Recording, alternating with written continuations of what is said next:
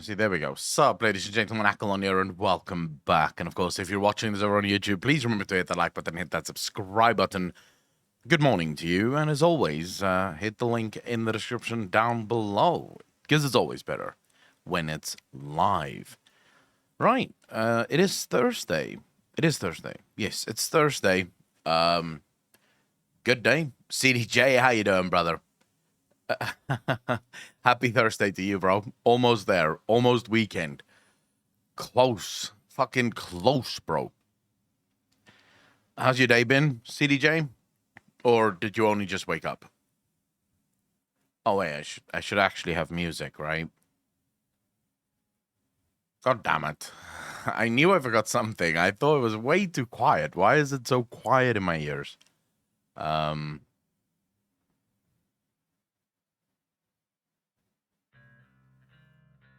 All right, there we go. Woke up at 9, shower, shit, shave, breakfast. Easy life. Well, 9 o'clock isn't that long ago. It's like an hour ago that you woke up.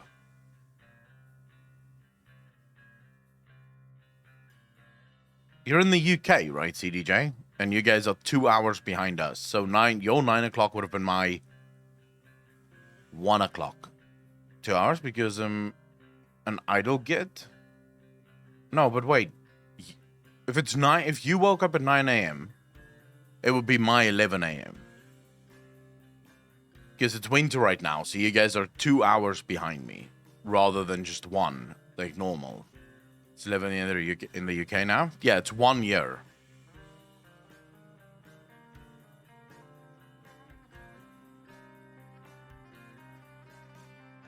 It's 1 o'clock here. So I'm 2 hours ahead of you. So you woke up at 11, my time, 9 o'clock your time. Smokey, how you doing, brother? Thanks for the first time chat, dude. Really appreciate that. Welcome to the channel. Thank you, thank you, thank you. You had lunch yet? No, I don't eat lunch. I don't eat breakfast. I only eat at night. Once a night, that's it. Once a day, actually. That's it. Ugh, Sour Smash, how you doing, brother? Good to see you, brother. Finally up early enough to catch you live. Hey, bro. Happy to have you here, man. How you doing? Smokey, thanks for the follow. Really appreciate that. Welcome, officially, to the channel. Very happy to have you here, bro. We're just hanging out for now, having some coffee, sitting up, preparing ourselves mentally for the stream ahead, because I'm assuming it's going to be a rough one. If this last week is anything to go by, it's going to be a busy one, I'm assuming. Fuck knows what chat have in store. Prometheus, how you doing, brother? How you doing? Happy Thursday to everyone. Happy day before the fun day. Sup, Paco? How you going? I'm really enjoying Shadowbringers. I'm nearly at the end of the main story of Shadowbringers. Nice, dude. Nice. I'm having Theraflu. Oh, we'll migrate to coffee in a bit. What is Theraflu? Sour Smash. I have no idea what that is. Cold and flu meds. Ah. But aren't those meds pretty much the same thing? Like, if you're taking medication for flu, it will sort out the cold as well, if there's anything to sort out. Yeah. Because usually when I have symptoms that may either be cold, may be flu, I'll get just flu medication. And then once I start developing a fever, or I can feel it going into my lungs, that's when I'll get antibiotics. Because then it's confirmed, that's now flu. It's a powder that you dump into hot water? Ah. All right. I see what you mean. We have the same thing here. We have the same thing here. I don't take those ever. Like, I just, if I do get the flu or I get the cold, I just go on antibiotics when needed. Antibiotics and sometimes medical steroids. How do you know if it's flu or not COVID? How can you tell, Akko? Because flu and COVID doesn't have the same symptoms. Like, flu has very specific symptoms, and while COVID has some of the symptoms of flu, it doesn't have all of the symptoms of flu. So, Plus, from what I can, so from my side, having had COVID twice now, maybe 3 times, 2 times confirmed once, I think. I've basically been very unlucky. I've had the base one, the Delta, and Omicron, I think. But having been unlucky and having all three, I can tell you the onset is much faster in COVID. So with flu, usually the day before you'll start feeling some body pains and body aches and stuff, and maybe your neck is a little bit sore. This is, by the way, not medical advice. I am not a fucking medical expert. So yeah, don't come at me and don't follow my advice at all. Topher, how you doing? But with flu, usually the day before, you'll start feeling maybe a scratch in your throat, maybe a little bit of body soreness, stuff like that. And then usually the day after, you'll start to really feel bad. With COVID, it's like fucking instant, dude. You wake up, you feel fine, and then an hour later, you're fucked. It sets on so quickly. You go from, I'd say 90%, because you don't feel absolutely fine. Like, you almost get the feeling like your body is busy with something. God knows what, but your body is busy with something. And then just from there, it's like, bam! You've got COVID now. Congratulations. It is so fucking quick. Blue Days, how you doing, bro? I'm stoked about Starfield. I believe it's coming this November. This is seemingly going to be a good year for gaming. I'm really looking forward to this year in terms of all the fucking games that there is to play. My wife is a medical expert, and we have COVID tests shipped to her by her company, so I'm pretty sure it's not COVID. Kiku Cat, thank you very much for the follow. Really appreciate that. Welcome to the channel. Thank you. Not 9.2. Pringles, what do you mean not 9.2?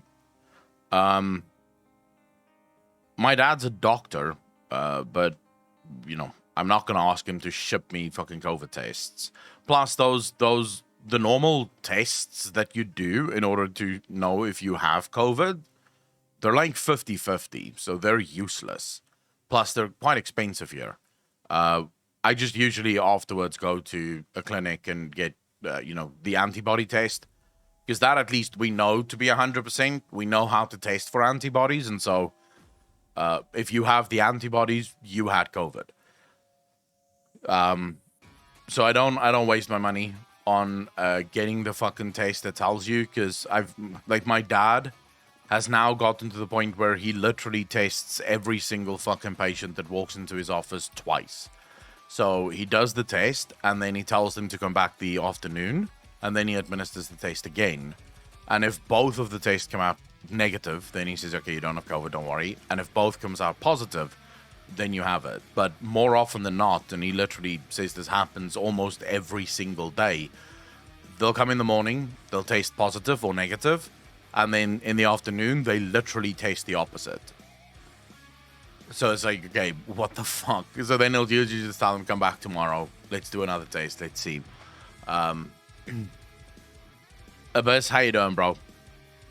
If you made a vid already, I missed it, but what do you think about this slew of new games that Blizzard's working on?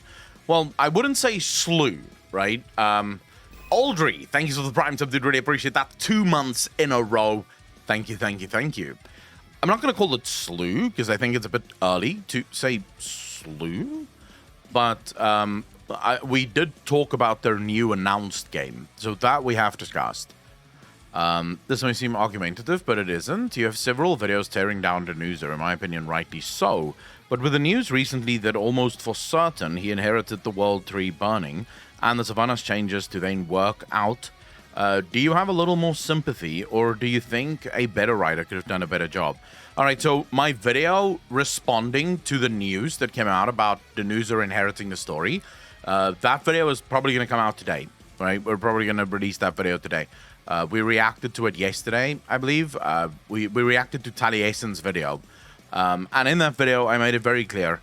The burning of Teldrassil wasn't where Sylvanas went wrong. Not even close. The burning of Teldrassil was fine. You could have absolutely gone down that route with Sylvanas and made a really incredible story of her either becoming the next big bad villain, or if you really wanted to redeem her, there are ways in which you could redeem her that I discuss in the video. And these aren't even hard ways to do it. This would be relatively simple stuff to do. Denuser, in my opinion, doesn't have the skill required. And by the way, if you look at Denuser's track record, he doesn't have a good track record of working on video games. He just doesn't. He's not a very successful writer when it comes to video games. And also, the dude thinks that the new Star Wars films and the last seasons of Game of Thrones were good seasons. Like, he thinks those are good stories. So just there, you know the guy doesn't have a fucking clue, right? At the end of the day, they chose, I think, this is 100% just shifting the blame. Just going, oh, you guys don't like it? We it's not our fault. This was just the story that was handed to us. Oops. It's like, no, you don't get to do that. Because the burning of Teldrassil is not where we have the problem. Everyone was super excited after Sylvanas burned the World Tree to see what comes next. You know, I don't remember anyone complaining about the burning of Teldrassil. People were butthurt, obviously, because the Horde again destroyed something of the Alliance, sure. But no one was angry about that happening. People could absolutely see it and understand it and said, yeah, this is war. You know, this is just what it is. It was Blizzard's decisions after that that took Sylvanas down this incredibly dark path that no one could follow. And then their biggest mistake, and this is why I blame Steve Denuser 100% for all of this, rather than sticking with the story, rather than taking the story all the way to the end, and by the way, the random guy, thanks for the follow, dude, really appreciate that. Rather than sticking with the story that they themselves have written for Shadowlands, because remember, Afriji Arby was basically responsible for Sylvanas throughout BFA. The Shadowlands story arc of Sylvanas, that's all on Denuser. He wrote that. So he takes Sylvanas down this incredibly dark path of being the next villain of World of Warcraft, and then in one moment, a singular moment of fucking disbelief, Sylvanas goes and she says, I will never serve.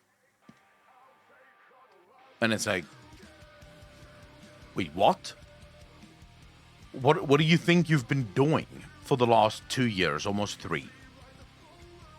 Because this makes no sense. So suddenly, every player in World of Warcraft has Whiplash. Anyone that knows anything about the lore has Whiplash. We are all sitting here going, how did we get there? There was literally no preamble for this. There was no setup for this. There was no doubt in our minds at all that Sylvanas was the bad guy. Ryu, thank you for the 2 community subs. Did really appreciate that. Thank you. Can we some hearts in chat for Rio and the 2 community subs? Thank you, bro. Jasperine, how you doing? Pringles, how you doing? Josh, how you doing? Hold my shield, how you doing, bro? Alpocalypse, how you doing, brother? Aldry, how you doing? I think I missed a couple of messages here. Let me just see.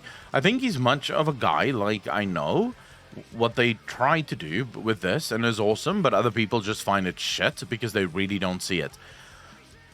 The argument that I would make for why I think Denuser is just struggling to write this story is a lack of understanding where the players are. You know, if that makes sense. It doesn't seem obvious to me that Denuser knows how the players feel about the game. And this comes from the literal case that they don't play the game. Denuser and the other writers of the game do not play the game. So they have no idea what the players want or don't want. Jero Kool-Aid, how you doing, brother? Flinderoinkies, how you doing? So yeah, I would say 10.0 does not fill me with hope. Everyone keeps going, oh my god, he's finally going to be able to write his own story. This is it. This is where we're going to see the magic of Denuser. And I'm like, bro, this guy thought Game of Thrones' last seasons and Star Wars are good films and good series and an example of great writing. Do not get your hopes up. the dude doesn't have a fucking clue. Just came to chill and chat. Hey, bro, happy to have you here. Whether you're here to chill, fight with me, argue with me, or just hang out, that is all good. All of it is fine. Saint, how you doing, bro? How was my afternoon? My afternoon is great. It just started. Rob, fuck you. All right? Go fuck yourself. How you doing, bro? It's like going to a concert for a metal band and you end up with an opera singer. Yeah.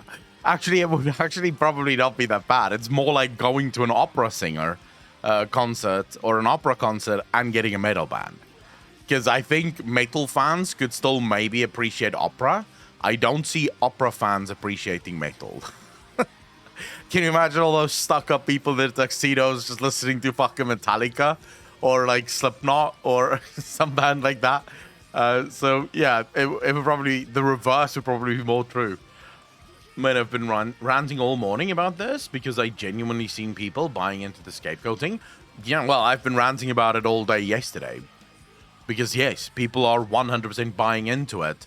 And what's more disgusting is they're basically now placing the blame on a guy that can't defend himself. Regardless of what Alex Afrigiabi did in the past, and everyone should condemn him for what he did in the past, I do not like when people blame others, right, for their mistakes. I hate it even more when people blame others who can't defend themselves. Like, do you think anyone is going to believe Alex Afrigiabi if he came out on Twitter and said, this isn't true, I did not do this? Do you think there's a single person after his track record that is going to believe that he didn't do it? Of course not, right? Even I, who is skeptical at best about these accusations, would be like, nah, I don't believe you. Bro, you were an asshole working in Blizzard. Fuck you, right? Even I would have a hard time believing the dude. So, and I'm pretty much open to fucking believing anyone, right? And I would have a hard time believing him. So I don't like the fact that they're using him as the scapegoat here.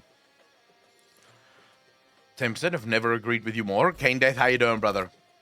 Kane Death, thank you so much for continuing the gifted sub. Did really appreciate that. Welcome officially now to the most degenerate chat on Twitch. Very happy to have you here, bro. Matt Saints, how you doing, brother? In defense of Star Wars and last season of Game of Thrones, if you turn off monitor and mute sounds, it's even decent. Arkil, yes, you are correct. You are correct. Star Wars, like the newest films of Star Wars, is amazing. If you don't go see them in the cinema and you also don't watch it on Disney Plus, perfect. Like the best movies I've ever seen in my life. Obdoppy, thanks for the tier 1 sub, dude. Really appreciate that. 3 months in a row. Thank you, thank you, thank you. 100% buy. He wrote Tildrassil and nothing more out of spite.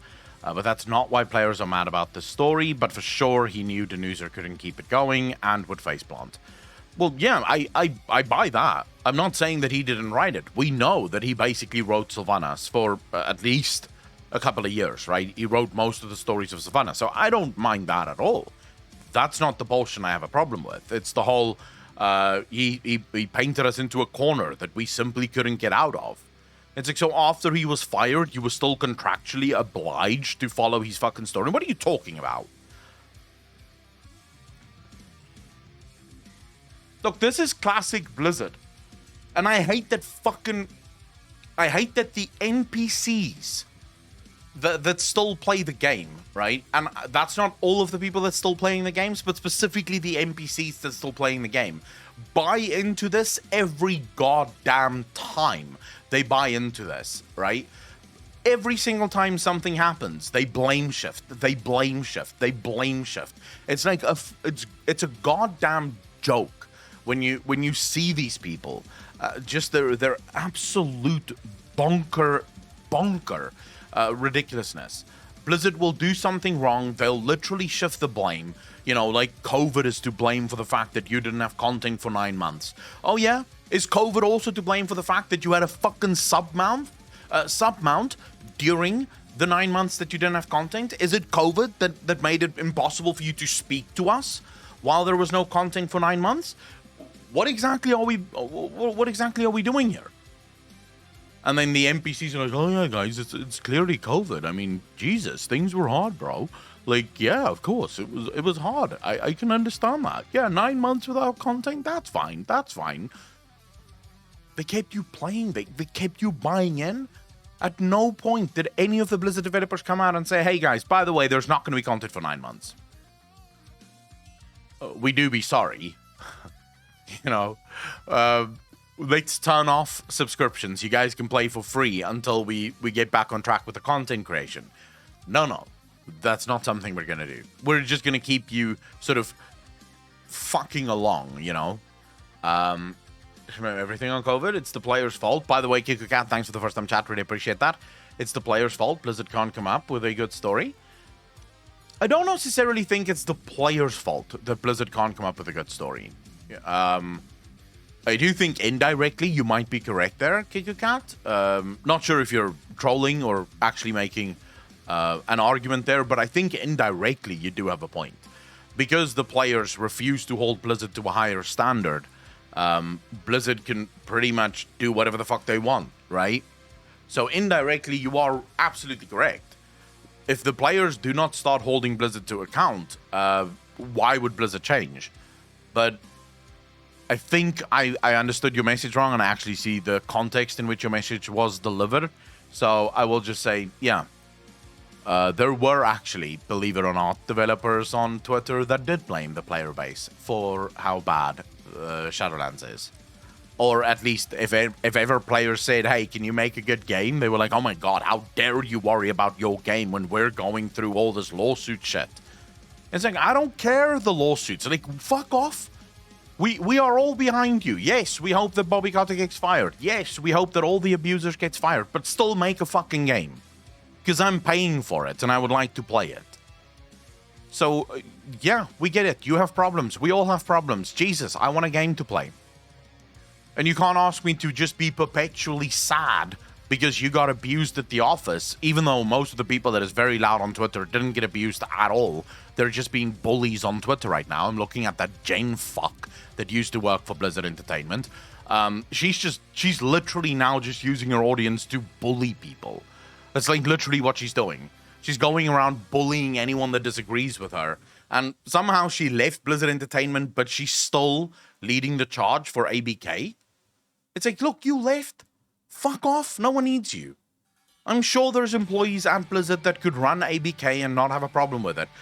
Go make your shit for the big banks that fuck over their customers. Stop trying to act like you're a good person. You're not. Fuck off. They likely start the development on Zuval. Fame Spark? Wait, what?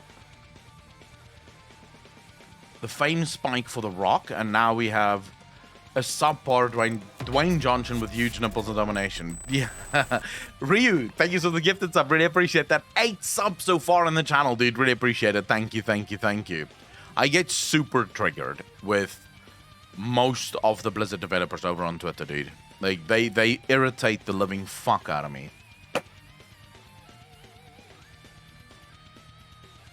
Yeah, Ryu is really doing the Lord's work. Just redistributing that wealth like a true comrade would.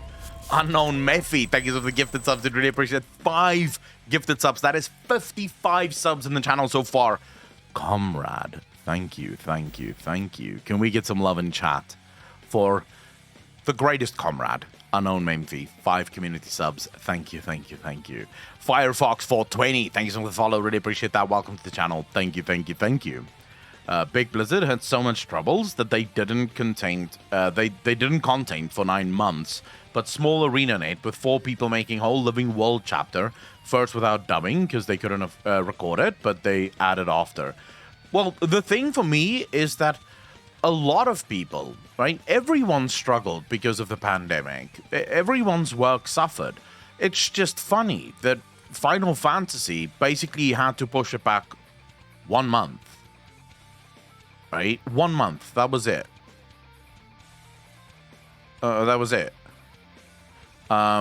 ESO didn't push back shit. They just kept working. So why is it that Blizzard is struggling to bring out anything? And then, of course, what are we blaming the lack of content for Overwatch and Diablo 4 being delayed and Overwatch 2 being delayed? What are we blaming there? Because these games have been delayed now for a long time. Even before the pandemic hit, these games were delayed. What are we blaming that for? Also the pandemic, or what are we doing? Kamarovsky, how you doing? Quick question, my guy. What is your favorite type of cheese? Dick cheese? I don't know. I don't really have a favorite type of cheese. Cheese is cheese. You know. Yeah, let's go with dick cheese. It's the most spicy of them all. They struggled with rebalancing their systems. ESO is showing off something big in a few hours, possibly? Huh. You probably watch that. How many villains in WoW are bad? Oh, Balls, Val, Garrosh, pretty much all of them. It's my research. Have a great day. You're welcome. But they changed painting in WoW to fruit, so it's cool. This is true. Dick cheese is your immediate response, my dude. Why wouldn't that be the immediate response? It is by far the most disgusting cheese.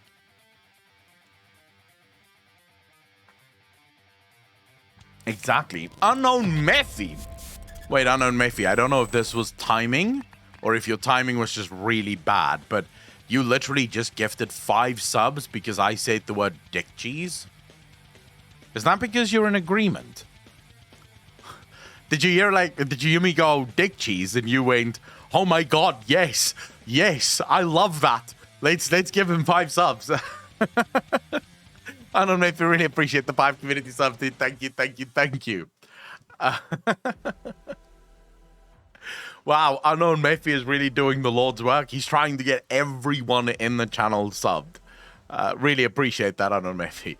It's the dick cheese, obviously. I agree. Obviously. Not just wrong timing. Don't walk it back now, Mephi. Just own it. Just own it. This is one of those moments where you just go, yeah, all right, that's exactly why I did it. You have interesting tastes? Of course, it's acquired tastes. Yeah, sure, it's the dick cheese. There we go. I mean, it is. You should say the word dick cheese without trying to imagine it. Like, to be fair, if I were to imagine another man's dick, I would probably start gagging. But dick cheese would really make me gag. I think I would throw up if I tried to imagine that. You should just say the word because it's a funny word. Don't think about it too long. So what are we doing today, chat? What's the plan? Do you guys have any plans for today?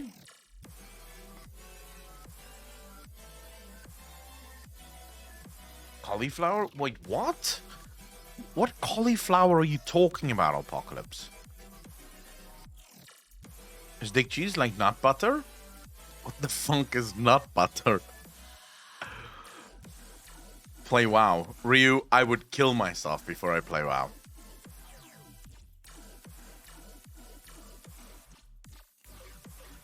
Aphantasia. I'm working with cheese at the moment. God, what do you do for a living that you're working with cheese right now? And what kind of cheese? I'm pretty sure you're not working with dick cheese. So what kind of cheese are you working with? I'm picturing dick cheese. Is that weird spray on cheese whiz or whatever? Is that Americans have? Just coming out of the tip. Oh, fucking hell, that is disgusting. Every day, or do you need more appliances? No, I don't need more appliances. Not that special. All just got grocery. Ah. All right. Yeah, that's not too bad. You know about cauliflower Colin? The dude with the infected wang that it ballooned like a cauliflower. No, I do not know about that. To be fair, we didn't have sex ed in school. Firefox, thank you much for the first time chat, dude. Really appreciate that. Would you ever try Final Fantasy XIV Ultimates one day? Of course. Of course. Sarah Claus, thank you for the follow. Really appreciate that. Yeah. The plan right now is to get to max level, obviously get to Endwalker. And then once we're in Endwalker, I want to try everything on minimum item level, no echo. not much, just relaxing and maybe play Lord of the Rings online. Nice. My last sex ed was just horror pics of STD decks. Jesus. See, we didn't have that in school. I'm trying to think if we had sex ed, and I can't remember. Maybe we did, but I don't remember it at all.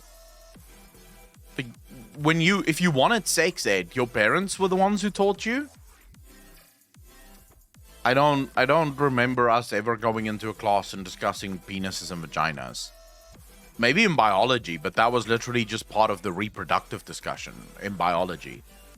We never discussed sex or safe sex or any bullshit like that. I think kids today in school do, but we didn't.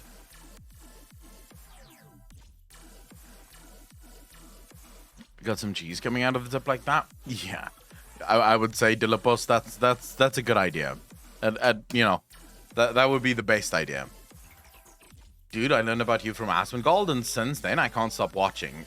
Whoa! Sarah Claus, thank you very much for the compliment. Really appreciate that. Very happy to have you here. And also, obviously, shout out to Asmongold. The dude made me famous for a while, at least. So I really appreciate that. I had sex ed as a part of anatomy in high school. Cheese straight out of the tip. Why are we now talking about this? It was two little words where, you know, someone asked, what's my favorite cheese? I said dick cheese. Yeah? And now suddenly we're having a discussion about how exactly drilling down on the fundamentals of this, because obviously in chat, we want to make some logical arguments. You know, we want to be able to explain rationally to other human beings, how exactly would you get dick cheese? How exactly would that work? What is wrong with you guys? Jesus. Derains, how you doing? Thanks for the first time chat, dude. Really appreciate that. Colon, thank you so much for your last YouTube video. I think you touched a very important topic that people are too sensitive about. What other people say on the internet. It shouldn't faze anyone what someone thinks over the internet, where most are trolls or just do it because there are no repercussions usually. Derains, thank you very much for coming in, and I absolutely agree with you. I am a firm believer that people should just grow up. Firm believer in that. Life is hard, life is tough, it's never gonna be fair, so stop fucking trying to make it fair. Stop trying to make the world this nice, beautiful place where no one's feelings ever gets hurt. It's not possible. You're dealing with human beings. It's ingrained in us to be fucking evil and nice and good and angry and bastards all at the same time. So this push for this kinder world, and notice usually how these people pushing for a kinder world are the most unkind fucks you will ever meet on the internet the second you do not agree with them. Like, the second you go, actually, they go, oh my god, you stupid motherfucker, I can't fucking believe you just said that, I can't believe you just disagreed with me, you need to be cancelled. It's like, wow, you really made your point here, you know? I'm all for kindness if that's the kind of kindness you're talking about. May I also insult you? So yeah, I trust literally no one. I don't trust a single person that promises utopia. And that's what these morons on Twitter seems to want to do.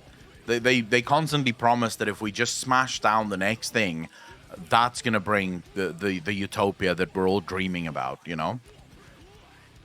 Exactly. Toxically untoxic. Yep. I love offending people. In relation to WoW, I've been playing since TBC, and after Pandaria, I've been kind of on and off. I honestly had the most confusing period when I came to play after WoD. I don't know what I need to do, what's the top, how to get stuff, and there are too many systems. You're not the first person to ever tell me that. You're not the first person to ever tell me that. I think most people, if they literally only came back now, they'd be very lost on what exactly is it that they need to do. And on Mephi, more Akko Rage, keep it up. You guys know me. I'll get triggered quickly. We're moving into that direction of stuff that we discussed where I'm probably gonna get fucking triggered. Akriel, how you doing? No, the podcast, I'm literally downloading the podcast right now. Max, how you doing, brother? Do you think Blizzard could make more money by just making WoW great with more effort and, of course, no cash shop instead of treating it like they are doing it now? That's one hope that I have, that Blizzard will maybe change direction. Okay, so let's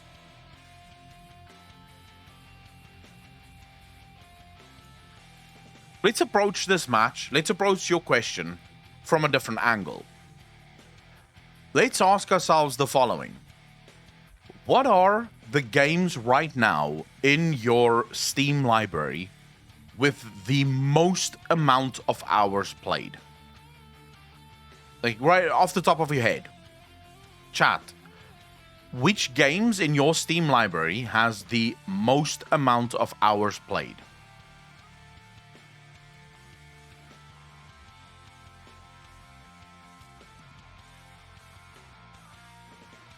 So I have Mordheim, RimWorld, Valheim, Baldur's Gate 3, Final Fantasy XIV, DayZ, Space Engineers, Borderlands 2, Destiny 2, Final Fantasy XIV. For me, PUBG, Warframe. For me personally, the games that have the most amount of hours played, and Dracaros, thanks for the first time chat, dude, really appreciate that. Welcome to the channel. For me, the games with the most hours played would be Oxygen Not Included. I played an absolute fuck ton of that. Frostpunk, played an absolute cunt ton of that. PUBG, Baldur's Gate 1 and 2, Cyberpunk, even though it's not in my Steam library, I've finished Cyberpunk about 3 times already. Witcher 3 would probably be right up there if it's not my highest played game. Witcher 3 would be the highest played game. Mass Effect 1, 2, and 3, Dragon Age 1 and 2, 3 I've played a lot of. I think I played 3 for like 250 hours, but I haven't finished it yet. So I don't know if that counts. And then, of course, Final Fantasy would also be up there. Almost every single one of the games that I have the most amount of hours played in doesn't have a single engagement mechanic within them. They exist purely to be fun. That's it. That's literally why they exist. They exist purely to be fun. Do you want to know which game is the game that I have spent the most amount of money on a cash shop ever? And we're talking about almost $7,000 that I've spent in my entire life in a cash shop on a game.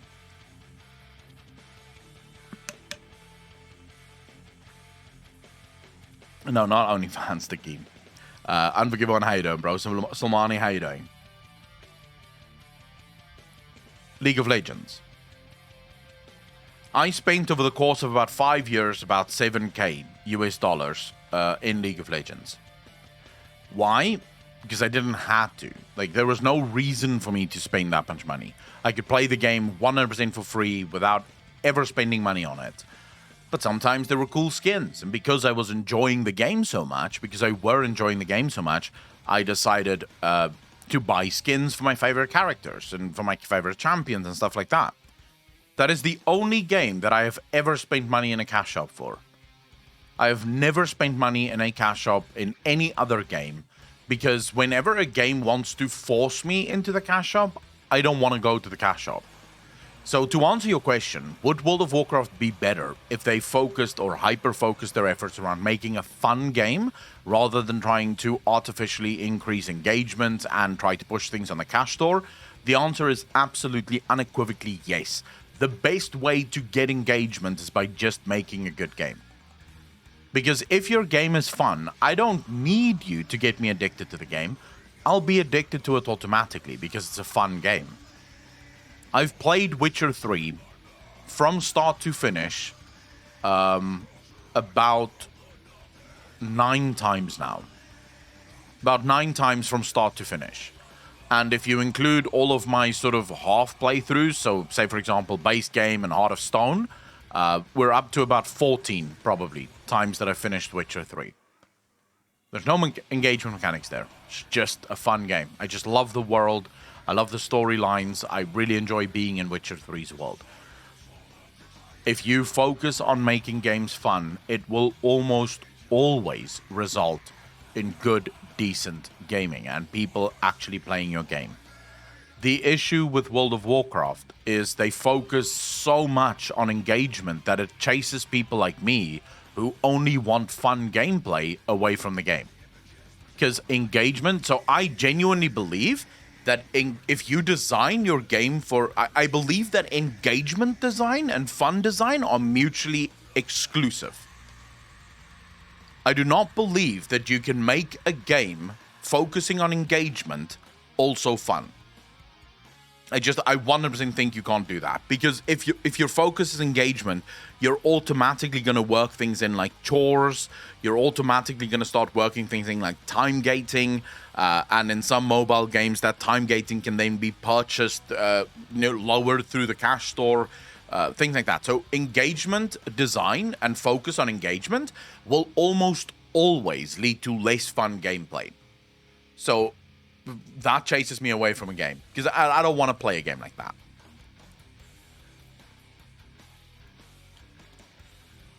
I think in terms of story, the Jailer could have been a better story if his objective was to make all of the Eternals mortal, but he had to say everyone will serve.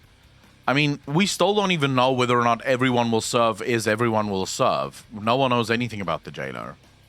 True, I play Lord of the Rings online, and they have a different system. You can earn points by just playing and doing deeds, and you can use those points in the in-game store, and yes, you can use real money to buy points, but you don't have to. I mean, the thing is, isn't Lord of the Rings free to play?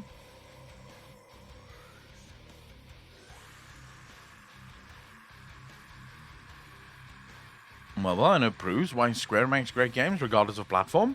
See, I don't play mobile games, so I don't know. You see, I don't mind cash shops and free-to-play games. I said this yesterday. We cannot have an argument that cash shops are always bad, because they're not always bad. How do free-to-play games pay for their games? Because someone still has to be paid. There's still developers making the game. It's not as if the games are designed by an algorithm. Those games are made by actual developers. In order for them to pay and be paid, they need to make their money somehow. So the way they make that is through the cash store and allowing people to purchase cosmetic items and stuff off the cash shop. So cash shops is not inherently bad. I can even make an argument for cash shops in pay-to-play games like World of Warcraft, like Final Fantasy XIV. The way I would justify a cash store in an MMO, which you have to pay for, is if the money from the cash store is literally pushed back into the game. If that is in fact the case, then yes, that's fine. Use the cash store as an extra way to make more money to make the game better.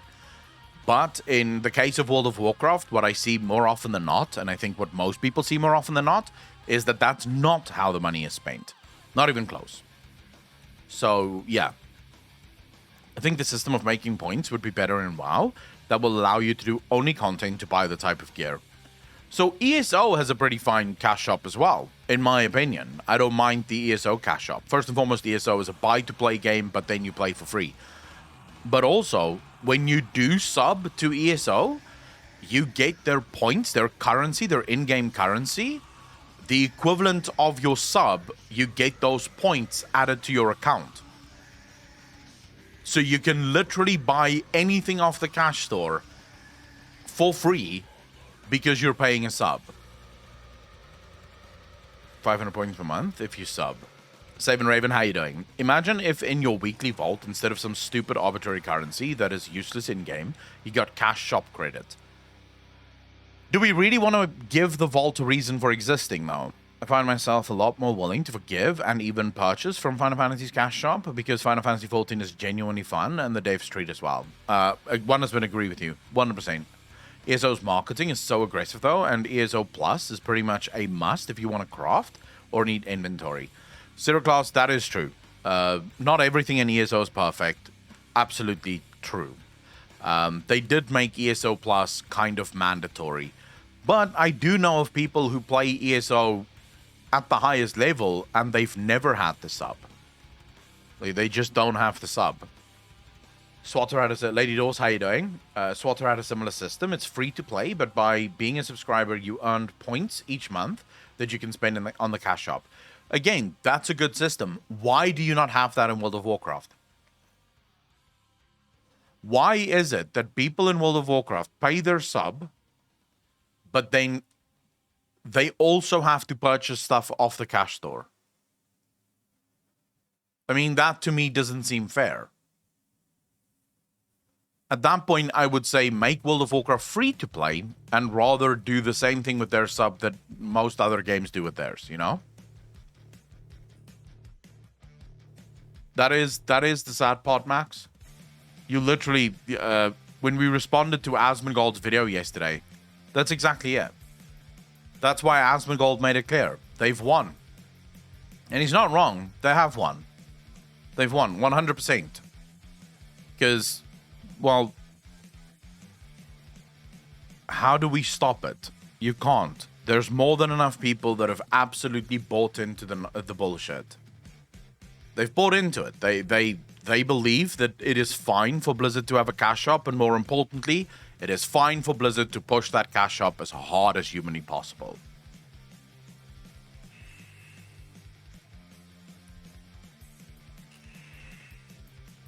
When you can convince enough of the player base to fight on your behalf, you have 100% won. There is legitimately people on Twitter that is now tweeting out that they're so sick and tired of people attacking Blizzard whenever they add, and I quote, a free mount to the cash store.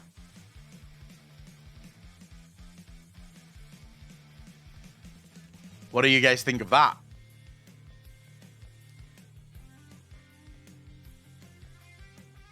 It's free because you get it with your 6-month sub.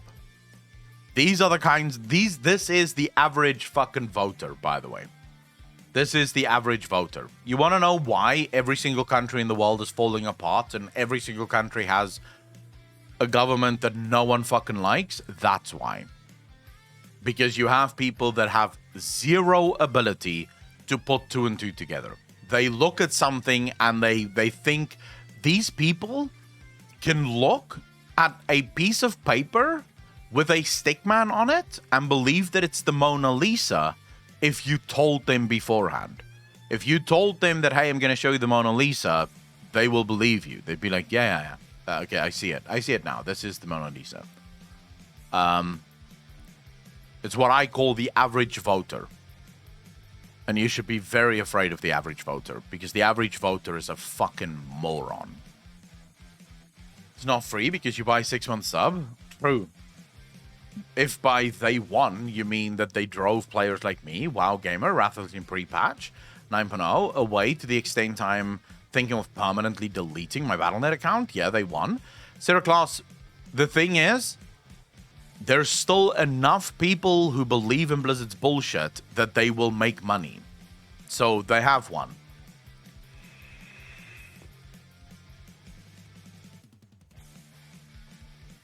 Unknown Mayfi, the thing is, there's so many people that love authority. And I realize we're getting off the gaming topic here, but you guys know how this stream goes. There's people that crave authority. And this is very prevalent throughout the entire world. You will always get people that feel more comfortable when there's someone in an authoritative position telling them what to do. It doesn't matter what they're telling them to do, as long as someone is telling them what to do. Let's look at the pandemic. At one point, there were governments who told their citizens to wear 2 masks. Those same governments have now come out and said, never mind, the masks actually don't work. They don't actually do much. Not the masks that you guys are wearing. The cloth masks, the normal fucking masks. My dad is a doctor, and whenever they came out and they said people should mask up, my dad was like, why? We don't even wear those masks to protect us from getting the disease. We wear the mask to protect us from droplets. So if you're coughing, you're not literally coughing in my mouth. Or if I'm coughing, I'm not coughing in your mouth. But if it's a virus that's completely airborne, the masks are not going to do shit. Give me a second, guys. Hello? Very good, and you? Yes. Are you at the gate? All right, I'm coming. Thank you. Guys, I just quickly have to go pick up an order. I'll be back. 5 minutes, maybe.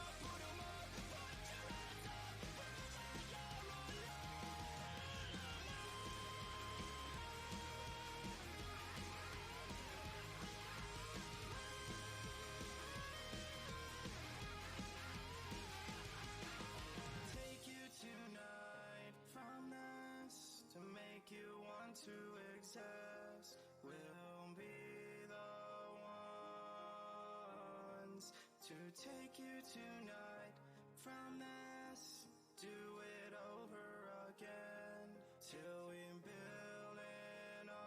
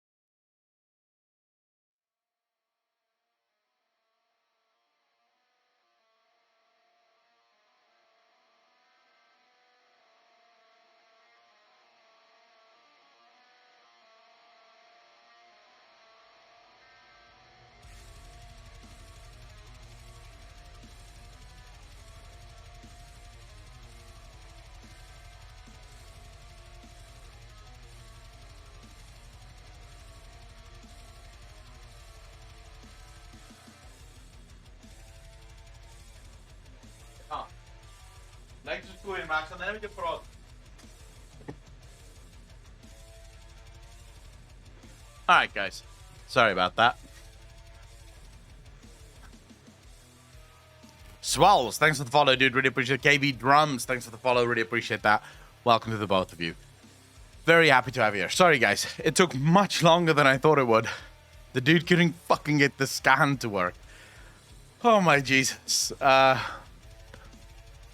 is the problem. If you don't know what you have in your fridge or cabinets, what the hell are you guys talking about? Now we are curious, what did you get? And by the way, nice curtain stream. Very epically done. And I see you're a heavy metal fan too. Of course. Who wouldn't be? You guys want to know what I've got? What I bought? I'll fucking show you.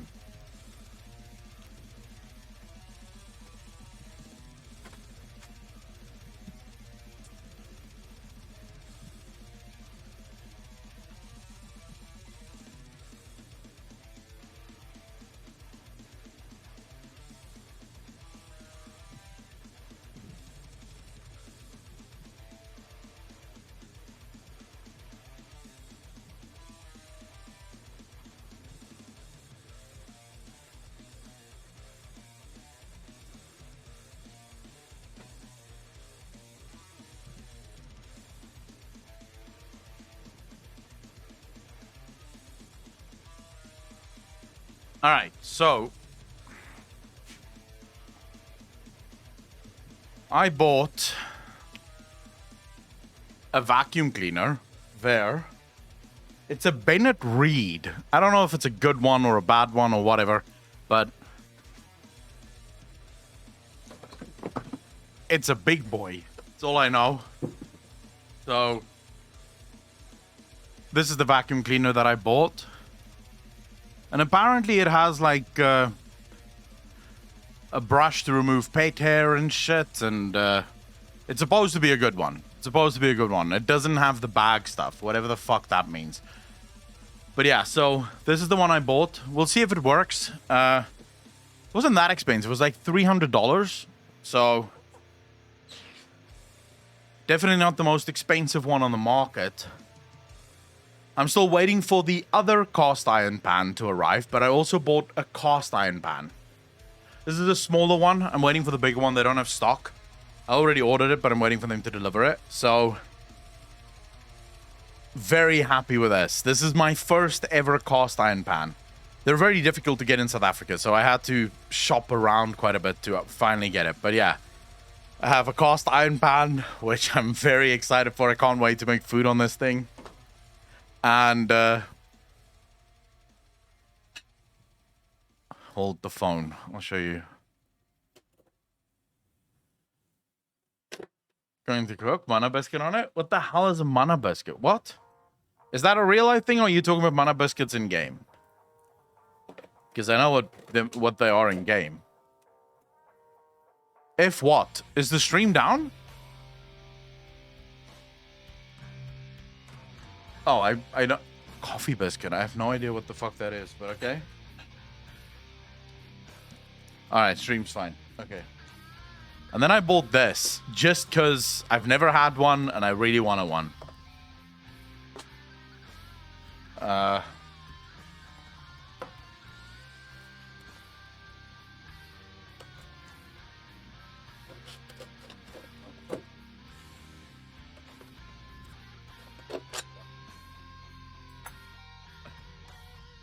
Alright. Worst unboxing ever, but, you know, not really an unboxing channel. Meat weight.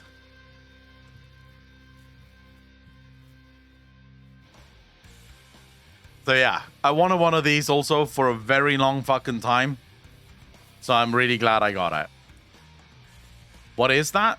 Oh, it's okay, so if you're, say, for example, cooking steak, yeah, what often happens with steak, specifically in a pan, the weight is not equally distributed. So what happens is you have cold spots and hot spots. So not everything in the steak is cooking at exactly the same time. Or maybe you cook something with a bone in it, and then oftentimes what you'll get is the meat sort of fucking, you know, sort of flours up. like this. So you basically, once it's on the pan, you put this on top of it, and it ensures that the weight is distributed equally across all of your steak. So everything cooks at the exact same temperature, and it keeps it flat. So yeah, a normal flat spatula would do it if you stand there and do not move. So you'll have to stand there and keep it flat.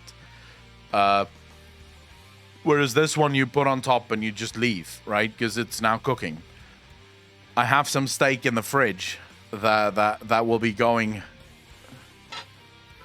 into this one, because this one's pre-cooked as well, and also it's not the enameled one. It's the what's the other word I'm looking for? What do they call it? Pre-seasoned. That's yeah, pre-seasoned. It's the pre-seasoned one. Yeah. So I'm looking forward to it. I'm looking forward to cooking with it. And this vacuum cleaner could not have arrived earlier, dude. I need to do some vacuuming. So I can't fucking wait to clean this room. This room is a pigsty, dude. I mean, marinated? No, not marinated. Pre-seasoned. Basically, when they prepare the pan, they pre-season it on your behalf. So normally, the point of things like this, and why are we doing cooking stuff now? Is this now a cooking channel? Should I go get a stove? Maybe buy one of those yuppie chef things that we can make food here in front of the fucking stream. Anyways, normally when you buy one of these pans, you can get it in two versions. You can get the enameled one, or you can get the pre-seasoned one. Now, basically, the difference really goes into the taste and the flavor that it will produce. Because these cast iron pans get better with age. Because you're not supposed to wash them. If you prepare them well enough, you should never have to wash a pan like this. You literally rinse it off, wipe it down, and into your closet or your cupboards, right? Because the flavor remains in it, and the flavor increases the more you use it. So, effectively, what you want to do with it is you want to. So what I'll do tonight is I'll oil it, put it into the oven for about 2 hours at about 100 and I believe they usually go at about 160. I'll just Google that just to find the exact temperature. But you oil it up, you put it in the oven, then you wipe it down, and you can do it twice. So you can put another layer of oil on it and put it back into the oven for another 2 hours. Because what happens is that oil now goes into the pan. It sticks to the pan. So it turns your cast iron skillet into a non-stick pan. And actually the best non-stick pan that you can buy. If you prepare this thing correctly, fuck all will ever stick to it. I mean, yeah, never wash it afterwards. Just rinse it off. Skillet is seasoned repeatedly with truffle butter about once a week. Jesus, Gordon Ramsay approved. Oni, thank you for the follow. Really appreciate that. Welcome to the channel. Thank you. Potato Dude. How you doing, brother? Fuck my life. Luxton, how you doing? We could do a cooking stream one day. I just need to get some 5G shit so I can ensure that streaming from the phone isn't going to be a nightmare. I use salt to scrub mine down if needed. Yeah, if you ever need to wash your cast iron pan, just oil it again. Just make sure that you oil it again, bake it again, go through the whole process again.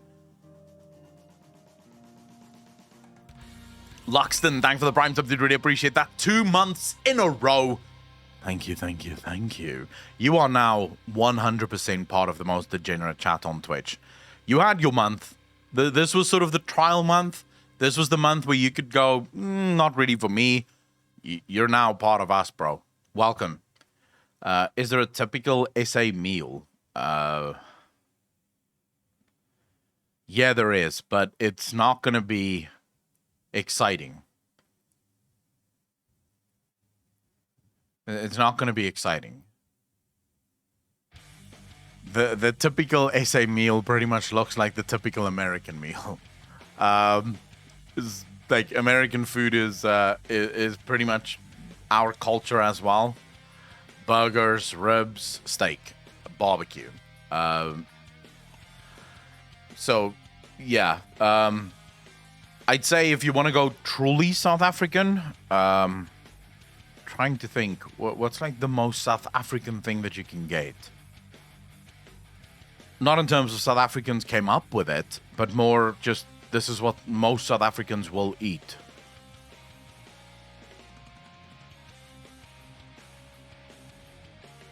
Meat, potatoes, veggies, I think, would be like the most South African thing. That's what every kid grows up eating for the most part. Oh, no, actually, I'm lying. I know what is the most South African thing to eat. Curry and rice is the most South African thing to eat.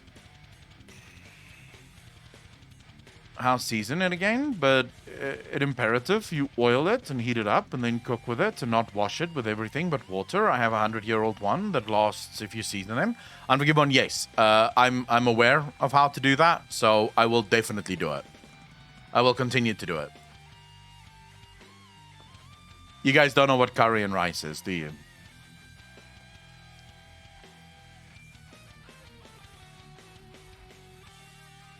Pretty sure whatever you're thinking about is wrong.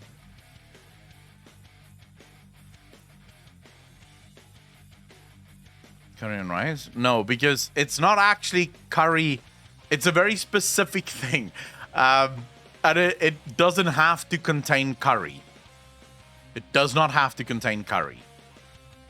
Asian curries and rice? Okay, so South African curry and rice, or more specifically pronounced curry in rice, is literally minced meat, so minced beef, yeah, and rice. And then sometimes, depending on who you are, you'll have you'll add things, you know, maybe like beans to it, maybe some corn, maybe some peas, a sauce which could either be curry or you could use any sauce you really want with it, and then rice. And then on top of that is chutney and coconut and banana. So you slice banana into it with coconut and chutney, and you mix it all together, and that is what we call curry and rice. Yeah, effectively, you can put anything into the minced beef. As long as it's minced beef and rice, it will be curry and rice. Like there doesn't have to be curry in it. As long as it's minced beef and rice, it is curry and rice. Yeah, effectively. Bobotie is pretty popular here as well. Don't listen to Akko. He's from the north of South Africa. Bro, this is what we ate, like, literally once a week, maybe twice a week.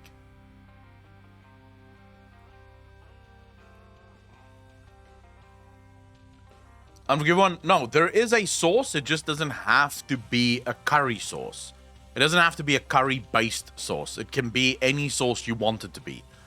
And the banana and the coconut, like coconut flakes. The banana, the coconut flakes, and the chutney is optional.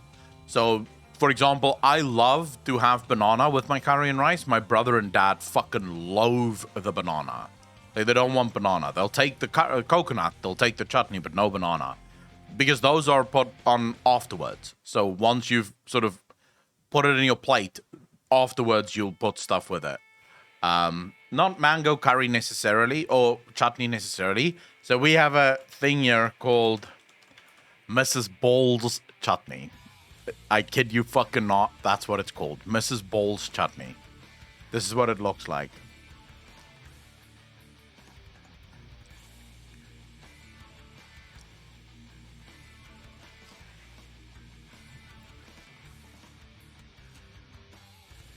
And these are incredibly popular. Like this is probably the highest selling condiment we have in South Africa. No, it is Mrs. Balls. Literally MRS HS Balls. I'm assuming it's the lady who first came up with it. Should be your Final Fantasy 14 character name, Mrs. Balls Chutney. I don't want to see Mrs. Balls. Must be a mutant. Don't know, but yeah, this is sort of our this is the most popular one you'll get. Everyone buys it because it goes on anything. Hot dogs, chutney. Macaroni and cheese, chutney. Anything you can think of, chutney goes with it. Like literally anything. You can make sandwiches with chutney, and it's brilliant. It's just a very tasty condiment. Unknown Mayfie, no dick cheese, no. Nice goal from the gym, chutney, mate. Yeah, you could. I don't know if you can have a goal with chutney though. That would be a sticky mess because it's very sweet.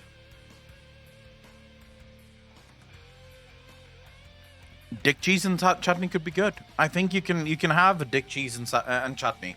The chutney will definitely mask the aroma of the dick cheese. So you could probably do it. Poked on my vape. Why did you choke your vape to raids? And what is the third one? The third one is the original. You're talking from the left. That's the original chutney. Doner kebab with chili sauce is best. We don't have doner kebabs here, so. Is chutney the Frank's hot sauce of South Africa? You put that shit on everything? Kind of. Unforgiven one. Kind of.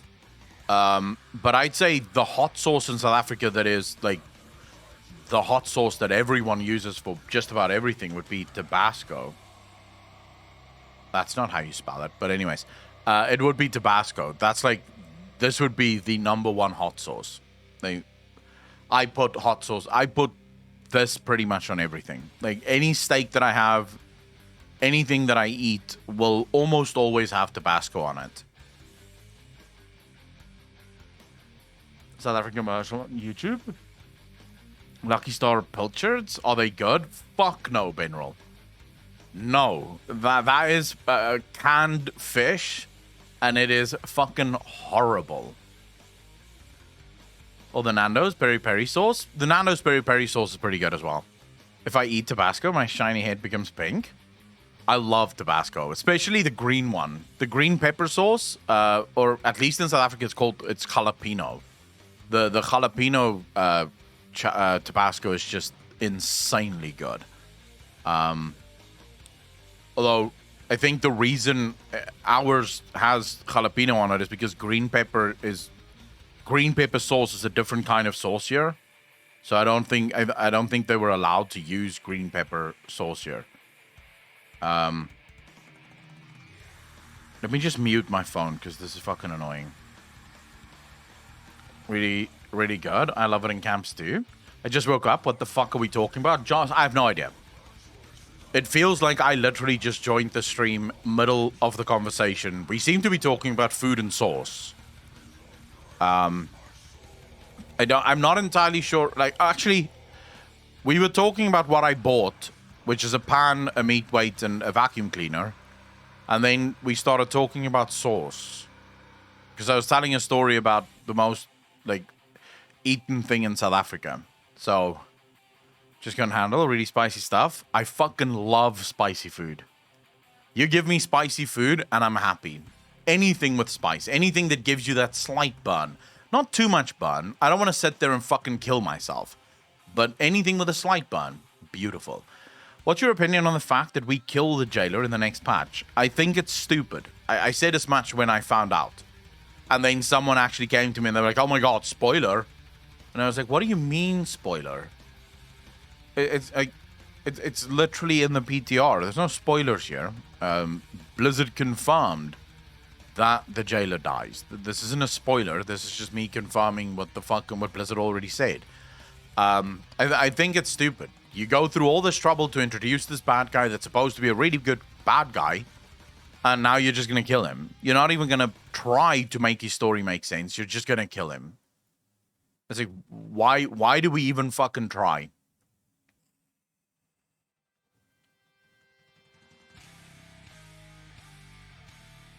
Syraclaw, so my thinking on this, and the reason I have such a big problem with them killing the jailer, is yes, the jailer right now failed miserably. As a villain, the jailer made no sense.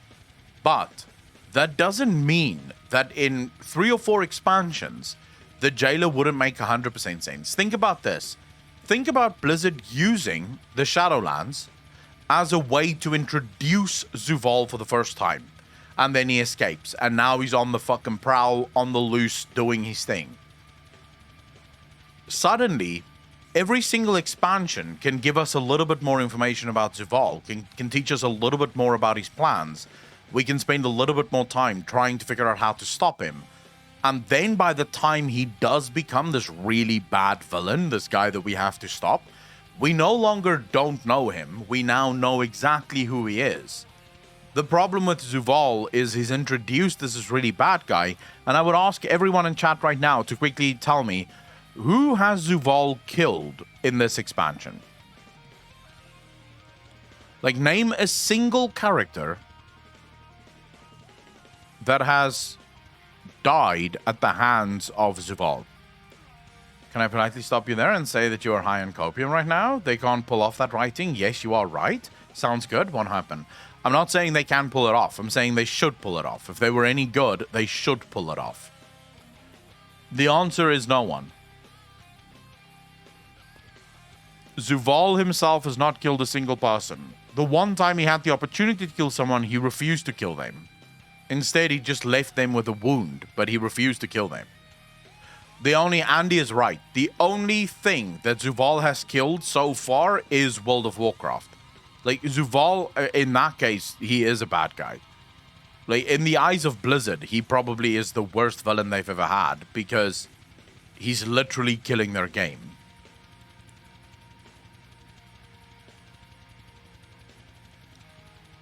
Try to kill us? Did he really, though? If he wanted to kill us, I think he would have been able to fucking kill us.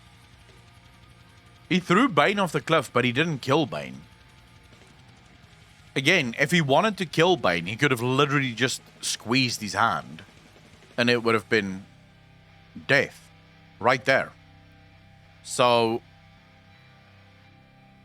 yeah, the whole narrative around Zuval makes little to no fucking sense. It makes even less sense when you start to think about it. So you should actually not think about it.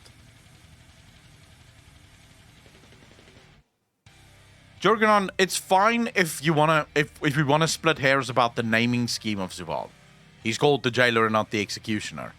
The point is, they are trying to sell this dude to us as the most evil character in the history of World of Warcraft. The guy that's been behind every single bad thing that has ever happened in World of Warcraft. He is to blame for all of this. The issue is that doesn't seem obvious. If you purely base it on his actions, he didn't even kill his own sister. Do you think they need to purge story as it is and maybe start fresh? Do I think that? I don't want them to, but I know that's exactly what they're going to do. And I think at this point it might be better that they stop shitting on the story that they've created so very long ago, and at least if they're gonna bring out a bad story, let it be a story that's Denusa wrote from the beginning, you know? I'm fine with that. If you're gonna destroy the story of World of Warcraft, then I'm okay with it being the story that you yourself fucking destroyed. Right? You wrote the story and it's shit. No problem. Watch Balila's vid about Afrishiabi and Sylvanas and all that? No, I haven't watched Balila's video. Do you guys want me to watch Balila's video? Because we did watch Taliesin's video on it.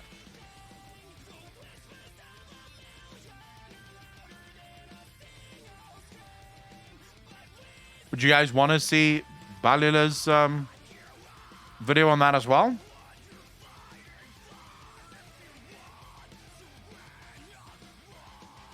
Balls is much better. All right, fine. We'll watch it in a minute. Give me a moment. I'm just quickly uploading. I'm just quickly uploading the podcast for patrons, and then we can react to it. Blizzard's insane. Blame game. Game Lego drama. WoW's Lego drama, and more. What else did we discuss during the Shill show, Apocalypse? During the Lovecraft fucking show. What else did we discuss?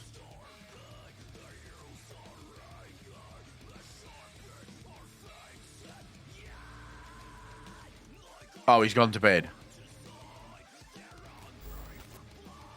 Hi, Riker. Thanks for the follow, dude. Really appreciate that. Welcome to the channel. Thank you, thank you, thank you.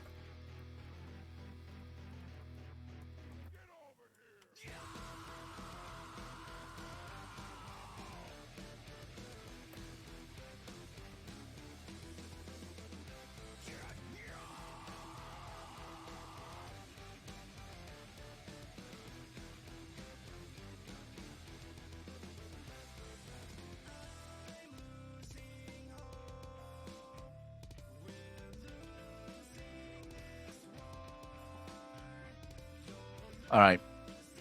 Just want to say I'm loving the YouTube vids. Good job. Riker, thank you very much. Really appreciate that. And thank you for the first time chat, dude. Very happy to have you at the stream. The ground zero for where the videos get made. This is where all these videos get made because chat and I seem to go down every rabbit hole imaginable. Yeah, I did cover the Efrigiabi thing, but people seem to want to see the Balil vid as well. So we'll react to the Balil one as well because people are saying there's more information there and it's better. So we'll cover that one as well. I'm literally waiting for Alex to upload the one that we did covering the Taliesin version of it. Reset to work. They'll first have to admit that they got it wrong, and then the reset is to hopefully fix the problems they created. But I just couldn't see them apologizing for anything.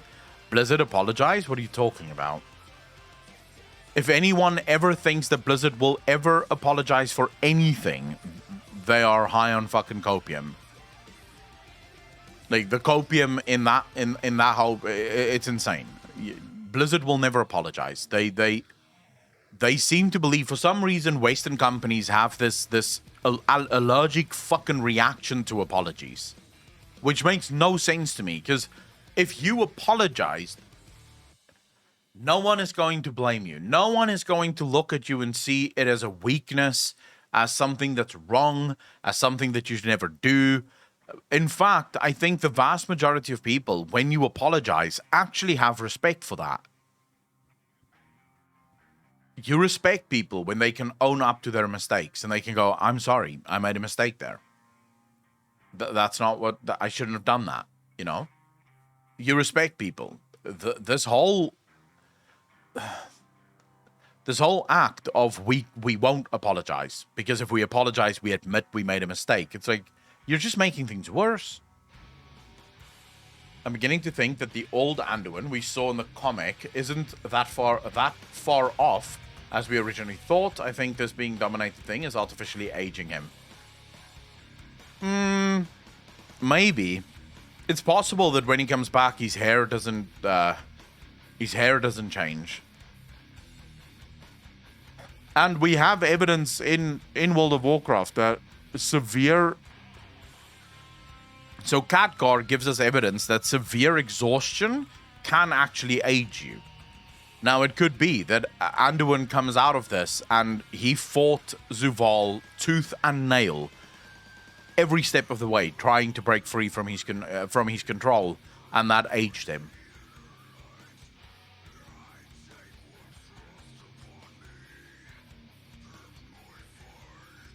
Illuminari, that's a good point. If Shadowlands released in 2004 and there were no streamers, because back in the day there weren't any streamers, do you think World of Warcraft would have been the phenomenon that it is today? Chat. Do you think that World of Warcraft would have been as good and big as it, big is a relative term, not anymore, but it used to be the biggest MMO in the world. Do you think it would have been able to get there?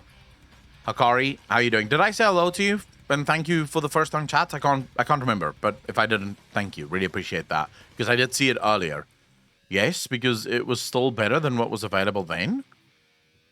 The fact is, the reason I'm doubtful of that is it's not just that World of Warcraft Classic was better than anything else that was out at the time. It's that World of Warcraft Classic was, by orders of magnitude, better than anything else that was available at the time. By orders of magnitude. And in terms of the removal of grind, the removal of the necessity to basically make the game your second life if you wanted to compete and if you actually wanted to get to max level, that's what Classic offered. For the first time ever, people who didn't want to make video games their lives actually had the ability to play the game and continue to play the game, you know, without falling too far behind. Whereas Shadowlands today probably has just as many grind mechanics as the games that World of Warcraft Classic replaced. The only difference between Shadowlands and EverQuest or Dark Age of Camelot is that Shadowlands doesn't have negative XP.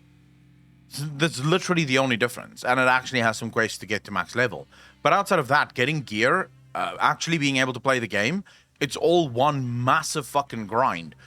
Is it as big of a grind as Dark Age of Camelot, as EverQuest and those games were? No, not as big, but still big enough that it probably wouldn't have differentiated itself enough from those games to actually be a good game. Right?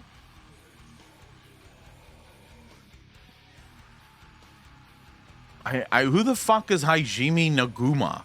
Unforgive one. I don't know who the hell that is. With hair changed to white due to his extreme situation they both are in?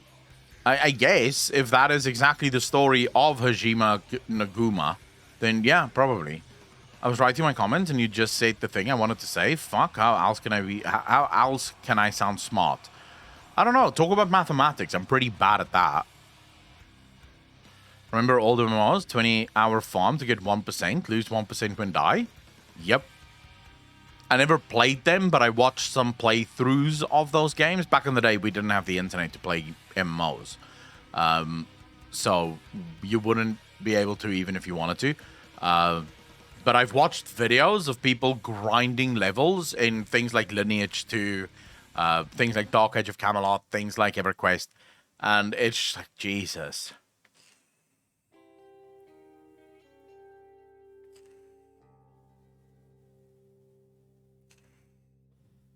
Don't you think that SL was Blizzard's attempt to kick off a new storyline, since we basically finished the original Warcraft storyline after the end? Yes, I do believe that's exactly why they're doing it.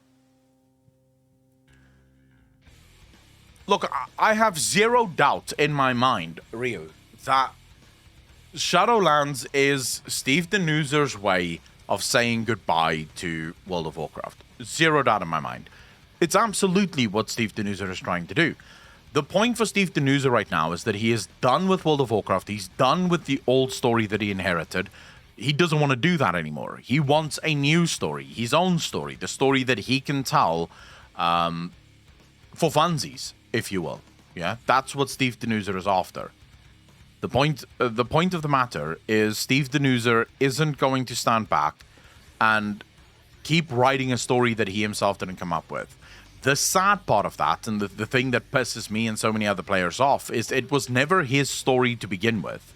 It was never Chris Metzen's story. It was never anyone else's story. It was always the player's story. We are the inheritors of this world. You are the facilitators of the world. You simply facilitate the story. You don't get to decide when you're done writing it. And that's the problem. Steve Denuser decided that he's too good for the World of Warcraft story and he wants his own. Rather than actually saying, wait, this isn't my story. I'm just facilitating the story for the players. So, yeah, I think Steve Denuser literally wrote Shadowlands to say goodbye.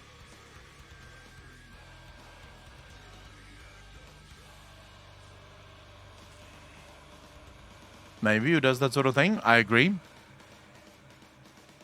Is going to copy story from other franchises. I don't see how else he could make a good story.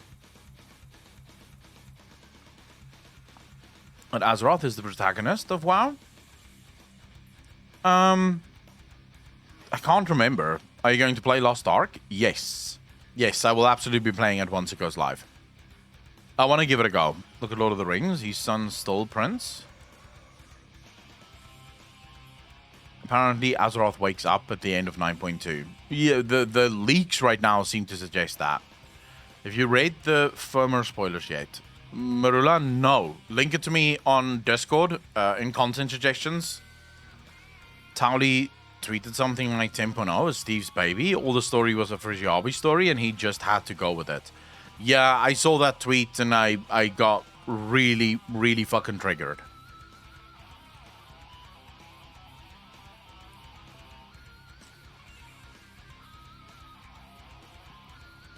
Sick of retail at this point. It has just drained me. I hope they announce Alkay next week. Fuck it.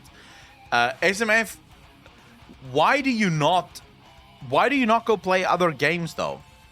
The South Africans are going to need a VPN to download the game? Really? Why would they launch the game in Europe and they not give South Africans the ability to play it?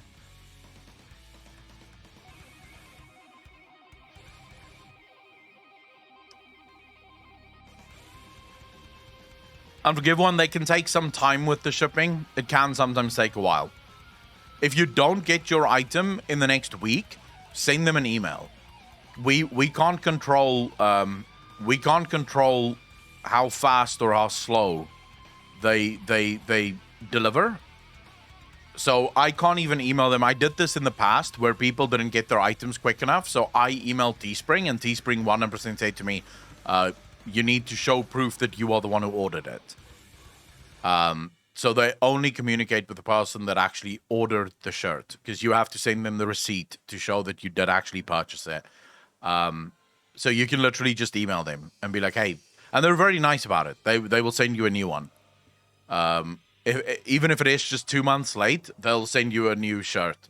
That's how I ended up with 2 toxic as fuck shirts as well as 2 fuck you shirts. I haven't played retail in a few months. I have more fun in classic. It's just rumors, so don't quote me on it. No, I mean, I just don't see how that would work. Nico Spider, how you doing? Gwent, how you doing? I mean, it's possible. So BDO, when BDO first launched worldwide, BDO wasn't available in South Africa. You couldn't play it in South Africa.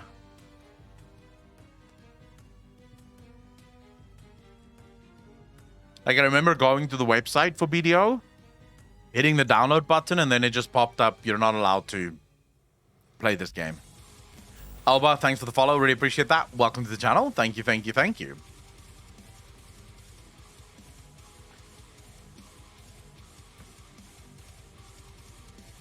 Man, it's the greatest romance novel I ever read. Baron and Luthien. What's that? Tully's vid is up, and a quick shorts we can try to put on the main channel today to see what happens. A quick short? Huh. Which short is that?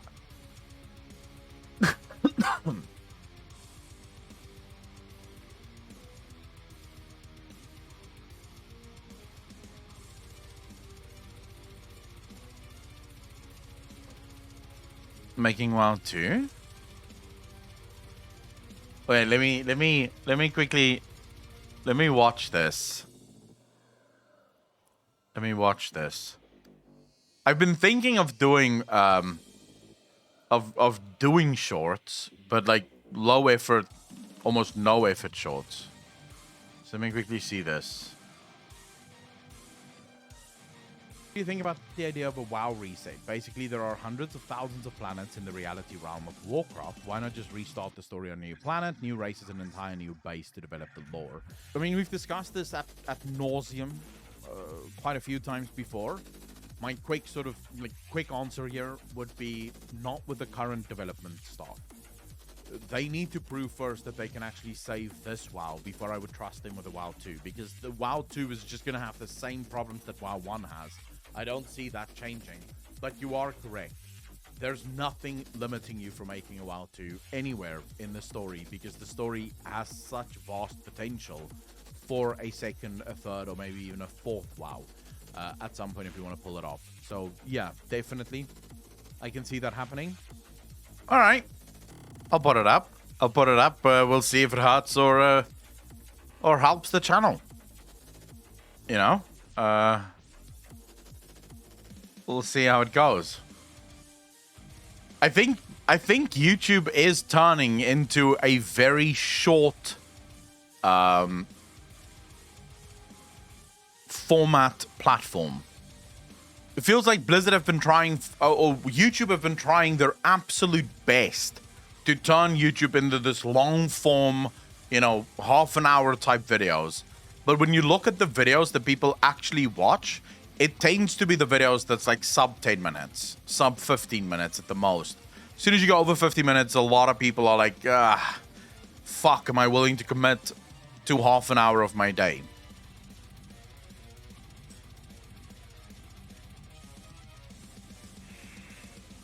Here I am watching, wanting to watch 2+ hour videos about really niche topics. I'm the same, Marula. I love my long form content. Like right now, for the last month or so, I have spent every evening just binge watching Destiny streams. Like either when Destiny is streaming live, I'll sit there and watch him, or I'll watch like the snippets from his shows, which is usually like 2 hours, 3 hour snippets.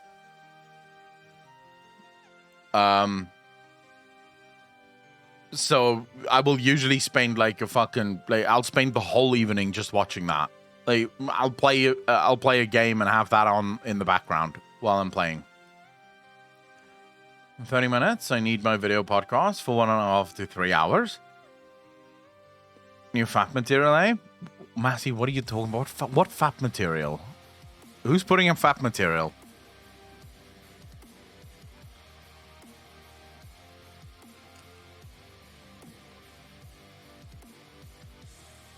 Do you remember those in-screen stuff?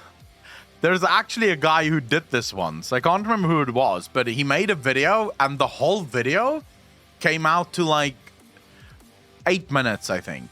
This was so YouTube originally, any video under 10 minutes wouldn't allow for ads to play. Or you couldn't place the ads. YouTube would do it automatically. YouTube then lowered that to 8 minutes 30 seconds. Like that's now the new standard, 8 minutes 30 seconds. But there was a guy whose video came out to like 8 minutes, yeah? And he had a black screen for 2 minutes and 1 second on the video. Like 2 minutes and 1 second, there was a complete black screen on the video just so that he could get the video artificially to 10 minutes, 1 second so that he could actually put it in there. And by the way, Kamoti, thank you for the first time chat, dude. Really appreciate that. Welcome to the channel. Thank you, thank you, thank you. Video streams in my car in the morning. I work for Coke, sometimes driving to my first stop. It takes me an hour. One of the reasons I love streams so much is exactly because of that. I enjoy streaming because when you're taking on some massive thing. So for example, if I'm playing a game like Oxygen Not Included, or I'm playing any sort of game that I don't have to listen to anything. So it's not a story game. It's more like a base building game or some shit like that. Like, I want to stop playing Dyson Sphere program. I don't know if you guys have heard about it, but it looks fucking awesome. I've seen Destiny play it a ton, and it just looks like my type of game. I want to play that. So there's a good chance that I'll put that on. And since there's no story, it's literally just me playing a game. I can have, like, a long-ass fucking stream on the side, or I can do something on the side that isn't just me playing a game, building a base.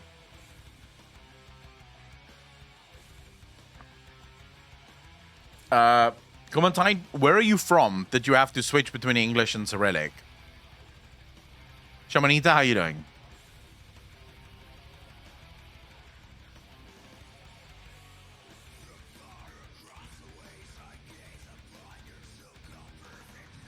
Shivo, what do you mean T? Bulgaria. Alright, that makes sense. Talk to us about dick cheese and your possible one day OnlyFans. Yeah, but I don't know if people would want to see me play Dyson Sphere program. I don't know if that would be something that people would ever be interested in. Sometimes I check what I write, sometimes I don't. I never check what I write. You just deal with it afterwards. Where in SOU based? I'm in Cape Town. Strand, to be specific.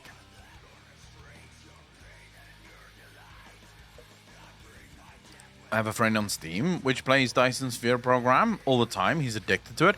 It looks like my type of game. You mine resources, build a base, deal with sort of figuring out how to make the base the most optimal base possible. It looks like my type of game.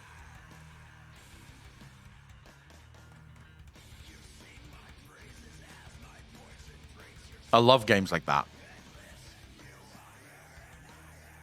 All right, we're going to watch some videos in a second. I'm just waiting to upload these videos. And then we can do some React content, because there's a bunch of videos that we have to react to. Right.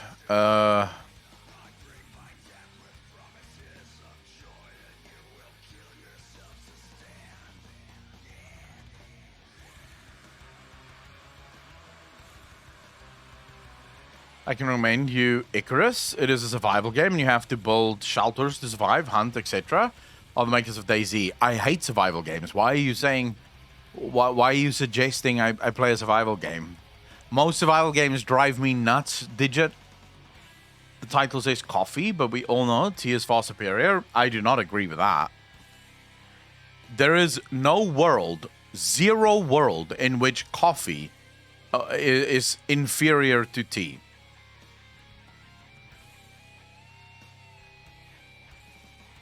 If you're a man, like a real man, you drink coffee. If you're a little bitch boy, you drink tea. No self-respecting man walks into Starbucks and goes, "Can I have a tea, please?" It's like, Jesus. Go make it at home, bro. You shouldn't admit shit like that in public. I'm hypersensitive to caffeine. Do it anyways. That's what a real man would do. Hello there, how are you? Hope you're having a good day. Fabby the Black Dragon, how you doing? My day is going well. I'm triggering chat. How can I not enjoy this?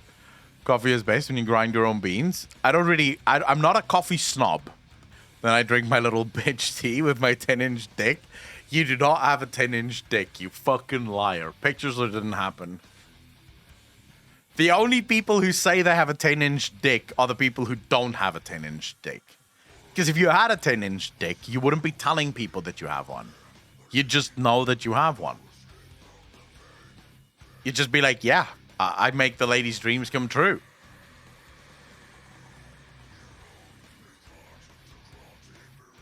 Peace out, Durain. Take care of yourself, bro. I don't have a 10-inch dick. No hot drinks in general, except for hot chocolate or hot cocoa. Dude, my dick is like a skin tag, like laughably small. Micro penis, bro. My sympathies. 10-inch dick, isn't that great for the ladies? No, a 10-inch dick would basically skewer most girls, if not all girls. Finja, how you doing? 5.2 friend, got 11. No, I think mine is 7, but I have heard I make up for it in Goth.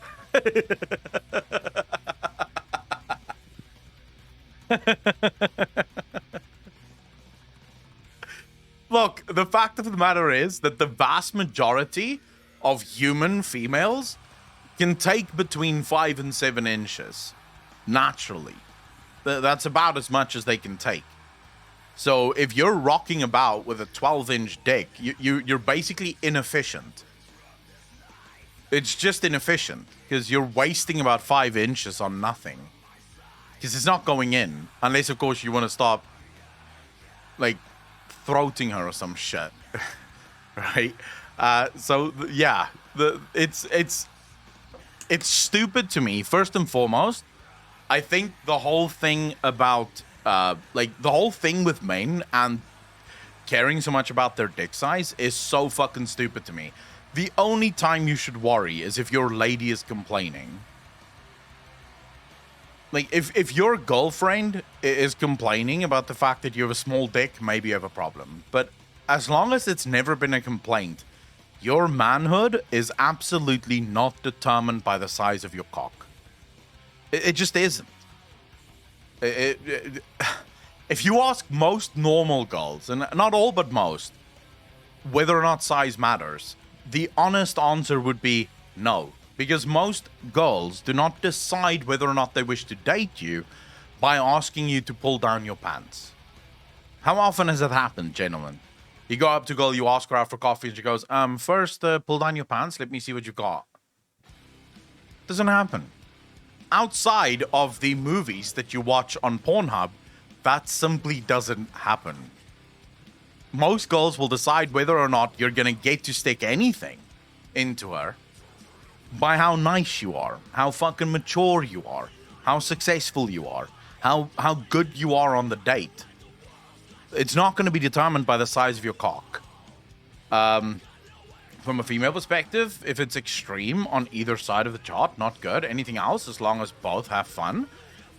Yeah, that's what most normal people say and believe. It's just weird that... Wish my ex could hear you saying all this. It's weird that most men don't... Like, most men think they're... Somehow their masculinity is tied to the size of their cock. Like, for some reason, if you have a 10-inch cock, you must be the most masculine man walking around. Why would that be true? That would not automatically be true. Because your masculinity isn't determined by anything physical. It's determined by what's in your mind. Do you act like a man? Do you handle yourself like a man? Or do you sit there fucking bitching about stuff... over emotional about everything in the world that's wrong with you and wanting everyone to feel sorry for you. In which case, yeah, you're not masculine. Doesn't matter what size your cock is. I'm not saying men shouldn't be emotional. I'm saying a man shouldn't sit there feeling sorry for himself. But the size of your cock is going to change that. You could sit there with a 20-inch monster. If you're sitting there pissing about everything that's wrong in your world, no one's going to look at that guy and say, yeah, that's prime man right there.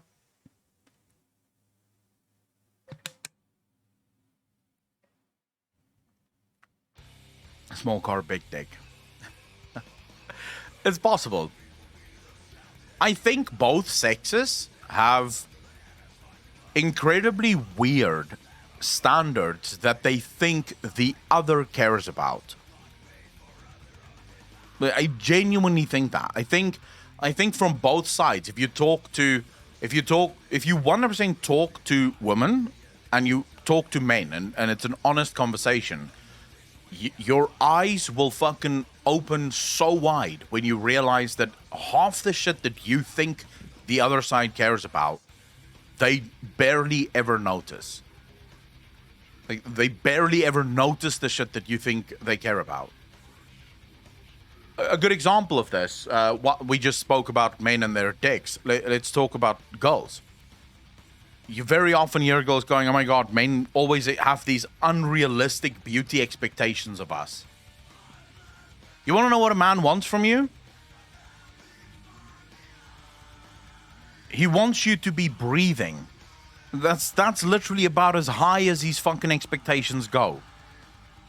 If you breathe, you're probably a good wife. That's it. That's pretty much all he fucking cares about.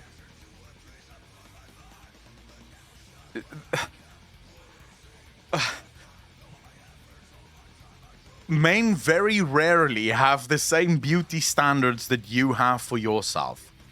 The whole, I have to go an hour putting on makeup, another hour for my hair because I have to look pitch perfect, otherwise men judge me.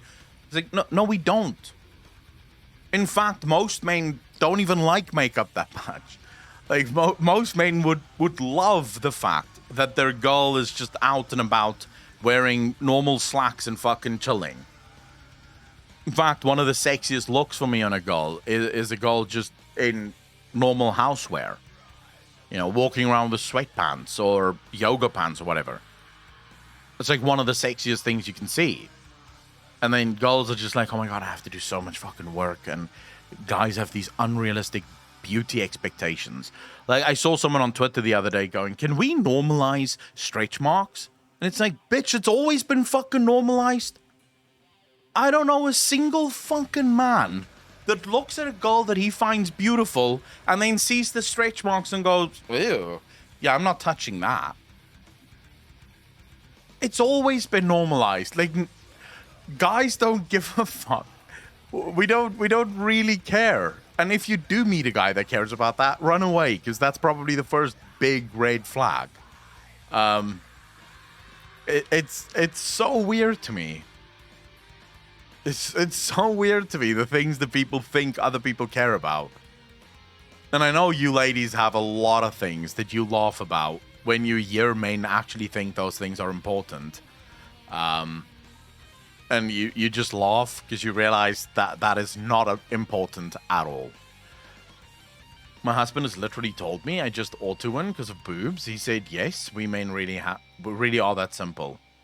We really are simple creatures. I once heard this analogy that I think is absolutely perfect. Analogy / explanation that I think is absolutely perfect. Men are apes. 100%. There's no real depth. There's no real layers. Just apes. Running around doing our ape things, yeah? We went from beating each other with sticks to swords to guns, and now we beat each other in the office. But we're just basically, that's what we do. That's where we're happiest, is when we're at war with someone in some way. And then a woman comes around, she comes along, and she domesticates the man. She basically turns him into a human, for the most part. She kind of teaches him manners and what not to say, and you've all heard that. Every girl that has ever been in a relationship know that your man can say the most stupid shit in the most inopportune times. Yeah? So the girl basically refines the guy. She basically turns him into what could pass for normal. And that's basically what every man craves. That's effectively what every man craves. It's just that. Now, there's more that goes into it. This was sort of by a comedian that was just making the analogy. There's obviously more that goes into that, right? Men aren't just apes. There's a lot more depth to that. But the fact of the matter is that men are extremely easy to please. Extremely easy to please.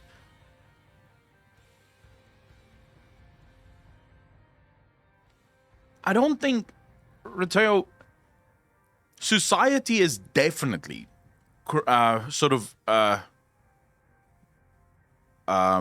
what's the word? Society is definitely teaching men to be ashamed of being men. That I agree with, but I think the use of the word humble is wrong. Because humble does not turn a girl off. In fact, arrogance is usually far more a turn off than humility. At least all of the girls that I know will tell you arrogance is just immediately a fucking turn off. No girl likes arrogance. Specifically if that arrogance doesn't come with anything. Right? It's like he doesn't have anything to back it up with. He's just arrogant because he's arrogant. So I don't think humble is the right word, but it is absolutely true that society is trying to turn men into... here's a good example of this.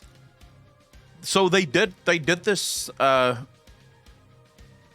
I think you could probably call it a study, even though it's not really a study.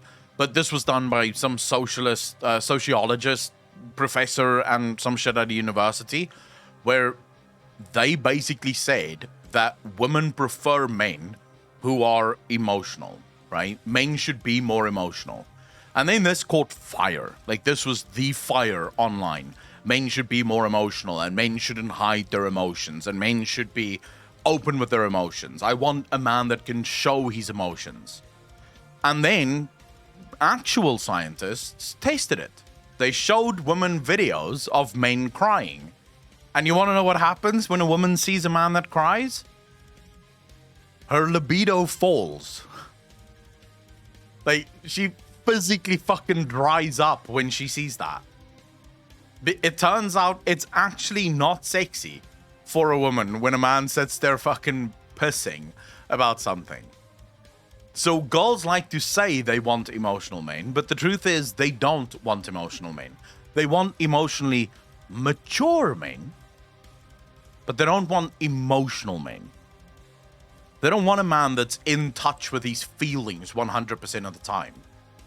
Because at the end of the day, and I want to do a thought experiment here with all the girls in chat. I want to ask you a question. You're in a relationship and your boyfriend or your husband is upset about something, but you are also upset about something. Whose feelings do you think should matter more? And I want you to answer very honestly here. Whose feelings do you think should come first in that situation? Should we first deal with your unhappiness and your sadness, or should we first deal with your boyfriend's unhappiness and your boyfriend's sadness? What would you prefer?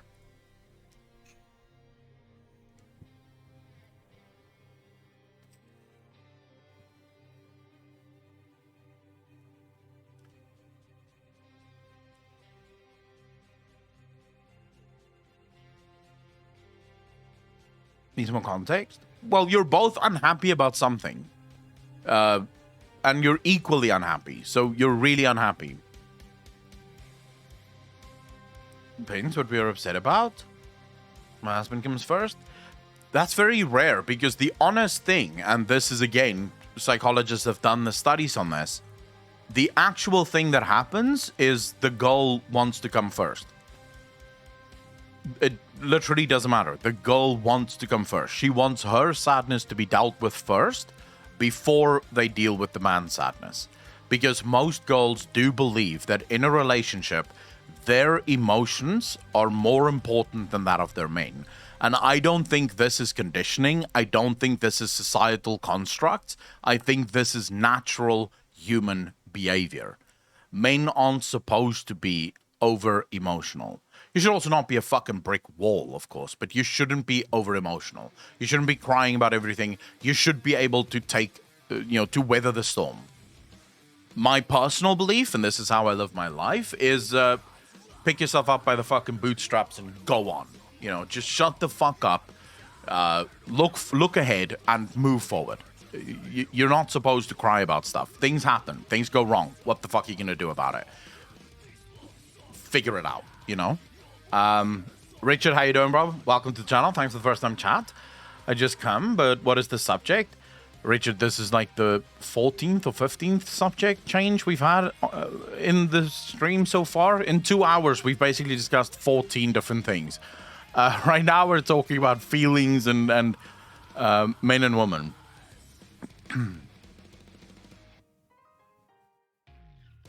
That's our way of being as South Africans, though. I think that's true. I think in South Africa, we are still very much raised. Men don't cry. My father said this to me very fucking often. It's like one of the things I remember more prominently than anything else in my youth. Whenever I would cry, like when I was really small, crying was allowed, right? Because you're small and that's really how you communicate. But from like the age of 8 or 9, if I sat there crying about something, my dad would literally tell me, listen here, if you keep crying, I will give you a fucking reason to cry. Shape up. Cowboys don't cry. And that was it. That was it. You're not supposed to sit around moping and pissing yourself. Just move on with your life. No one cares. Here's my first thing. I take off. Then he can look after me. I think it depends, right? Because women do put their men first very often in relationships. It's actually one of the most beautiful things about women.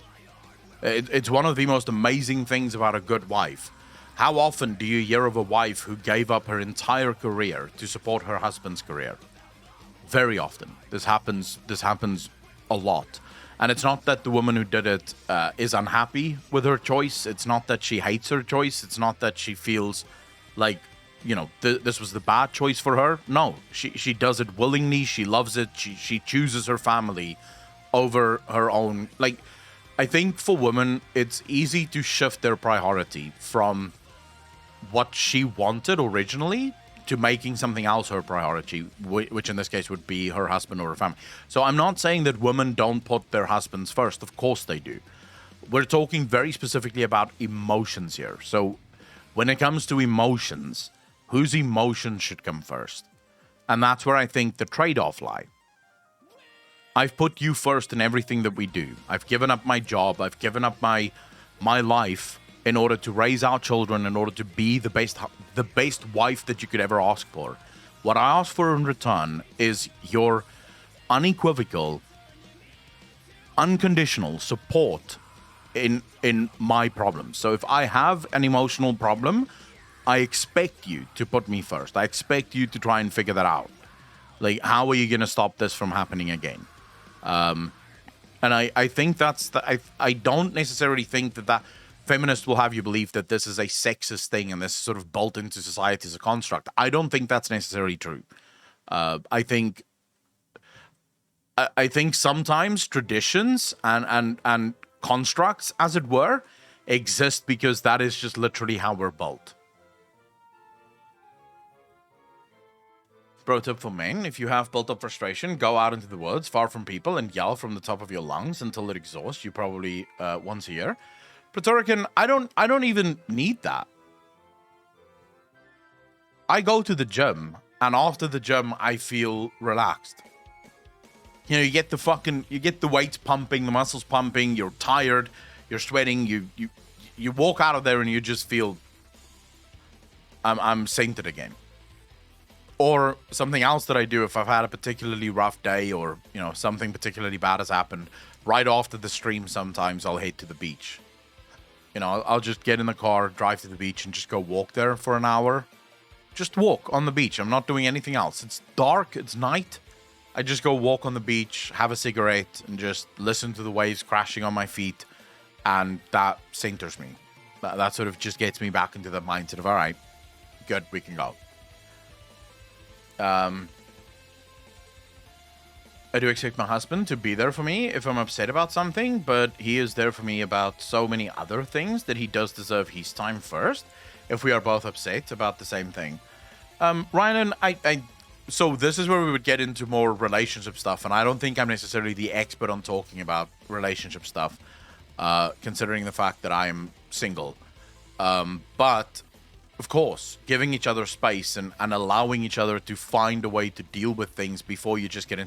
Because I think one of the biggest reasons, at least in all of my past relationships, our biggest fights usually came because the other person pushed when they should have let go. When they should have just stood back a little. Like, no one's saying we're not going to deal with the issue. But as the way I'm feeling right now, and I will usually do this in a relationship as well. Ace, thanks for the follow, dude. Really appreciate that. Welcome to the channel. But I will usually do this in a relationship, right? If I know for a fact, if we talk about this right now, I am going to lose my shit. I know for a fucking fact, if her and I start talking about this right now, I am losing my shit. I will usually go, listen here, I'm going to go. We can talk about this later. And then usually my girlfriend sort of learned, all right, this is him basically saying, I'm not dealing with this now, because if I do deal with this, we're going to be dealing with a hell of a lot more issues than just the issue at hand. So you're in Strand, man. I've been trying to move to Gordon's Bay Strand area for 2 years now. What's stopping you, Rio? No, I don't like doing that. I've been watching content on YouTube for a few weeks, so I thought I would actually pop in. Ace was very happy to have you here, bro. How you doing? I'm on the way too. If I don't take a minute away, I'll say some crazy shit that will only make things worse. The reason I don't like riding the storm is very often riding the storm leads to you saying things that you will regret. You will regret it, because you will start saying things only to hurt the other person rather than saying something because that's the problem. Because you get emotional. Whereas once you can go think about it and you can sort of center yourself and you can think exactly what is the problem. Like, exactly what is it that's pissing you off? What's making you so angry? Like, once you get there, it's easier to have that argument, I think, at least. Anyways, what else are we talking about today? I sort of question whether or not a bunch of people on Twitch can figure out relationships and love. Isn't that sort of the one thing that we're not that good at, I would think?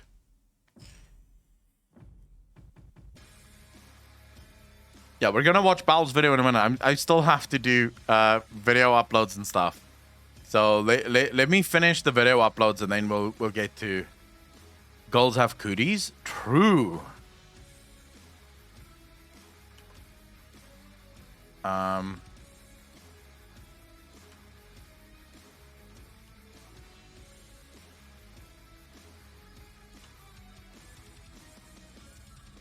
Sorry guys, I just quickly wanna.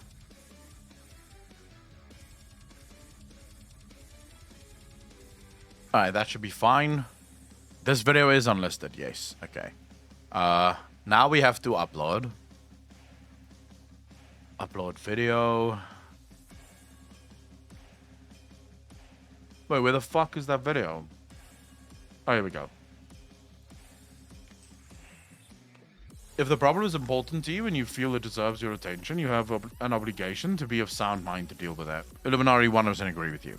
So what's everyone else doing whilst I'm uploading videos?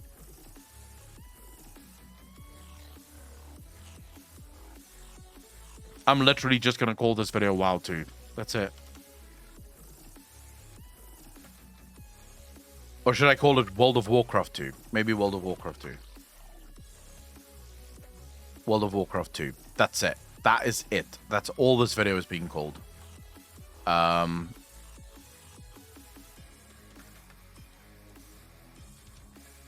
waking up. Morning, how you doing, bro? Making coffee. Playing WoW on private servers. Nice, Noma. Eating Subway. Mining an FF. Playing Hitman. Playing Yu-Gi-Oh! Eating food. Preparing to go to bed. Josh, you're in Australia, right? You're watching content on a questionable site. Is that site Twitch? Eating. Nice. I'm in America. Wait, why are you going to bed only now, Josh? Isn't it like stupidly early there? Like no matter where you are in America right now, it would be like morning time. Oh, you sleep during the day. I get that. Oh my god, what the fuck am I doing?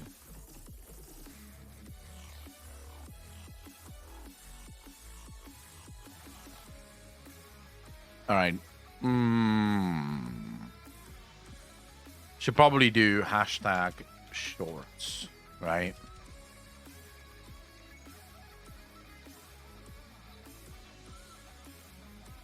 What time is it in Africa? It is 3 o'clock. Or 10 minutes past 3. NVIDIA, I think graveyard shift just because it, you know, that's sort of the scary part of it. Well, Alex wants to try the shorts. So that's why we're doing it. We're literally just putting it out. Alex just decided he wants to do this, so we'll see if it actually fucking works. This will be the first short that I upload to the main channel in ever.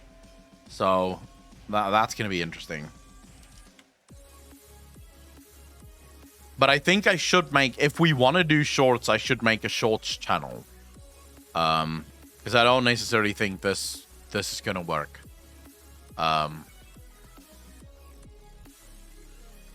Kiku Cat, thank you very much, dude. Really appreciate it. Take care of yourself. Heading home from work. Are you also in the US, Kiku Cat? You're an hour ahead again of us? Yes. Once you guys get into your summer, we'll be fine. Out of context short. True. I know a channel that has like 360k subs that just made their first non-short video. So here's the thing. Shorts are great for views, and they're sort of great for MJBZ. Thanks for the follow. Really appreciate that. How you doing? Or MJBZ. Shorts are good for engagement. They're horrible for money. Like, you make almost no money off of shorts. It's a pretty weird thing. I don't necessarily think that YouTube Shorts will result in higher views or higher engagement on normal videos. Loving the videos, tend to have them playing while working. MJ, thank you very much. Really appreciate that. Very happy to have you here. So let's see. Let's see if maybe I'm wrong, you know? Maybe I'm wrong. I'm trying to think if we do game title.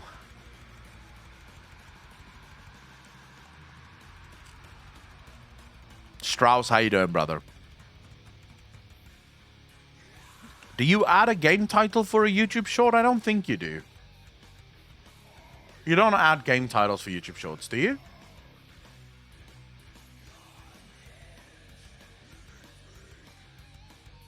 Okay, style content. YouTube is pushing these things like fucking crazy.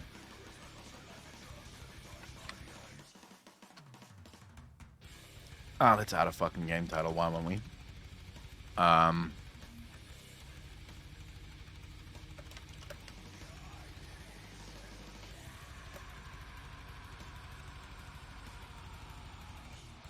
Yeah, that should be fine. Fuck it. You can you even turn on ads for this? I guess, but I don't think ads are gonna play there. Well, can I go stream on disk? Wait, I don't know if you what?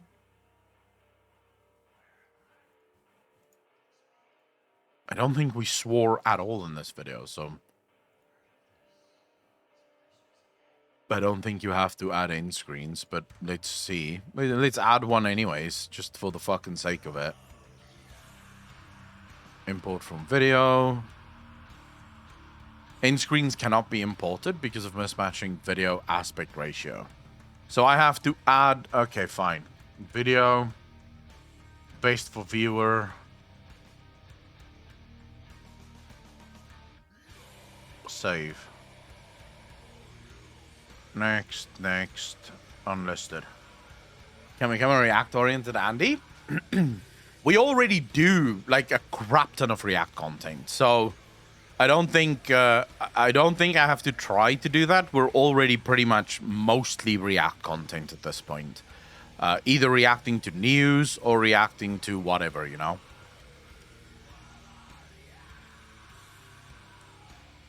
Oh, I should probably change the description here to just say,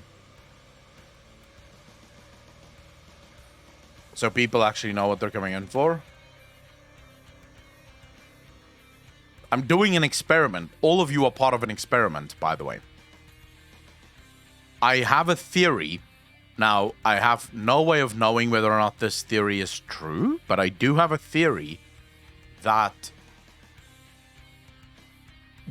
if you constantly change your title to whatever you're doing at the time, it actually leads to more views.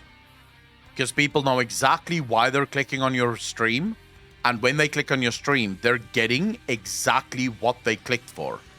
Rather than coming in, playing Final Fantasy, but then I'm not playing Final Fantasy yet, I'm still just hanging out. So I'm now changing my title literally every single time we start something new, which is kind of fucking hard because you guys love changing the topic so often. But I try to keep up to date as much as possible, changing titles.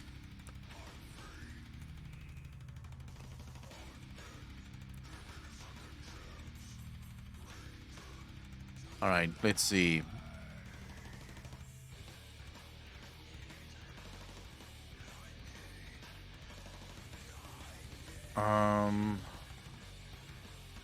To put this on Discord quickly. Fuck. Where does this go again?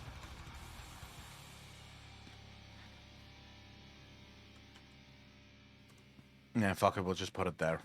Screw it. Didn't see the dick title? No, but obviously I'm not allowed to do dick title. Revisit the topic of the dick cheese. I can't get over that.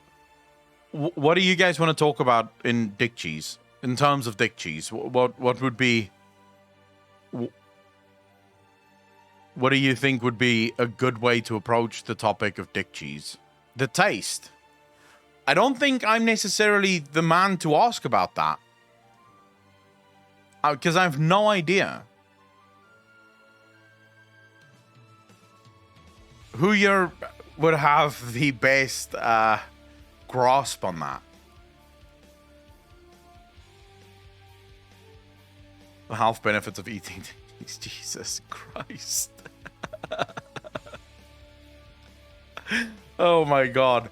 Arkanox, welcome to the stream, bro. Happy to have you. I wouldn't say I'm exactly researched. Yeah, I would have to do research, and I don't think I have the funding or the guts to do that research. I don't want to get involved in this. Lol. Why not? There's nothing wrong with it.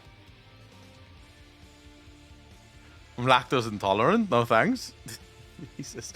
I don't think that'll trigger your lactose intolerance. You don't have to worry about that.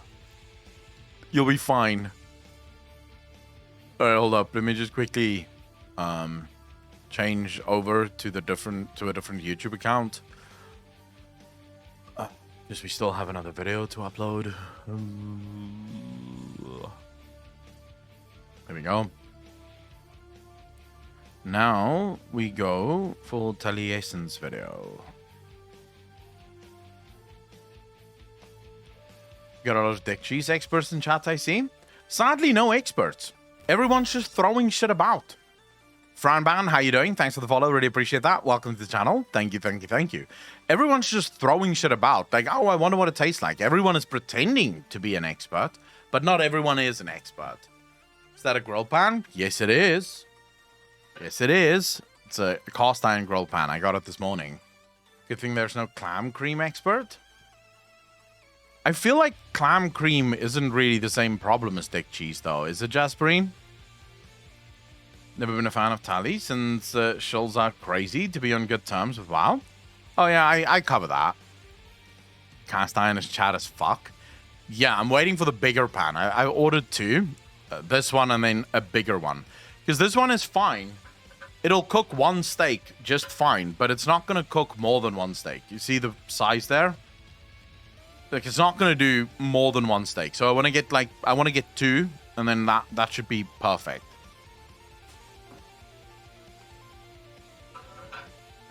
Yeah, obviously, if it smells funky, it would be bad. It would be horrible if it smells bad. But that's true for all people. Oh, I suppose dick cheese. We're all circumcised. Bloody South Africans rubbing their giant steaks in our faces. It's not giant, though. Like, I'll show you, because I bought New York strip. I'll quickly show you what it looks like. Give me a second.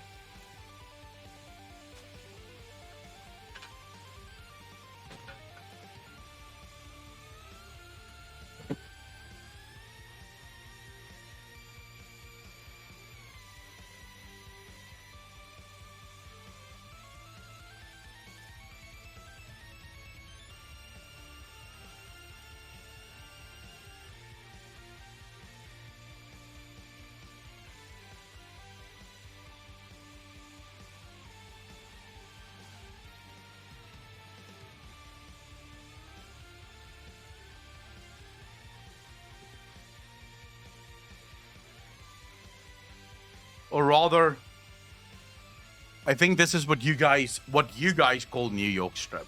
We call sirloin. At least based on where it comes from, it seems to be the same thing. So, first I bought this for tonight. Let me go to big screen so you guys can see. I bought this. Just some sausage. Which, I think is going to be good. Yeah, I think this is going to be fucking great. And,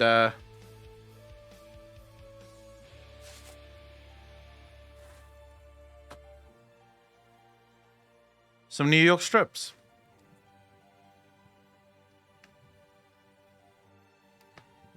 Beef sausage. I think this is pretty much the same size as you get them everywhere, isn't it? The only problem that I have with South African steak is the fact that it doesn't have the marbling of US steak. But I will be honest, I've tasted beef that comes straight from the US, and South African beef is tastier. It's far more beefy. So the reason our beef that we buy normally isn't as marbled is from the type of cows that's used.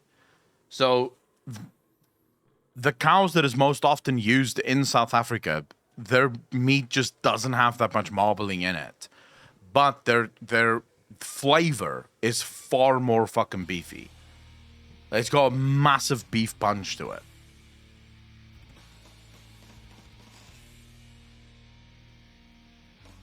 I'll put it in the fridge in a minute. I just want to finish uploading this video and then I'll quickly go put it back. I'll go put it back in the fucking fridge in a minute. It's super fucking cold. You guys don't have to worry about it. It's fine. It's not gonna, nothing's gonna happen to it. I've left meat out literally for a whole day and then still ate it. And it was fine. Nothing happened to me. It was perfect. The USDA doesn't, or the USDCA, what is it called again? The USDCA? I don't know what the fuck they're talking about when they say don't leave meat out for more than 2 hours. Like, fuck off. That bacteria is good for you. Beef isn't like pork. It's all good. Yeah, you can leave beef as fucking long as you want outside. Once it starts growing mold is when you should not eat it anymore. Pals Bobby, how you doing? Thanks for the 2 months up to really appreciate the 2 months in a row. Thank you, thank you, thank you. Thanks for the 2 months and of the generosity and the bacterium. Hey, bro. I only serve it. You guys are here to eat it. 2 hours is chicken and pork. Shamanita, according to the US, what the fuck is it called again? What is your beef thing called again? Is it the USDA or the USDCA? I think it's the USDA. US Department of Agriculture. It's the USDA. Yes, it's the United States Department of Agriculture. All right, so the USDA says that food should not be left out of the fridge, beef, pork, doesn't matter, out of the fridge for more than 2 hours. So they sort of have this guideline. Before you cook something, you take it out of the fridge to get it back to room temperature, but not longer than 2 hours because that's when the bacteria will start growing. And it's like, no, not with beef. I can see with chicken, I can see with pork, maybe. But with beef, you can leave that shit outside as long as you want, bro. You only need to start worrying when mold grows. So then you maybe have gone a little bit too far. Clean one, how you doing? Beef can hang for 13 days? True. But that's in a freezer. Or in a walk-in fridge or some shit. The other thing we don't do often here in South Africa, which you have to go to a butcher's in order to get, is dry-aged beef. If you go to the normal supermarkets, you do not get dry-aged beef.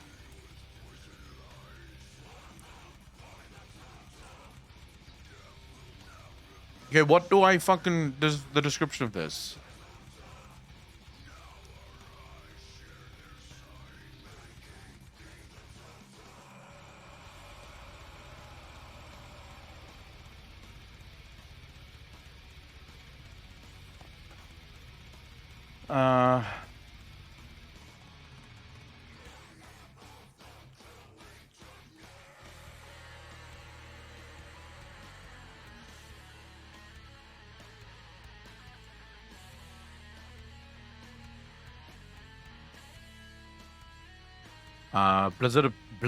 Blizzard's absurd blame game.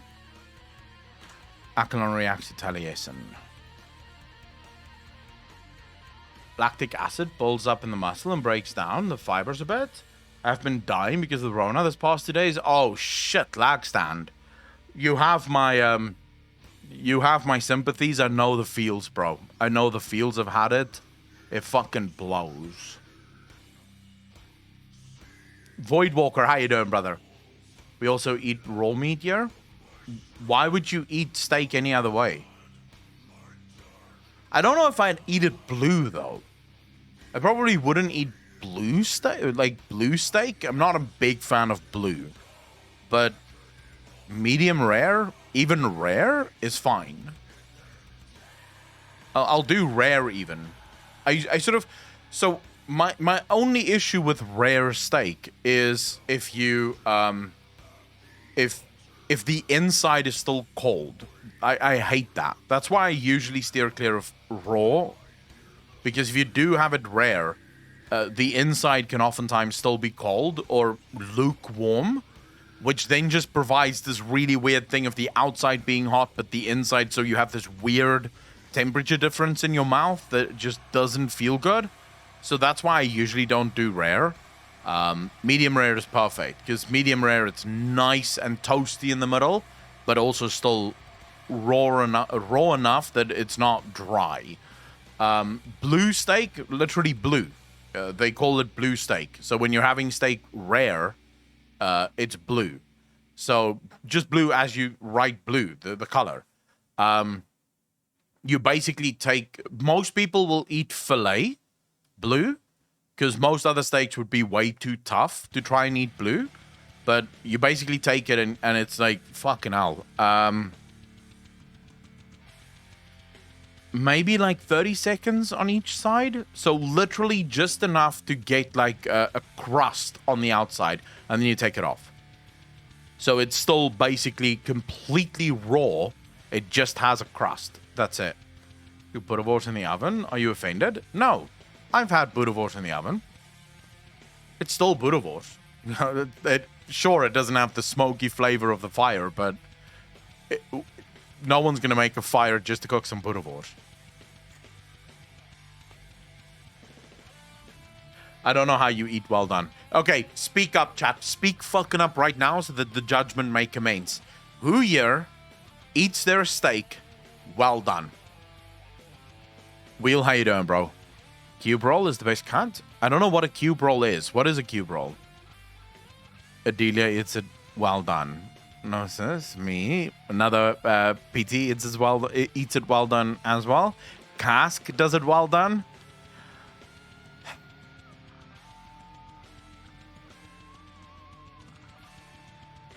And let me guess, you guys always put a little sauce on it as well. You know, a bit of tomato sauce or a bit of mustard or a nice mushroom sauce with your steak, right? The Mad Dad, how you doing, brother? Thanks for the first time chat, really appreciate it. You motherfuckers, I hate you so much. You're taking a steak, which is like the prime eat. There's nothing better than a steak. The taste of it, the smell of it. Just the mouthfeel of a good fucking steak. Just nicely seasoned with salt. That's all you need. And then not only are you drying it out on purpose, I may add, you're drying it out, but then it's so fucking dry for you that you put sauce on it. If you just made it the normal way, medium rare, you wouldn't need the fucking sauce. Like, the sauce is literally there because you're eating it wrong. That's why it's there, because you're fucking eating it wrong. Because the more nutrients you lose for your money. True, and flavor. You lose so much flavor when you overcook a good piece of steak. Like, there are absolutely types of steak where you kind of have to overcook it because it's just not nice. So, for example, short rib. My short rib, I eat 100% super fucking over well done. Like, I almost burn that shit on the outside. Because short rib, generally speaking, is incredibly tough. It's just a very tough piece of meat. And I hate that. I don't want to sit there for 30 minutes and chew on one bite. So I'll cook that thing straight through. But then that's also usually only when I buy short rib from the grocery stores. Because then they sell their short rib in these little thin strips of short rib. So you get this little thin strip like this big of meat. And then there's 3 little bones in it. So they've already sort of sliced it up. If I'm buying normal short rib, like just like from the butchers, and it's already like done, there's other ways to make it really nice. So you can do like a low and slow kind of cook on it, which I actually found is quite nice. I know they say you shouldn't do short rib low and slow, but it's actually quite fucking nice if you do short rib well and you do it low and slow. because then it just falls off the bone, and that meat is just incredibly succulent. But the whole well done crowd, you guys are weird. Shish kebab is just normal kebab, at least for us. Shish kebab is little pieces of meat on a stick, yeah?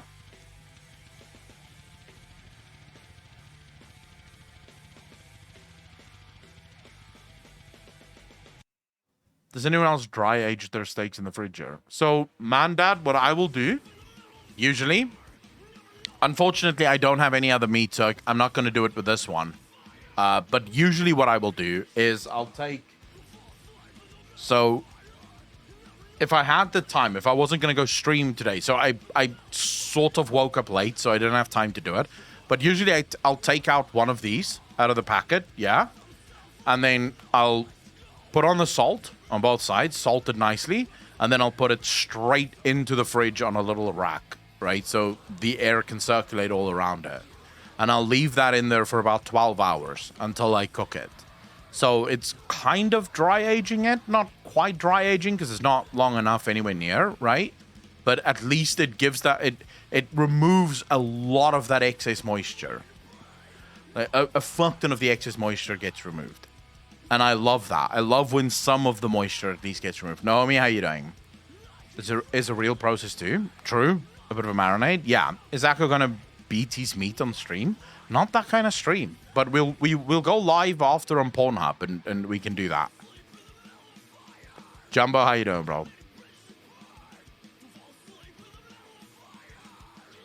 We do that, Pity, all the time. So we do... You can go to any store that sells meat in South Africa, and you will find a collection of rump kebabs, sirloin kebabs, chicken kebabs, pork kebabs. You fucking name it, there's a kebab made of it. You can even get filet kebabs if you want. So it's very popular here. Although we don't call it kebab, we call it susati. It's called a susati here, not a kebab.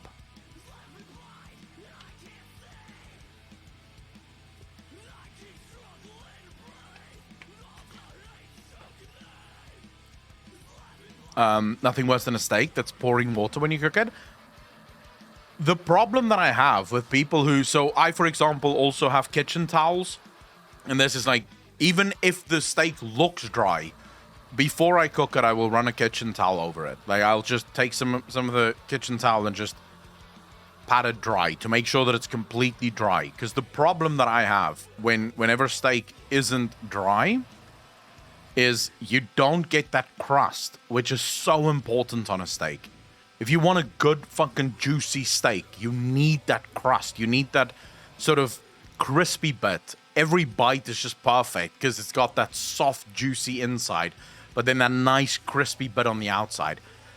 If you like, I see people doing like, okay, so this triggers me beyond belief. Dicey, how you doing? This fucking triggers me. You go to a barbecue, and I've done this quite a few times. Go to a barbecue, and someone gets out their meat that they're gonna cook, and it's rump steak or sirloin, like New York strip. Or the worst, and this I've actually seen before. We were at my uncle's house. Everyone's doing the bring and braai or the bring and barbecue, which basically just in South Africa means everyone brings their own meat. Yeah. The guy takes out what I can only describe as some of the most beautiful ribeye I've ever seen in my life. These things are perfect. The eye is so gorgeous. It's the biggest eye I've ever seen before. Just dripping with flavor. This thing has marbling. It's beautiful. It's in sauce. It's in a marinade. The dude took a great steak and fucked it. Like, he put a steak that doesn't require anything but salt and pepper into sauce. You're not going to get the crust you need because it's fucking wet. Now you're fucking up the meat and the flavor with this weird sauce taste that no one needs. It was just, oh my God, bro. I was so triggered. I just thought to myself, you do not deserve that piece of steak. You do not deserve it. How dare you? How dare you? You should have bought cheap shit and just have that. Stop judging. I will not. As a meat eater, I reserve the right to judge people for eating meat wrong. That's why we have so many vegans. It's people who ate bad pieces of meat prepared by people who don't know what the fuck they're doing and thought, no, vegetables are better. If everyone ate their food the right way, made steak the right way, we'd have no vegans.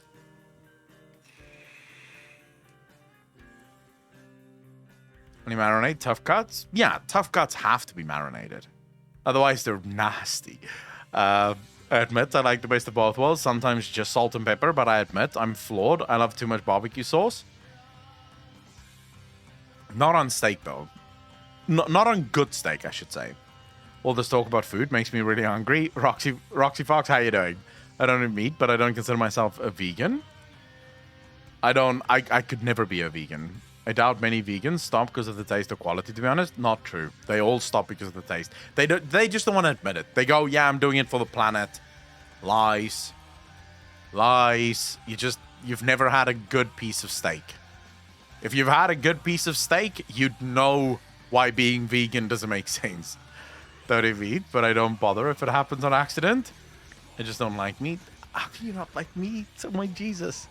I don't know how I would live without meat. I consume... Well, actually, I don't mind that there's vegans, because that just means more meat for me. And if more and more of you fucks stop eating meat, we're going to get to a point where the supply is going to outstrip the demand, and prices will fall. So, I'll be living large. So, yeah, all of you, go vegan now. Because I want cheap steak. Wouldn't quit eating. Wouldn't dare go vegan. Went vegetarian for a year on a bet and sucked. It's like putting ketchup on pizza. A good pizza doesn't need ketchup, only cheap shit. I don't even know if cheap pizza requires ketchup, to be fair. Please don't turn into the vegan teacher, Akko. I'm not. I'm literally the opposite. I'm telling people to eat meat.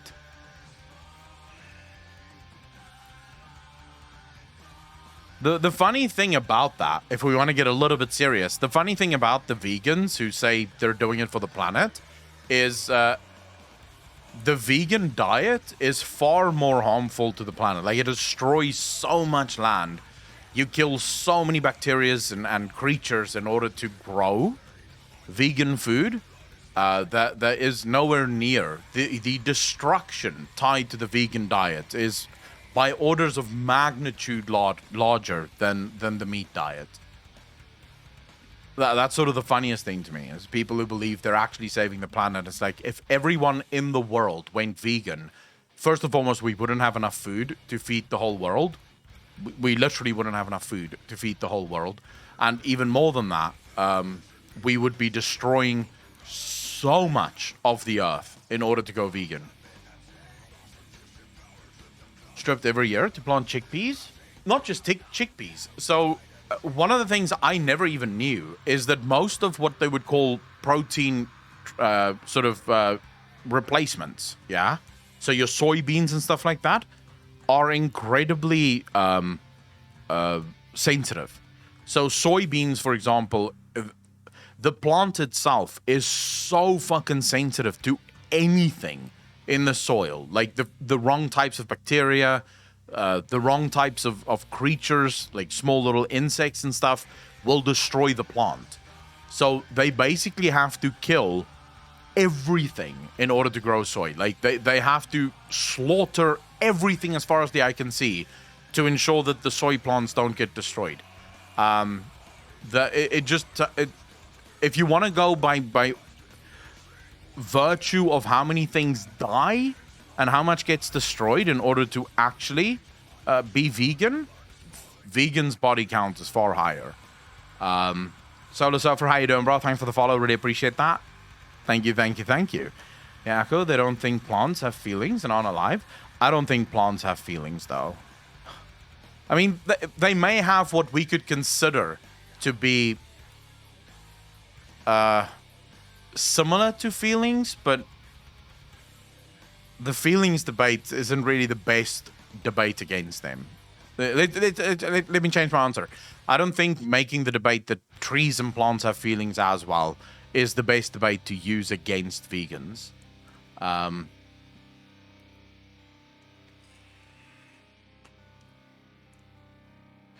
Mac plant. You shouldn't order from McDonald's, but sure. Yuva, how you doing?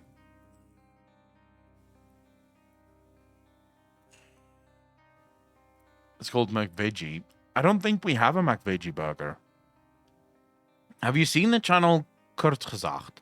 They have a few videos about environment and other stuff. Don't know how react-worthy it is, though. More informative shit. Lunari, send me a DM on Discord with a link to the videos, and I'll watch them. And if they're react-worthy, I'll definitely react to them.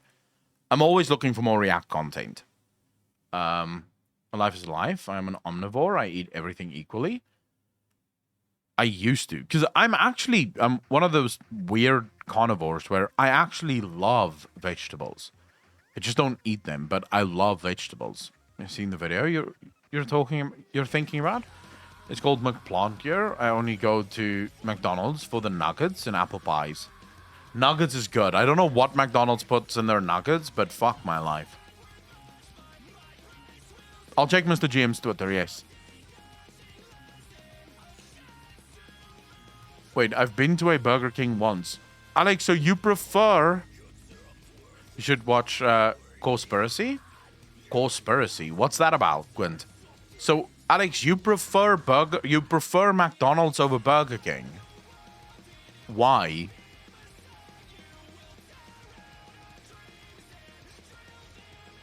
You want to know what's in McDonald's nuggets?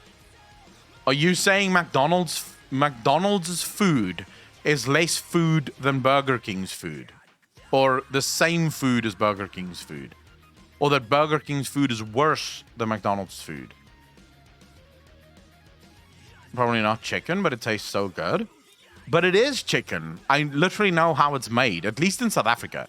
Maybe in the US, you guys have a weird way of making your nuggets, but in in South Africa, McDonald's is chicken nuggets. Like, I know a lady who works at the factory that literally produces McDonald's nuggets. It's literally chicken. It's just normal chicken breasts that is cut up and then put together by meat glue. So they use protein glue in order to hold it together in that shape, and that's the chicken nuggets that you get. We don't have Taco Bell, so I can only really judge Burger King and McDonald's and KFC. Those are like the three choices I have here. Sup, my dude? Just found your channel via Asmund. Glad to see there are some fellow Safa WoW streamers out there. Keep the great content coming.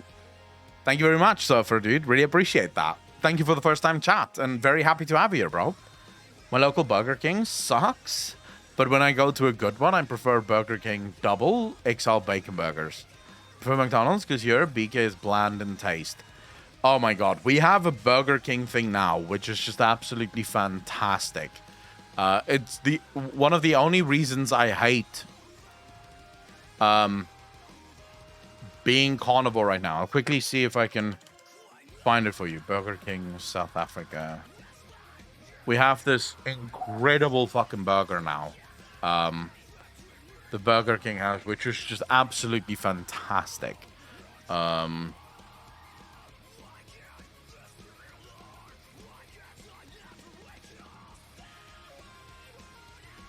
watch that burger no longer be available.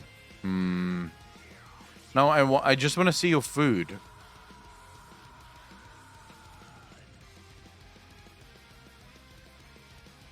For fuck's sake.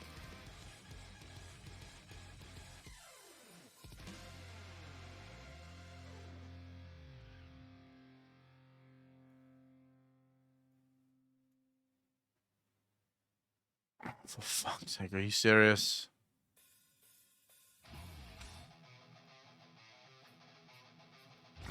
Okay, never mind.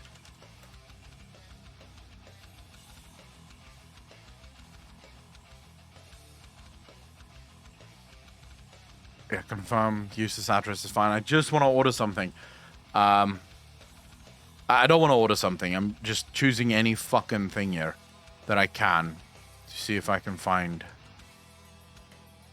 what those burgers are called again. Is it under gourmet? Trying to think. No, it's not gourmet. The Whopper. Alright, so here's the Burger King menu in South Africa. The gourmet burgers that we have right now is the pepper jack, the double pepper jack, the chicken pepper jack, mustard cheese, double mustard cheese, chicken mustard cheese. Then you have the beef family meal, mixed family meal. Then you have the Whopper, double Whopper, triple Whopper, Whopper with cheese, double Whopper with cheese, triple Whopper with cheese, fierce Whopper, double fierce Whopper, fierce triple Whopper, fierce Whopper Junior with cheese, double Whopper. It was an American burger. It was literally called the American. So the Big King XXL, Burger King. Trying to see if we still have it here. It was called, I think, here we go. This one. The Texas Barbecue King. It's got 2 patties, right? Cheese, and then onion rings. And there's actually, I think, bacon in there as well. Or you can ask for bacon as well on it. And then this incredible barbecue sauce. Stacker burger. No, I don't think so.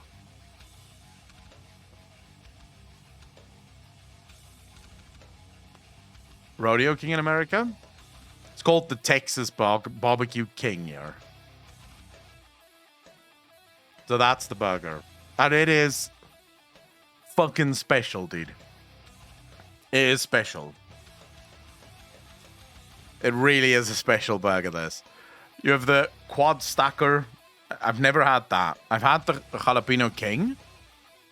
Oh, and you can also go for this, the 3.0. Right, if you really wanted to, you could go for the 3.0, which is the Texas barbecue with 3 patties rather than just 2.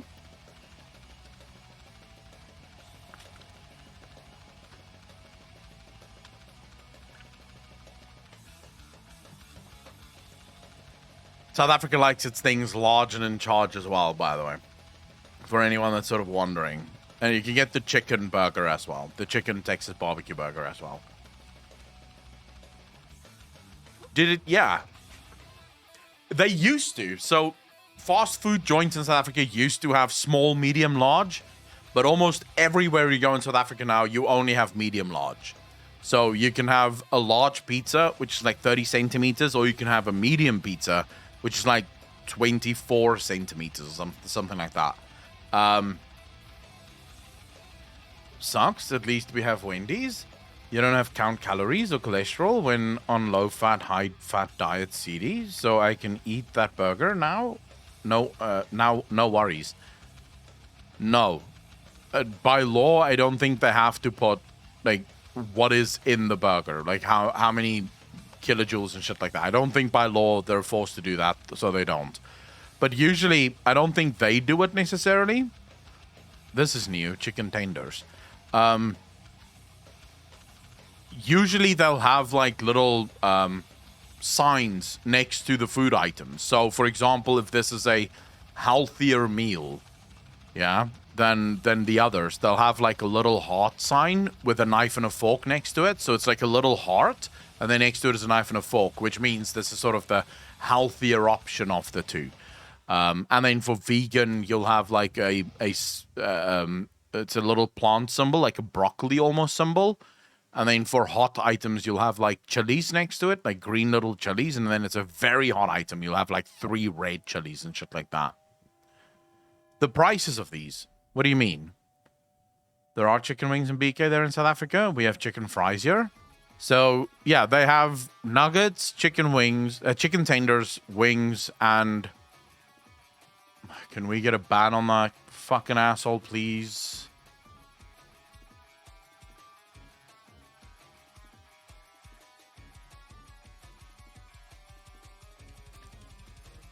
Yeah, where were the mods? Good question.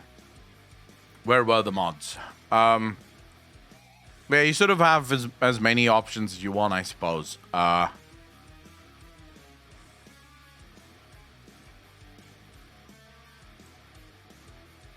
You missed what? All right, we're almost done with uploading these videos. Almost done, and then we can get to React content.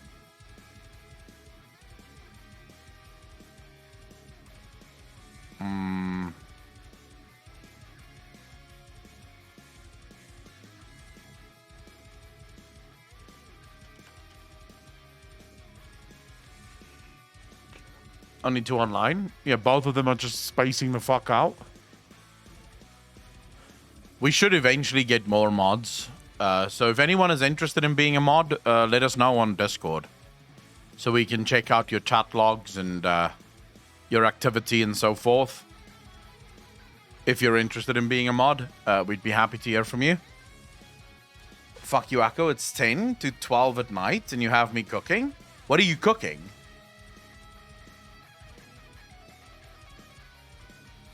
There's nothing wrong with that. I usually eat around 11, 12. Blue Fairy, how you doing? Well, it's 9 a.m. here in Panama. Nice. Only approximately 3 p.m. here. I will and have. I know, Ryu. Like I said, let us know on Discord. Because we'd be very happy to check you out and add more mods to the channel. At Amir in Missouri, USA. So, where's everyone from here? UK, USA? How many people do we have from all over the world here? I'm a simple man. I have a simple single rump and some bacon. That sounds so fucking good. Eating one thing today. Fuck my life. Iowa. Ben Franklin. How you doing, brother? Thanks for the first time chat. Really appreciate that. Me, Croatia. Oh, we have a good mix of Europeans, some Australian fellas hanging out. Cole, how you doing, bro? Thanks for the first time chat. Really appreciate it. Pompunki, how you doing? South Africa. There we go. Got a couple of South Africans hanging out here as well. Nice to see. Okay, so here is something that is incredibly funny and strange to me. If I ask anyone in the world, where are you from? Yeah? Like anyone in the world, I ask, where are you from? They'll say Denmark, Sweden, you know, England, you know, wherever. Devil Lord, thanks for the first one, chat, dude. Really appreciate it. Welcome. Whenever you ask an American, where are you from? They almost never say America. It's almost always Dallas, Texas, Houston, Texas, Los Angeles, California, right? Chicago, it's Illinois, right? Yeah, Chicago, Illinois. It's always the city and the state that they're from. Like, Americans never just say, I'm from America. It's always just, I'm from this state. I'm not from America. Fuck that. I'm from this state.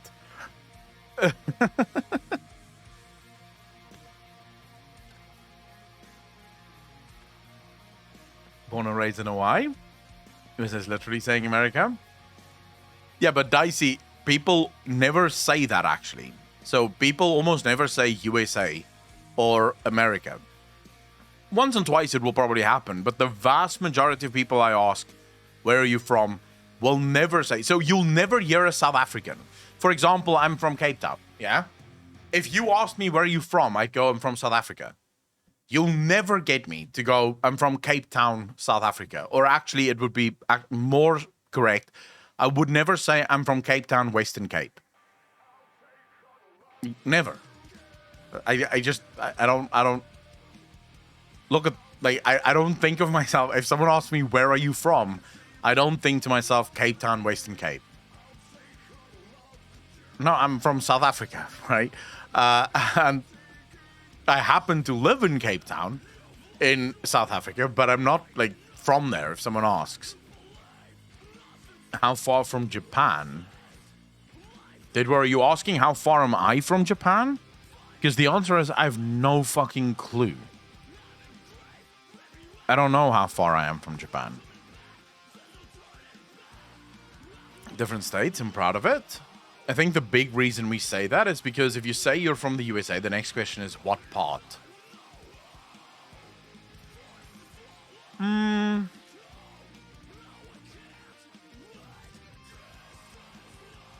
Rio, jy kan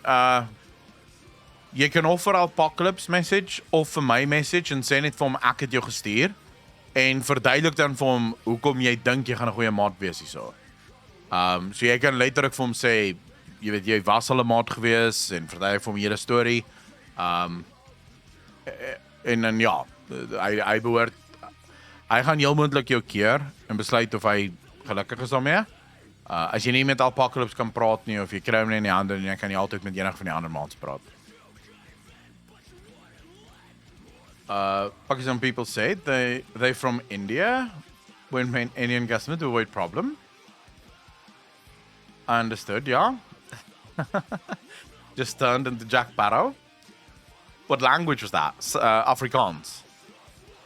What was that? I was literally explaining to Rio how he can apply to be a mod. But he asked me in Afrikaans, so I answered him in Afrikaans because it was just simpler. That's the first time you've heard me speak Afrikaans. Right, the Krim is almost next to Slagharen. I can understand that. Yeah, most of the Dutch people here, as well as people that is from Belgium and speak Flemish, should be able to understand at least to some extent what I'm saying.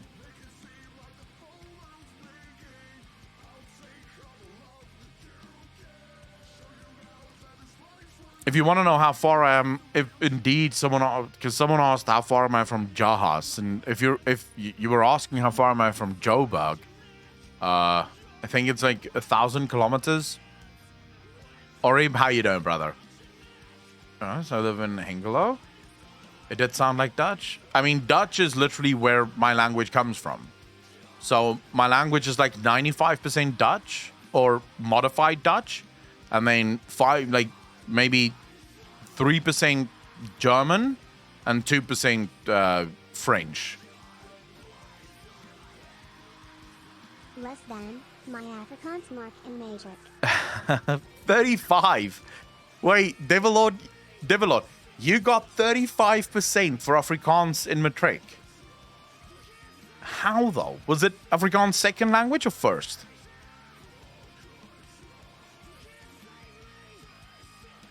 Because if it's Afrikaans second language, how's that possible? Afrikaans is so fucking easy.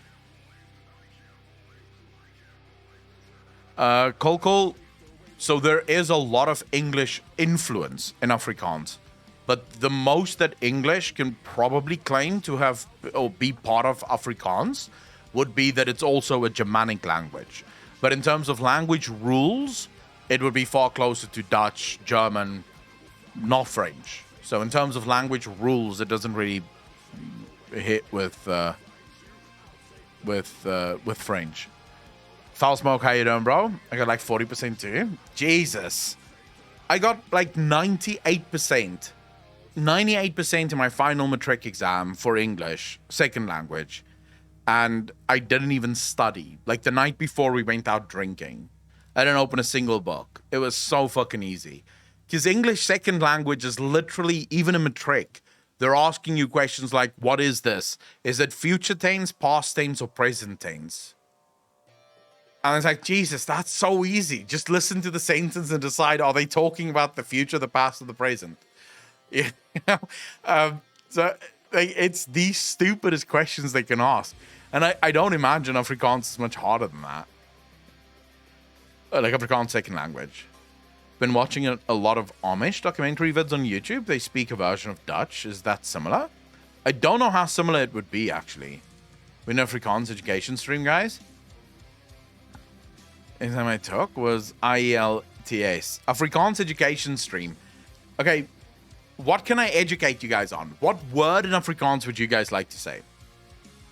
Is there a word that you guys would like to be able to say and know how, in what context you need to use it? Fuck is just fuck. Fuck. That's it. Fuck. No, fuck. 1-0. F-O-K. Fuck. How do you tell someone to fuck off? Fuck off.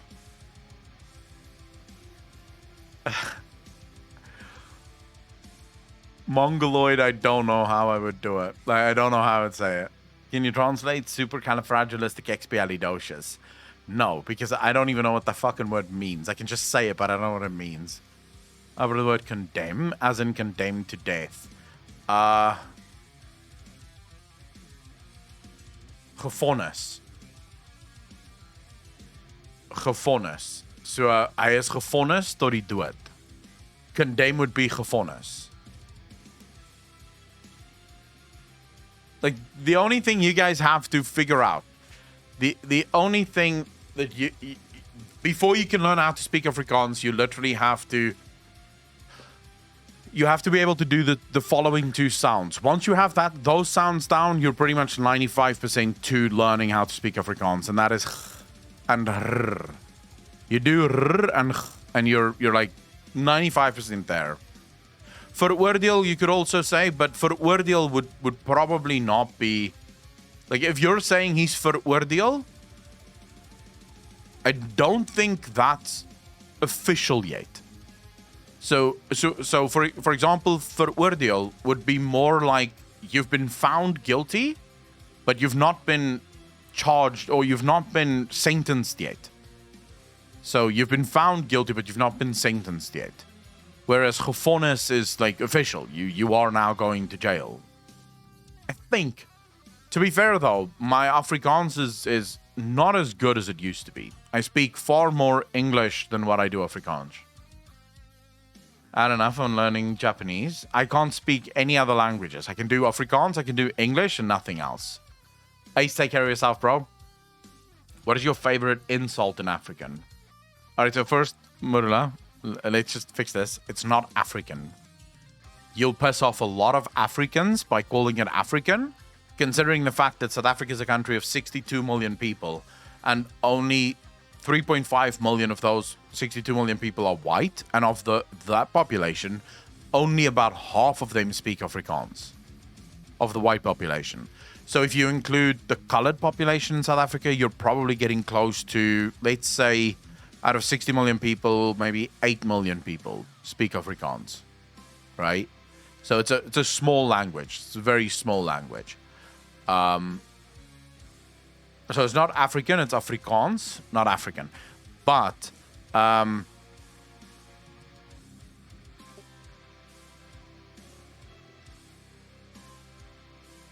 should you update the stream title? Not really. We're still uploading YouTube videos. I'm just doing it fucking slowly. But I am doing it. I'm trying to remember what your question was, Maruna. Oh, what is my favorite insult in Afrikaans? Okay, that's easy. It's the word poes.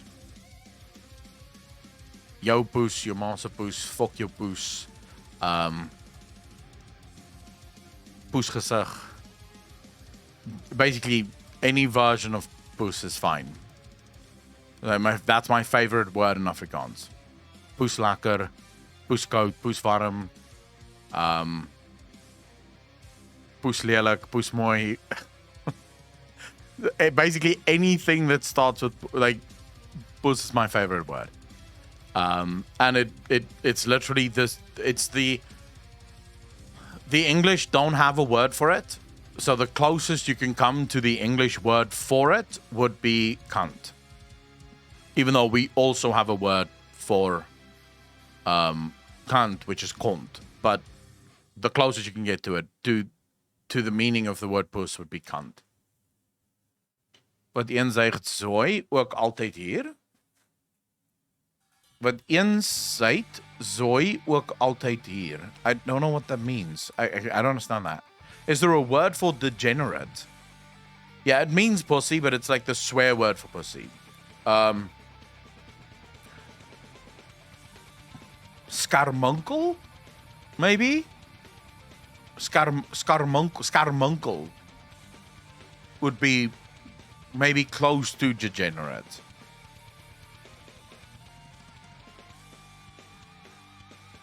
I don't know. I don't think we have a direct translation for degenerate. I don't think so. Scarmuncle. Okay, so in Afrikaans, Whenever you hear the K sound, it's literally the K, the letter K. So the K sound is never written as a CH. It's literally just K. So I think it's spelled like this. Scarmuncle. But I could be wrong. But I think it's spelled like this. Scarmuncle. I could be wrong. I don't write in Afrikaans almost ever, so there's a good chance that that is not how it's fucking written or spelled. What about translating the following? The degenerate sex offender was condemned to prison and was murdered while serving his sentence. That's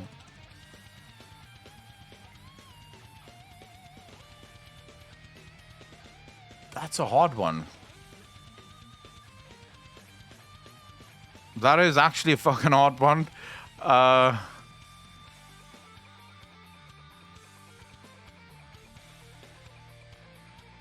the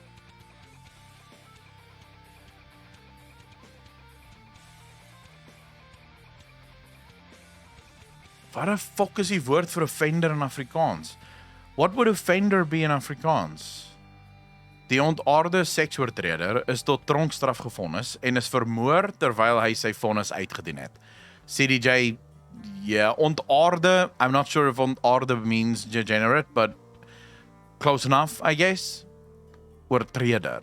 There we go. Yeah, oortreder, yeah, okay. I completely blanked there. I completely fucking blanked there.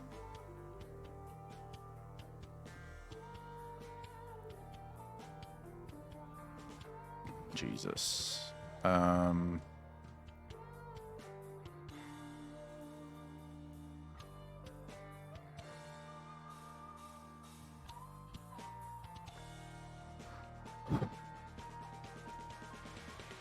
It's a Google Translate at its best. I think you are right. Ontaard, but I don't know. I don't think it's ontaard. It could be. It fucking could be, right?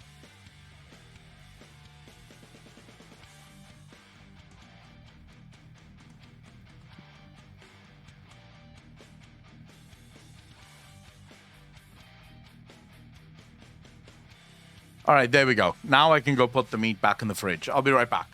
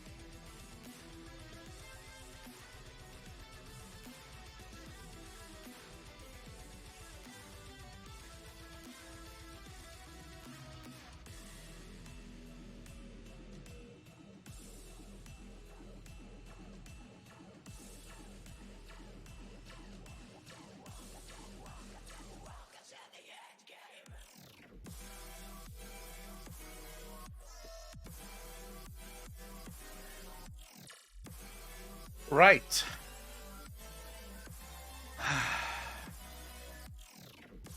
All right, what are we doing? What are we doing, peeps?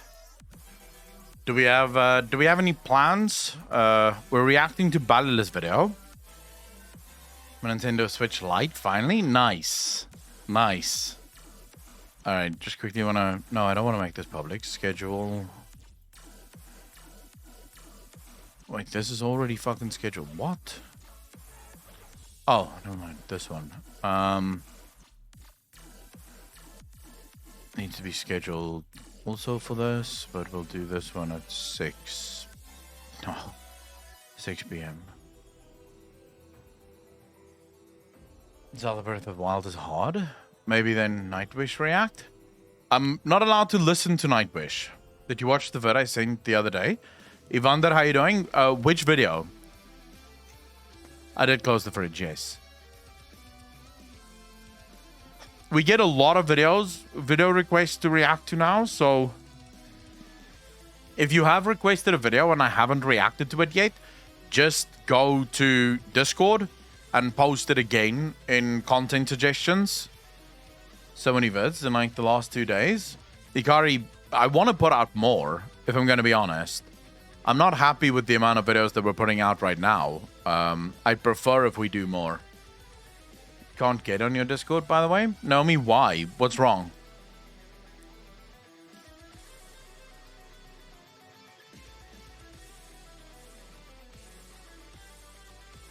Yeah, we'll do Balls video react now.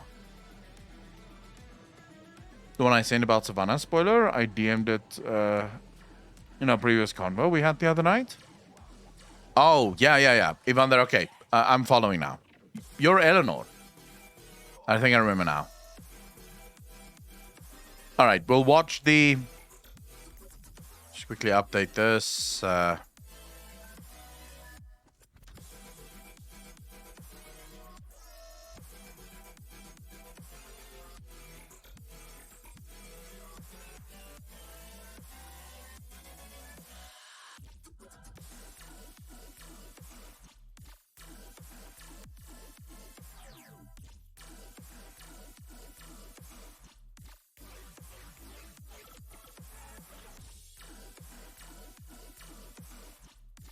Alright, I think Discord was messing up yesterday, so people couldn't enjoy it.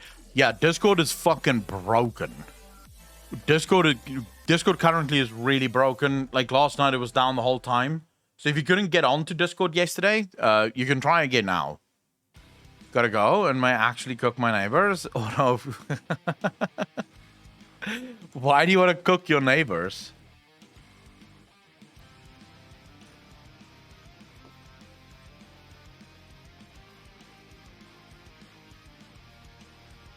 Oh shit, I need to share this with you guys.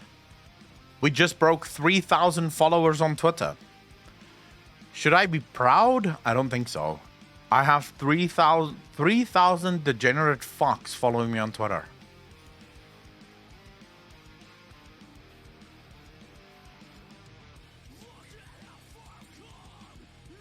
I guess I'm famous now. You should all start calling me king.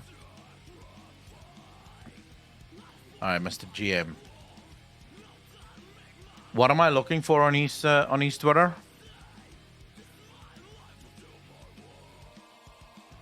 I just started playing a Necro last week, and yes, Exploding Corpses is amazing. 3000 was a good movie. Lord Akko, there we go. Lord Akko. Alright, so, oh damn, they added spoiler warnings to media on Twitter. Finally. Is this what you're talking about? Where do you live now? Because it looks like it's summer there. Nick Red, it is summer. I live in Cape Town. This is my new place, yes.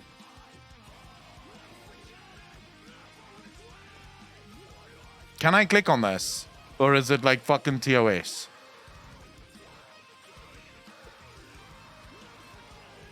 Is it TOS or not? No, I can't click, okay. Oh, I saw this. It's already been proven false.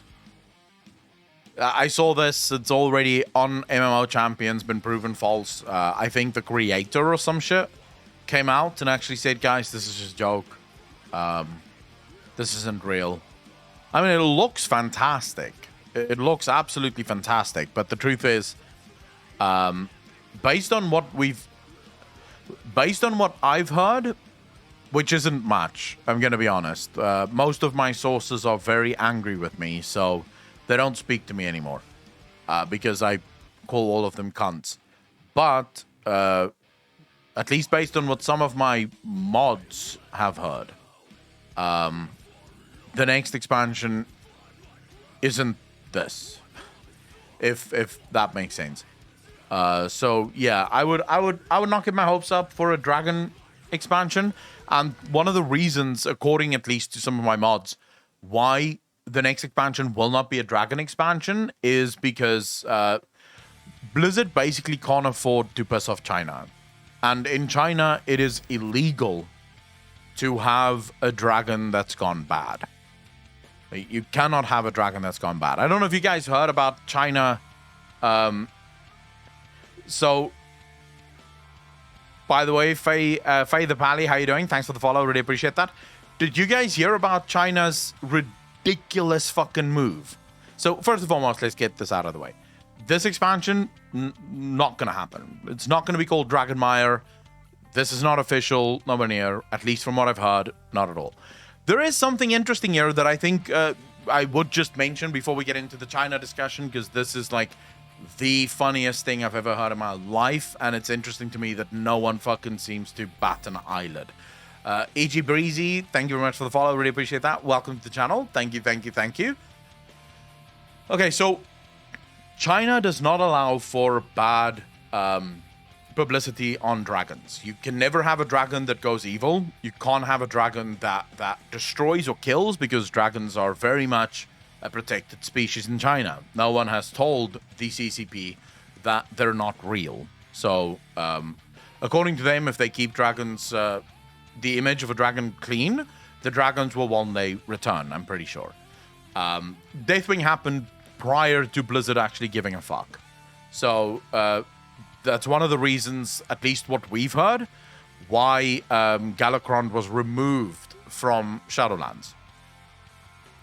Galakrond was removed because it would never have made it into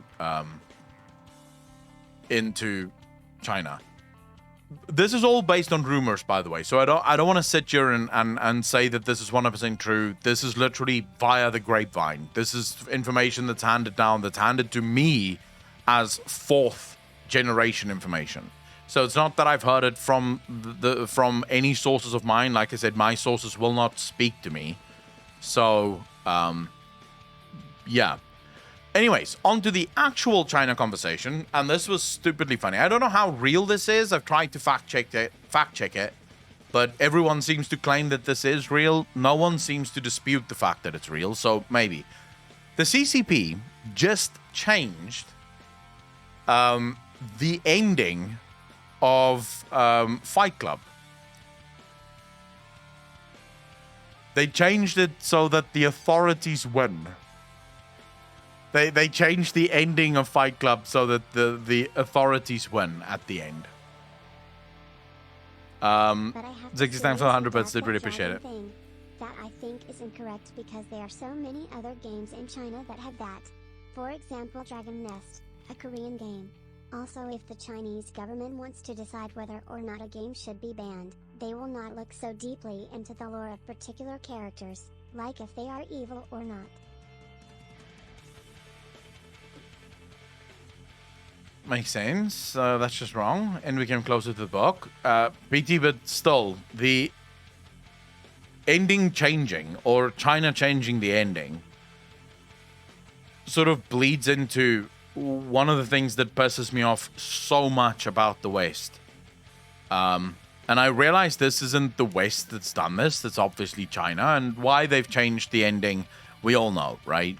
If you have authorities winning, this is good for China. China, for example, there are rules about making movies in China. If you want your movie to be distributed in China, for example, the movie cannot have the government be bad ever. So if, for example, Hollywood wants to make a movie where the bad guy is Chinese, the government may never be seen as evil. So you can't make the government sort of the bad guy in the movie.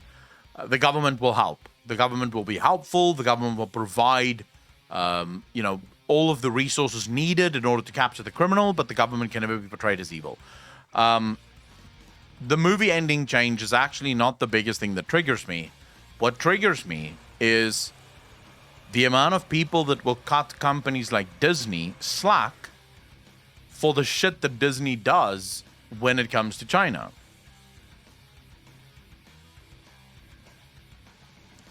How many of you know about the movie posters that were changed for Star Wars in China? Tibet, how you doing? They literally removed the black guy from the movie posters for China because the Chinese government wouldn't allow a black person to be on their movie posters. This is the same company, by the way, that preaches to the West how the West is racist, how the West is evil, how the West is this, how the West is that, how the West needs to figure their shit out. But then it comes to China, and that same company is like, no problem. We don't mind. We'll remove the black guy. It's not an issue. You know, we'll take him off the posters to ensure that we don't offend you. Now, name something that's more racist than that in the West today. Not the past. You can't go like 50 or 100 years ago. Right now, name something that's more racist. Imagine if that happened in America. Imagine if in America they refused to do a poster with Morgan Freeman on the poster. How angry do you think everyone rightfully would be if the movie had Morgan Freeman in it and they decided to put two white guys on it, and it turns out that the reason they chose two white guys is because they didn't want a black guy on the poster. They wanted to appeal to the KKK. Every single person would be like, what the fuck? Are you fucking serious? Jesus. What is this? Right? And yet we don't bat an eyelid when it happens in China. When those same things happen in China.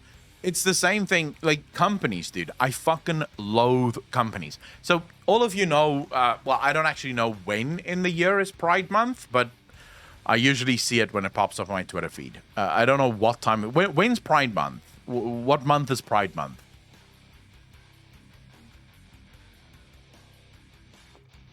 June. Let's say June. Yeah. So during Pride Month, you always have the same thing happen all over the world. Everyone knows exactly what it is. Every company in the West changes their little Twitter handle, their profile pictures everywhere changes to the pride flag. Yeah? Every single company. Because obviously that's what you want from your bank. You want to know whether or not your bank will allow gay people to bank there. The answer is yes, absolutely, because the bank just wants people to bank there. But that's, of course, an important thing. Funnily enough, not a single one of these Western companies ever changes their profile pictures in Saudi Arabia.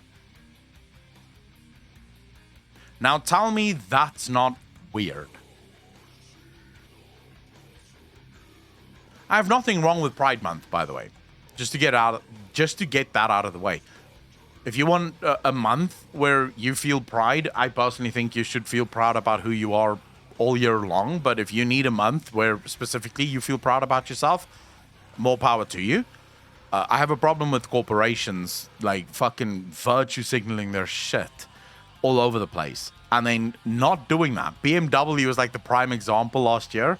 BMW, every single country's BMW logo were changed to Pride Month, except for Saudi Arabia, which stayed exactly the same. No change. Explain to me how that isn't the prime example of virtue signaling. Because if you truly believe that, if you truly were behind the Pride movement and you really believe that gay people deserve protection and that gay people deserve support, would Saudi Arabia not be like the main place you want to put that profile picture? Like a place where gay people can literally be killed for being gay. Wouldn't that be like the prime location to start pushing your agenda? As opposed to the West, where most gay people just exist and no one really bats a fucking eyelid. It's weird to me. It's super weird to me. Yeah, the funny thing is, that's literally what it is. The fact that everyone wants to preach to the West about how bad they are, how evil they are, how we should change, and then those exact same companies go around basically highlighting their hypocrisy. And then no one in the West bats an eyelid. All of these social justice warriors say nothing about BMW, who doesn't change their profile picture in Saudi Arabia. It's ridiculous to me. It's fucking ridiculous to me. It's also funny how the feminists never speak about the treatment of women in Saudi Arabia. Have you noticed that? It's strange. As you're not one of the to shy away from controversial topics. No, the more controversial, the better. Ikari? I like pissing people off. If someone is pissed off by what I'm saying, they're stupid. That's why. Like, the only reason you could ever find any issue with what I'm saying right now is because you're uninformed and you're unintelligent. There's literally no other way. So yeah, I enjoy pissing people off. It's quite fun. What is the waste? Buy oil from Saudi Arabia? Another very good question, right? By the way, that's why the West says nothing about the treatment of women and minorities in Saudi Arabia. Because they know when Saudi Arabia says, fuck you, you're not getting oil, they know they're fucked. Right? But it's funny, it's just funny to me how feminists will go on and on about the treatment of women in the West, which, by the way, look how far we've come. I would make the argument that we are equal and we are being treated equal, and under the law, every single person is 100% equal. And yes, are you going to find areas where there's still discrimination? Of course, but the question you have to ask yourself in this instance is, what is it that you're shooting for? What is the goal? Because if the goal is that we never have any misogyny ever again, you have unrealistic expectations of the human race. We will never be able to solve that. Never. If that is your goal, it is a goal that is completely and utterly unattainable. We can get close to it. We can get to the point which we've kind of done, where we basically have no discrimination against anyone under the law. That we can do. But individual assholes will exist, and we can't change that. There's no way to change that. The issue is you have these feminists who keep screaming at the West for the poor treatment of women that for some reason I can't see, but maybe that's because of my male privilege or some shit like that, right? But they scream about this, but they're dead silent about the woman getting beaten publicly in the fucking street in Saudi Arabia. Dead silent. No, that's fine. That's fine. Of course you can beat women in the street for wearing something a little provocative.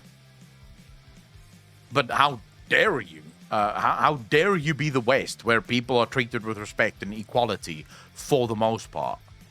How dare you? It's ridiculous to me. Pity, you said that the ending is closer to the book.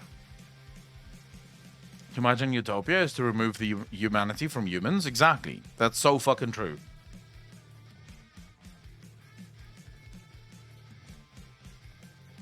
Evander, which entitlements and basic rights do you not have? The thing about movies that write the Chinese government as bad most likely cannot go into cinemas. They are sad, but true.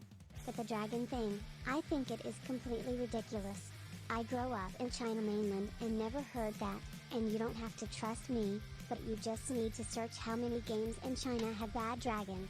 Someone said here that it is about cloud serpents. So not so much Western dragons, but cloud serpents that isn't allowed to be evil. Someone said that. I just saw there's like massive amounts of articles about dragons and the offense of China or some shit like that. So that's what I've seen. But someone said it's about cloud serpents, can't be.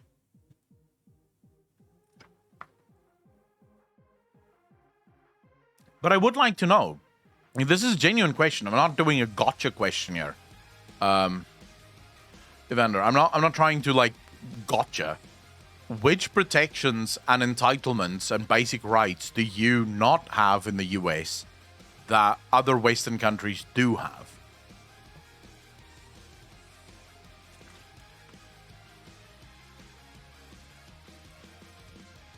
Education, healthcare, longer maternity leave, paternity leave whatsoever, other necessary social programs every other country of the same status of the US has. We have none of that.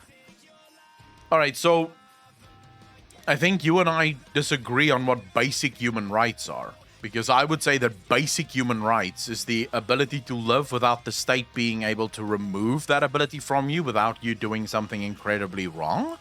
Yeah? And your ability to pursue happiness. I would say those are the only two basic things that you have a right to.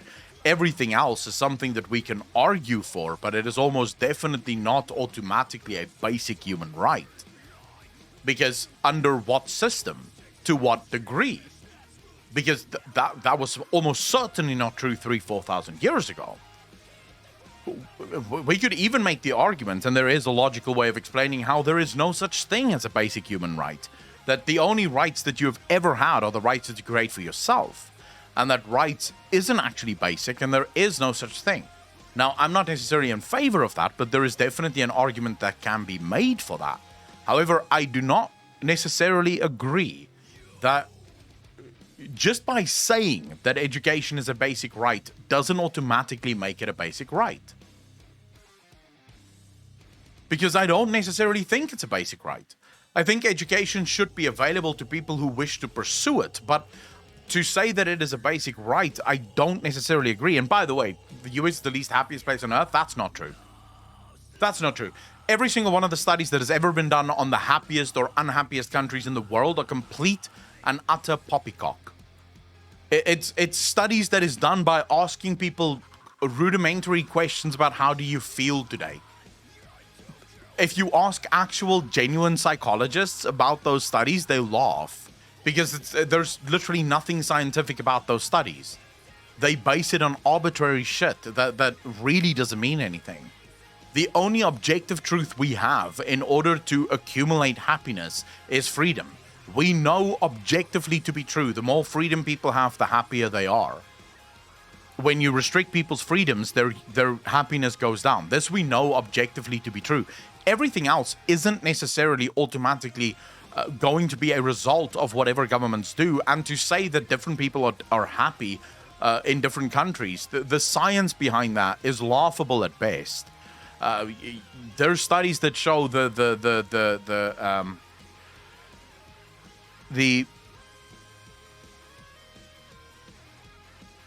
I'm trying to think what the English word is for this. There's organizations that would track sort of the availability of basic things. Yeah. So the ability to get basic things for you. Yeah. In your normal life. They'll track things like that. And then based on that, people will sort of make crude suggestions like this must be the happiest country on earth because look at all the things that they can have. But that's not automatically true. Because based on the science, there's no backing of that. The science is incredibly sketch. It's basically magazines that runs out of articles that want to do a quick article that gets a bunch of clicks. That comes up with these weird titles like Finland or whatever is the happiest place to live on earth. But then if you go speak to most Finnish people, they complain like the rest of us. They have complaints too. they get angry too. I don't think that simply saying that education is a basic right makes it a basic right. Because at the end of the day, what do you think should happen? What do you think should be? Do you think the government should provide education to all?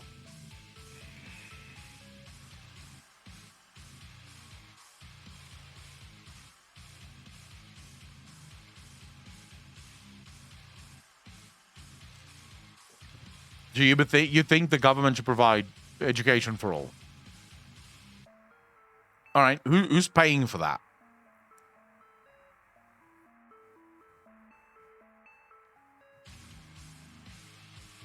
No, I'm saying people say that education is a basic right.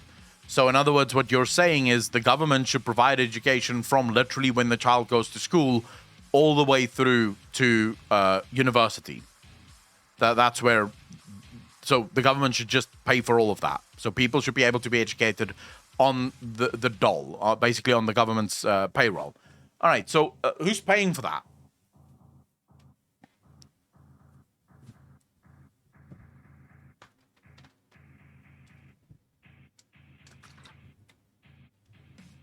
Evander, we're not talking about the military budget, because I can 100% agree with you that the military budget of the US is completely and utterly fucking ridiculous. That's not what we're talking about now. We're talking physically about who's going to pay for this education. All right, so people say it's going to be done through taxes. Okay, so first and foremost, we have a big problem, perhaps one of the biggest problems. Governments are incredibly inept at actually applying and allocating taxes to the things that is required. The most recent audit on some of the best countries in the world show that governments basically waste $5 in order to spend $1. And that's some of the best countries in the world. They average about $5 of waste in order to provide $1 worth of service. So governments are incredibly inept at actually applying the funds where it is necessary.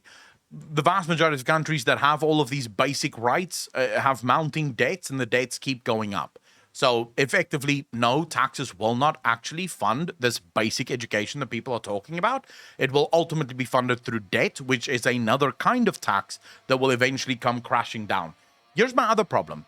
Why should I, who didn't go to university, yeah, I did go to university, but in this...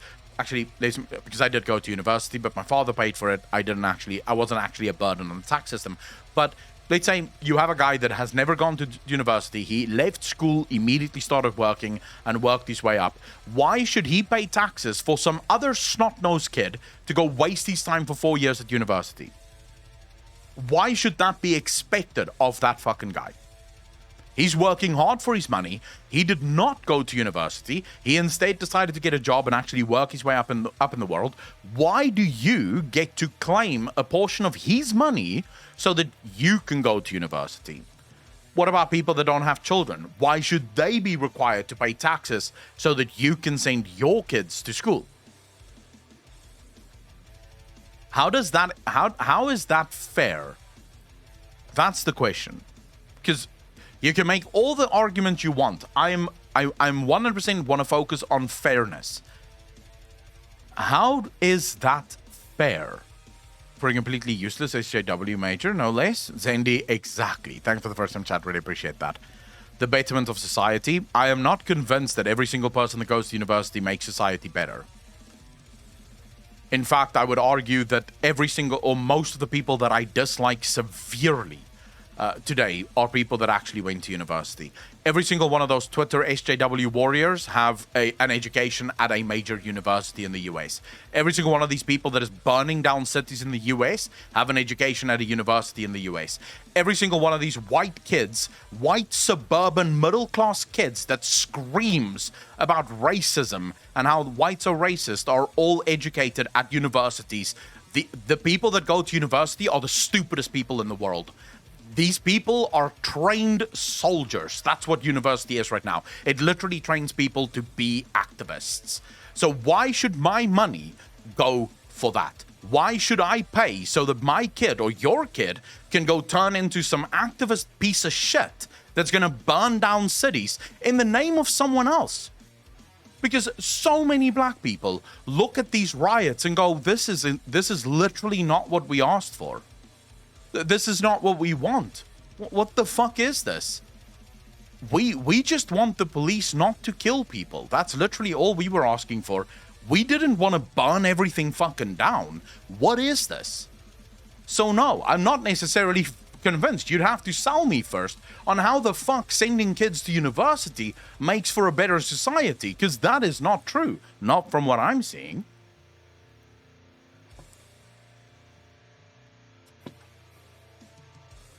Date War, I actually agree with your statement in general. Yes, a smarter, more educated society should turn into a better society, but that is not what we're getting in universities today. So I'm asking again, and by the way, it is no surprise, it's no accident. It is no accident that young kids are coming out of high school, going into university, coming out of university as complete and utter social justice warriors. It is no accident. You want to know why that happens? You want to take a guess why that happens? Because the government is bringing up your children. Parents have decided to give the government the ability to raise their kids rather than raising their kids themselves. And what do governments want? Governments do not want free-thinking folk. Government wants soldiers. It wants people who will fall in line. So when you send your kid to school under the banner of government, the government will raise your child to fall in line. When the government says don't go out, you don't go out. When the government says kneel, you kneel. When the government says do this, you do this. So I am not convinced that my tax dollars should go to your education. And we still haven't gotten to the point where someone explains to me how it is fair. How does my money belong to you just by order of you wanting something? You want to go to university, but you don't get my money. My money shouldn't belong to you just by order of you being born. Why? Why do you get to claim my money? It's the same sort of argument against billionaires. Billionaires shouldn't exist. What the fuck are you talking about? Are you saying Elon Musk shouldn't exist? Considering the things that he's doing for humanity, considering the companies that he's built, considering the stuff, the research that he's trying to do in solar panels and batteries and shit like that, why shouldn't he be allowed to profit off of his innovation? Because it is his innovation. You did not come up with those ideas. You were too stupid to come up with those ideas. But now you want to take his money because you're too fucking stupid to do it yourself. Now, somehow, his money belongs to you. And by the way, I'm too stupid too. I could never build a company like Elon Musk. I'm far too fucking dumb for that. And I'm not sitting here pretending that I'm not. But the argument that somehow your shit belongs to me because how dare you make money is a stupid fucking argument. Because the funny thing is that all of these people that want billionaires not to exist only want it because they have no chance in hell of ever being a billionaire. But if they were a billionaire, they wouldn't give that money back. Hassan is a very good fucking example of this, by the way. Hassan is the most perfect example of a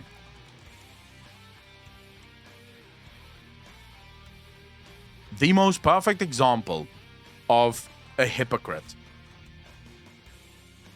This is the hypocrisy that I'm talking about. Just the unabashed, unbridled hypocrisy that people have. Hassan sits there, and I literally watched this clip where he's sitting there after his income leaked, right? He's making $750,000 a month, and that's only on Twitch. People start coming after him. They're like, dude, why are you making so much money? What the fuck? And he's like, well, if you don't want me to make so much money, then you should tax me more. I'm like, what the fuck are you talking about? If you truly felt that it was unnecessary for you to have that amount of money, why wouldn't you give like almost all of it away? So in other words, you'll only be a good person if the government forces you to be a good person. Otherwise, you're more than happy to be the evil rich fuck you always talk about. I'm sorry, no. Hassan is actually correct. It's his money. He can do with it whatever the fuck he wants. He's just too stupid to realize that he is correct in his original stance. It's incredibly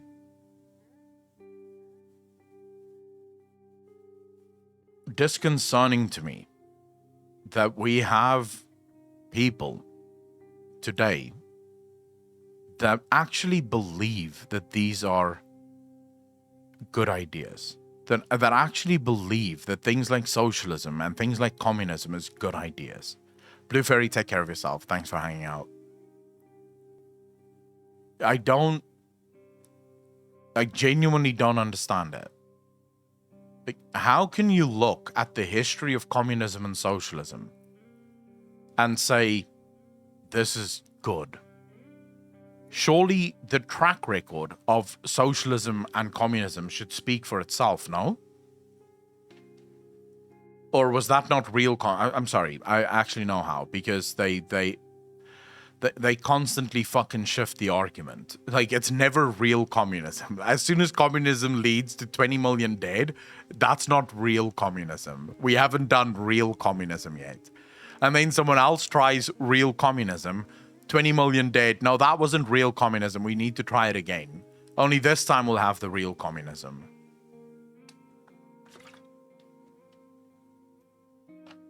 And communism, like idiots. True.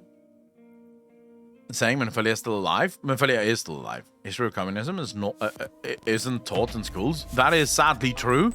That is so fucking true. That is so true. Unknown Matthew, thanks for the 5 gifted subs. Really appreciate that. Thank you, comrade, for redistributing that wealth. I didn't even need a gun to put to your head for you to distribute your wealth. I really appreciate it, brother. Can we get some hearts in chat?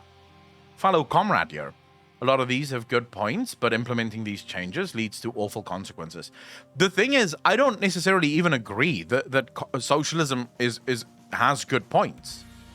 People look at the truth around them. One of the wealthiest people in any given community is the person in charge of trash removal. I mean, that's actually quite true. I think he wants to be taxed, though, and he does donate some of it. Some of it means fuck all to me, because I donate some of my money, and I'm nowhere near as rich as he is. I feel it's right to say, give it all away then, however. I don't think socialism, communism as a whole is the way, though. Brittany, the thing is, he riles against the rich consistently on his channel about how they should be taxed 70%, 80%, 90%. Just take all their fucking money, right? Him and his uncle, they're both stupid as fuck. But they rile on this, yeah? Then give 90% of your money away. If you truly believe that rich people do not deserve to be that rich, then take 90% of your money and give it to charity. Because charity is a form of taxes. Charity is a form of taxes. You're bypassing the government. You're actually giving it to someone that will use the money wisely, because you can actually track what they're doing with the money. But the whole argument of I'm only going to be a good person if the government forces me to be a good person means that you're a pretty shit person to begin with. Because you shouldn't need the government in order to be a good person. If you were truly a good person, if you really had principles, first and foremost, if Hassan actually had principles, he wouldn't be streaming on Twitch or YouTube. Literally two monoliths of capitalism. If you want to talk about if you want to talk about capitalism, then companies like Amazon and YouTube are literally at the forefront of that. If you think about how people get famous on YouTube, if you think about how people get famous on Twitch, there's no pussyfooting about it. There's no greasing of palms. In fact, I believe YouTube to be the most true version of free markets anywhere in the world, because it's literally a supply and demand.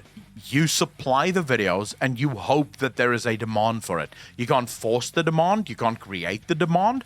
The demand either exists or it doesn't. And if it doesn't, you have to shift to what the market wishes to see. Those are your only options. Someone like Hassan, someone like Vosh shouldn't be on those platforms. They should start their own communist one, where, I don't know how the fuck they're gonna do that, because communist countries have never been able to come up with shit like that. The majority of wealthy people worked hard to earn that money. Most people don't know. Look, the issue is,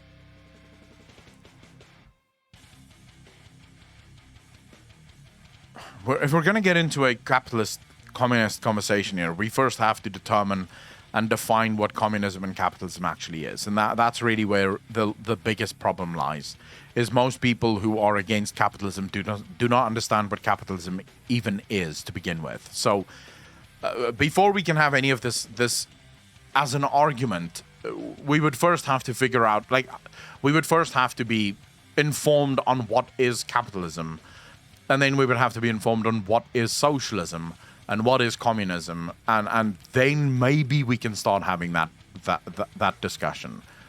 Don't like that argument either. It's a lose-lose. However, I do think it's about using what's available to build something reaching others. It's almost like saying just give up. World's fucked anyway. Brittany, the thing is that these people aren't, though. Do you really think someone like Hassan actually believes the shit that he says? Do you honestly think? Because Hassan loves to say that he cares about poor people. Do you really think Hassan gives a fuck about poor people? The dude doesn't even know what it's like to be poor. He says it because it gives him money. It resonates with all those fuckers that went to university on the government's dime. They're listening to Hassan and it gives him money.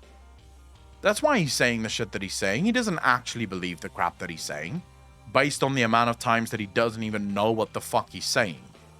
So, the truth of the matter is that it's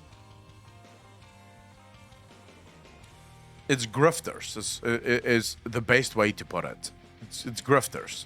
It's people that is using the system, riling against the system, but still nevertheless willing to profit from said system. And they're not living their principles. Karl Marx, the father of communism, actually lived his principles. He actually lived his principles. Karl Marx refused to take jobs that was run by capitalist industry. He refused. The man died poverty-stricken, but he stood on his principles. You can say a lot of things about Karl Marx, but one thing you can't say is that he wasn't at least a little bit fucking principled. The truth is, Praetorican, when people say Karl Marx couldn't hold a job, they leave a lot out about his life. It's not that Karl Marx couldn't hold a job. It's that Karl Marx refused 100% to ever bow to the capitalist system. So he lost a lot of his jobs because the newspapers would come to him and be like, look, you have to change your stance. You have to stop writing like this. It's offensive. And he would be like, no. This is what I'm fucking writing. If you don't like it, you can fire me. And then they would fire him. Right? So to say that he couldn't hold a job, it's not because he was lazy or he was a bad worker. He was a very hard worker. But he just wouldn't accept... he just wouldn't bow down, if you will. So I don't have much time for Karl Marx because he was an idiot. But I do think you should at least praise him a little for his principles. He did have principles. But again, I think some people do mean what they say. If not, then everyone's a grifter for not being homeless. Brittany, it's not that they don't mean what they say. It's the reasons why they say it. There are definitely believers. There are definitely true believers in communism and socialism. These are the people that is willing to go to war for communism and socialism. Right? They're willing to go to war. I can guarantee you right now, if the war breaks out, Hassan will not be there. He'll be on YouTube cheering you on, but he will not be in the streets. He will not be on the front line. Loki, thanks for the follow, dude. Really appreciate that. He'll be on YouTube going, yeah, guys, bring on the revolution. But he won't be on the street. He won't be in the front line. He'd be more than happy to send other people to their deaths. He himself would not be there, though. That's what I mean when I say, like, does he believe that socialism and communism will fix the world? Yes. He lives in that fantasy land. For some reason, he lives in that fantasy world where one system is going to fix the world. I don't know why, but, whatever. Fact of the matter is he a true believer? Is he a principled believer? No. No, he isn't. Not even close. Sounds like copium, but I don't know the guy. Too many hippo people out there. No problem, brother. Been watching your stuff for a long time on YouTube. First time catching the stream. Loki, welcome to the stream, bro. Happy to have you here. Shouldn't fix South Africa. Panna, that's so true. It didn't. Capitalism and communism are both bullshit. Long live feudalism. And I am the king. Yeah, all right. Yeah, you would say that if you are the king. If you don't manage to be king under feudalism, you're fucked. So I would say I would be for feudalism if I can be king. But if I'm not going to be king, I don't want to have that system.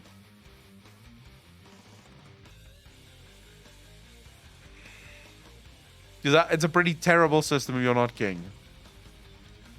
But I would be a gracious king. Mechanical monarchy. Of course you do 6-6.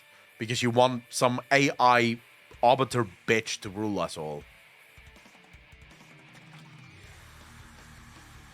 I wish I had the...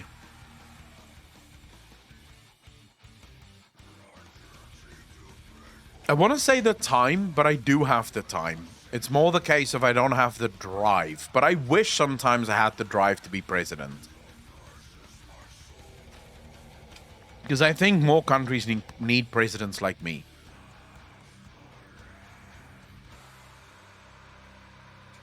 I would literally walk into office and I'd be like, all right, guys, thanks for voting for me. It's been amazing. I'll see all of you in 4 years. Good luck. Have fun. Make yourselves happy. The police will be there if, in fact, someone else tries to steal your happiness. But take care. And then I would leave. And I would shut down the government. I would shut down the Houses of Parliament. I would shut down the union buildings. I would literally shut down everything. Just the police. That's it. You just have the police, and their only job is to ensure that people remain free. That'd be my political position on everything. Anyone smart enough to do the job is smart enough to know they do not want it. True. And the roads? People can do their own fucking roads. Nothing stops a neighborhood from getting together and saying, hey guys, we need to fix the roads here. Let's get a company that can fix the roads. You don't need a government to do it. It's just easier to get government to do it. But it's not as if you need the government to fix roads. There's plenty of companies out there that would be more than willing to take your money to fix the roads. No, there wouldn't be taxes. There would probably just be a police force. And if I can, that would be privatized too. So you pay the police and they keep you safe.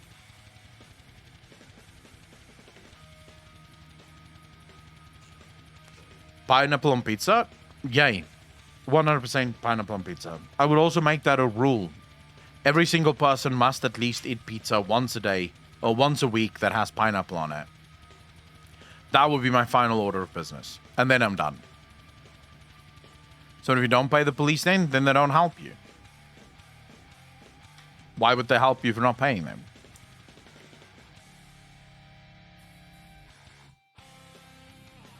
Police one would get corrupt though? I don't think it would. So allow me to explain to you guys how it works in South Africa. In South Africa, the police are completely and utterly incompetent to the point where no one phones the police for anything but a number so that they can go to the insurance and claim. No one phones the police if they're in trouble. You want to know who you phone? You phone your private security company because they will actually show up. The private security company. Almost every single person in South Africa has private security for their home. Which comes with panic buttons, alarm systems, window alarms, sometimes even cameras on the outside. There's a bunch of private security companies in South Africa that you can choose from, so there's a lot of competition in the market to ensure the prices are fair. Every single shop in South Africa usually has a security guard outside the shop or standing in the door. Right now, most of the security guards stand in the door to spray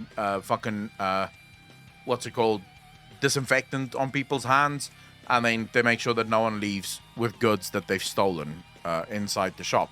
So most people in South Africa have taken security, policing, into their own hands. They've basically said, look, we'll keep you safe. And the truth is they're faster and more efficient than the police could ever be. Ever. Now, we could absolutely have the argument over whether or not a private police force is a good thing. And I can absolutely see the points that people make when they say it is open to collusion and who then stops the police from becoming militant.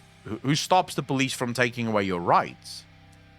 My argument to that would be, who's stopping the police now from taking away your rights? Have any of you seen the New York Police Department? Those people are doing the Lord's work when it comes to dictatorship.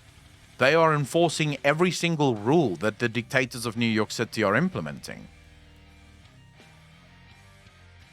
Entire families, along with kids, are getting arrested because they went into a restaurant not being vaccinated.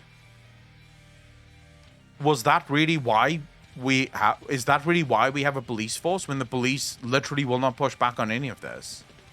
I can see you saying to the family, listen here, get out. We don't want unvaccinated people here. But to arrest them? What makes you think the police right now isn't evil and isn't horrible?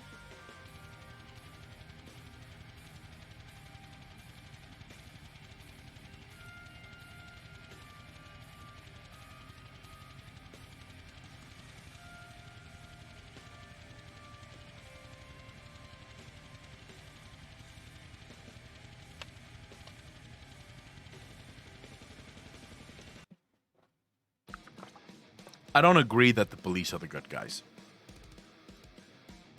I don't automatically... Are there good people in the police force? Yes. Is the police good? No.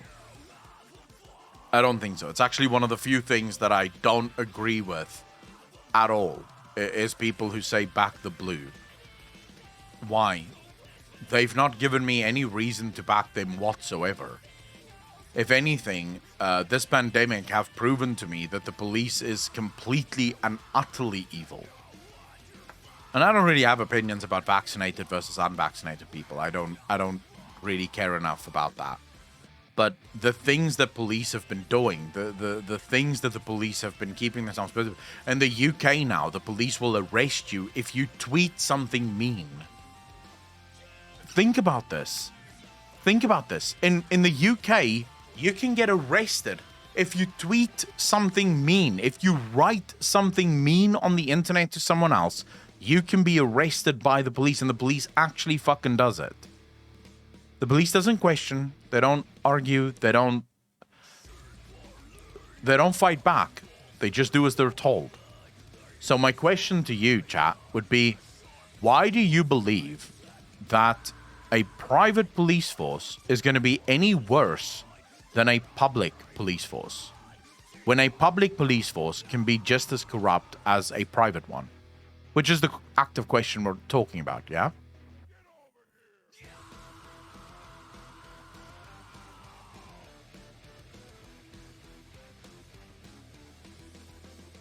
Dead War, the truth is, that's not automatically just the police. In Texas, for example, a few years back, there was a man who walked into a shopping center with a gun, who wanted to shoot a bunch of people, and a civilian took out their gun and shot the guy who wanted to shoot up the place. He also didn't run away. That's more a type of person. Some people will run away from violence, other people will run towards it. So you don't necessarily have to be a police officer. There's plenty of people that would do that anyways, whether they're police or not.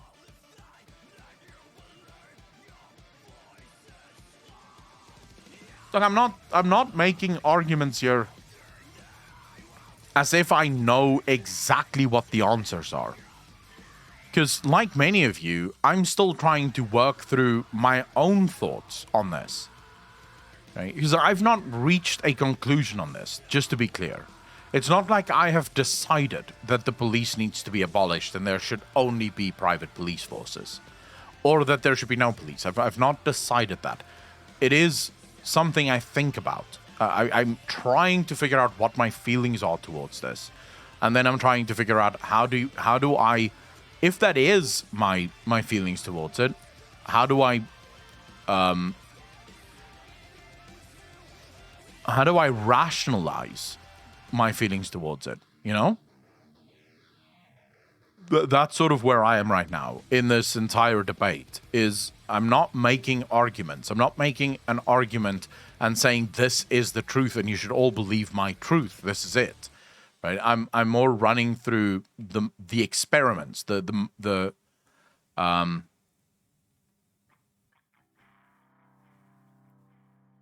guess you could call it the mind game of it.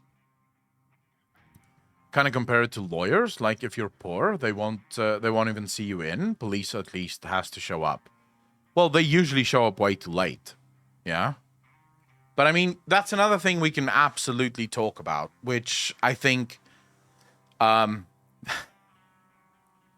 a lot of people like to say, yeah, government is necessary because of the law, right? And access to the law. And then it's like, wait, but under the current system, there is literally zero access to the law. The access to the law only exists for the rich. Think about this. Imagine you want to sue someone today. Someone did something to you and you want to sue them. How hard is it to sue someone in the US or anywhere in the world? How expensive is it to sue a company if they did something to you that is wrong? It's almost impossible. You'd go bankrupt before that case is done. You'd go fucking bankrupt. The thing is, the expensiveness makes it hard. You can say it's easy. You go to a lawyer and you file the lawsuit. But the fact that it's so expensive means that only the rich can do it. For the poor, if you have no money, you have no access to the law whatsoever. The only thing you can hope for are these grifter lawyers that's willing to do, sort of these mass action lawsuits. And then you have countries like South Africa where mass action lawsuits are actually not permitted. So for poor people in South Africa, there's not even that avenue. So at the end of the day, you're physically stuck or class action lawsuits. Yeah, that's the word, right? As a poor person or as a normal person, you don't actually have access to the law under government. That is a perk that only exists for the rich. They have access to laws and to courts, and they can sue whoever they want, and they can sue back and forth, and they have the money. They can afford it. If you're poor, not so much.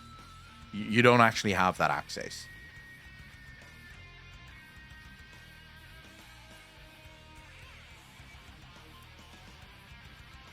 At the end, you sue on a class action for $1 million, but end up getting $10 back. Dead War, I agree with you. So, to be clear, I 100% understand the anger that people have towards the rich. I 100% understand it. I am not for a second sitting here arguing that you have no point and that there's nothing wrong with the rich. That has never been my argument, and it will never be my argument. I fully understand why people have such a problem with the rich. Because let's be real.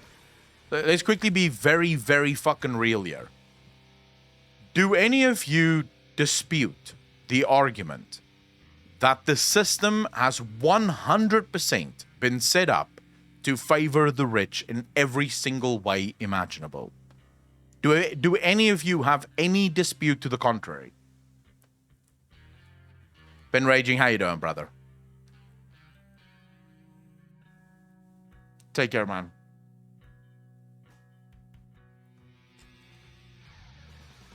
You disagree, W? Thanks for the first time chat, by the way. Why do you disagree?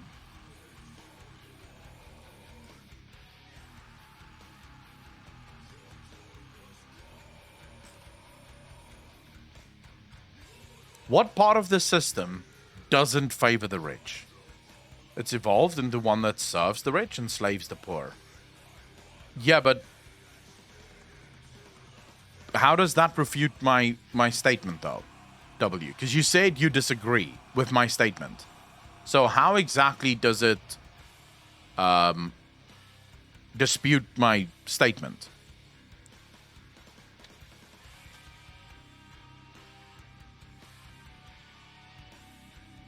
It doesn't matter how it was intended.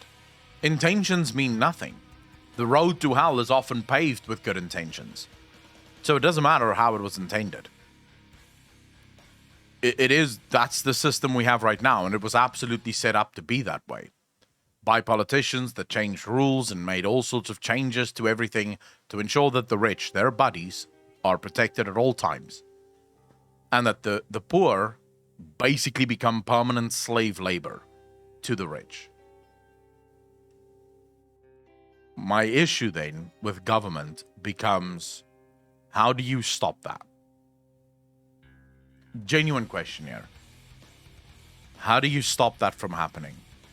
If you're gonna tell me that you should have a government, then I need to know, how do you make sure that that government doesn't eventually become that? Because America is actually the best example we have of this. Let's go back to the founding fathers and what they saw America as, what they wanted America to be.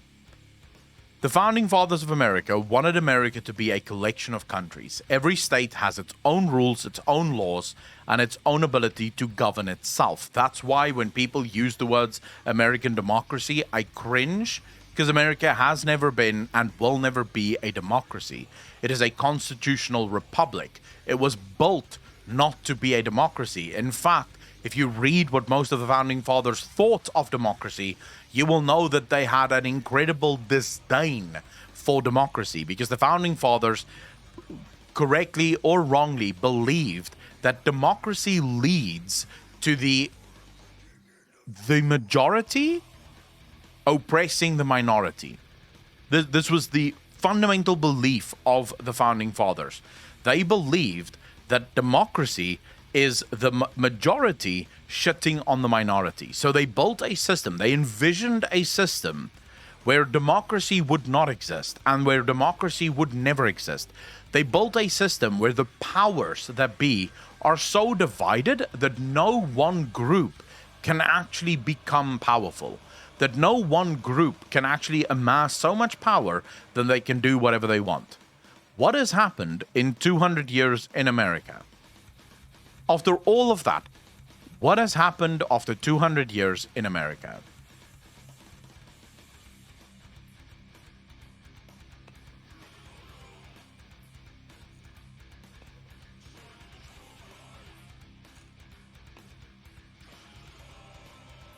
Slowly but surely, and Loki is correct there, it's been picked apart. W, you're correctly as well.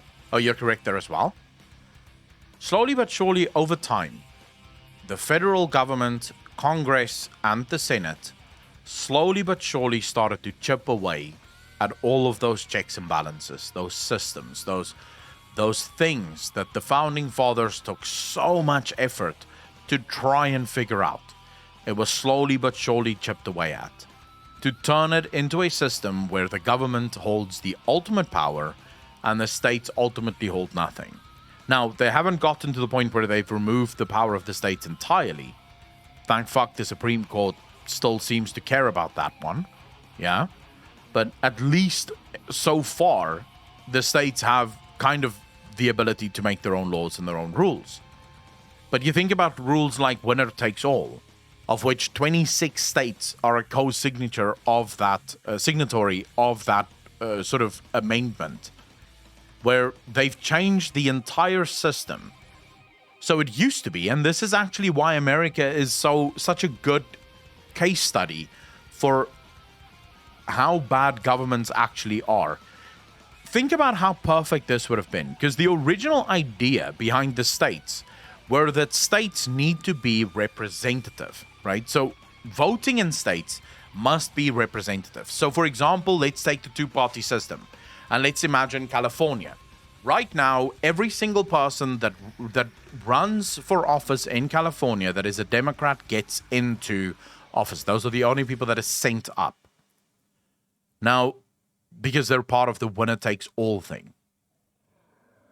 If you remove the winner takes all, what would have happened is some congressmen from California would have been sent up, congressmen and women, and some Republican, depending on how the people voted. So it would have been representative of the voting structures within the state. So if the Republicans wouldn't basically be completely useless within California, if that was in fact the case, if it still had a representative election process. But thanks to how states think, and because they want more power, they've decided, no, will instead say whoever wins the state gets it all. And truly, it's actually the American people that gets fucked. Because the American people, no matter who you are and no matter on which side of the aisle you're on, right? Doesn't matter which side of the aisle you're on. It's the same is true for Republicans in Texas. You are absolutely correct, Dead War. I'm not for a minute you're sitting and saying Texas is any better, right? But think about who suffers at the end of this. It's the people that suffer as a result of this. Because the people in America are constantly being ruled over. Like, at least 50% of your life you will spend being ruled over someone that you did not vote for. And you would be forced to pay taxes to a government you didn't vote for. You'd be forced to abide by laws from a government that you did not vote for. You'd be forced to watch as a government you did not vote for go to war. At least 50% of your life, this is what will happen to you. And it's all thanks to the government. So my question, if there is a question even here, but my question would be, how do you stop that from happening? Now, the anarchist solution to this is to say no government. Because at least with no government, you have no one that can sort of slowly but surely take away those powers. Now, I hear the arguments and the criticisms against anarchism as well. Because now who stops anyone from deciding they're the king? Yeah? How do you stop that from happening? I don't know. Maybe everyone has the same amount of guns and then, you know, anyone who tries to become the king just gets shot and that deals with that, right? So, yeah, we give every single citizen in the country a nuke, a tank, and a gun. And we go, right, all of you are armed to the fucking teeth. That means none of you want to go to war because it would be a fucking bloodshed. You know, it would be absolute chaos if we went to war. That's maybe one of the ways you could try and fucking fix that issue. But outside of that, I don't... If you go back to the government thing, I don't think... It's not obvious to me that any government you can dream up will not ultimately end exactly the same way, where the government takes too much power for themselves. How big is your toes? Kick W? Carl, what do you mean? How big is my toes?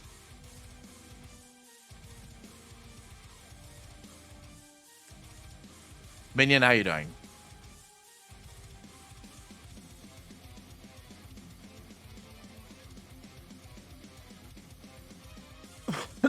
Yeah, I love Milton Friedman.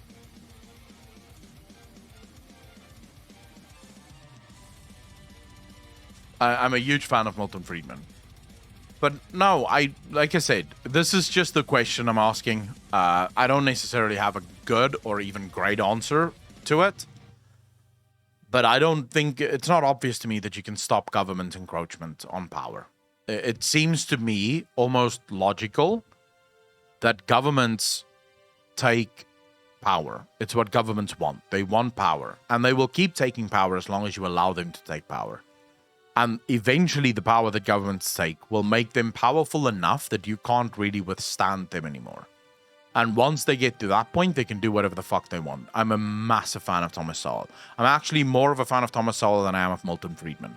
I enjoy Milton Friedman. I love Thomas Sowell. Very fucking based guy. Love his stuff.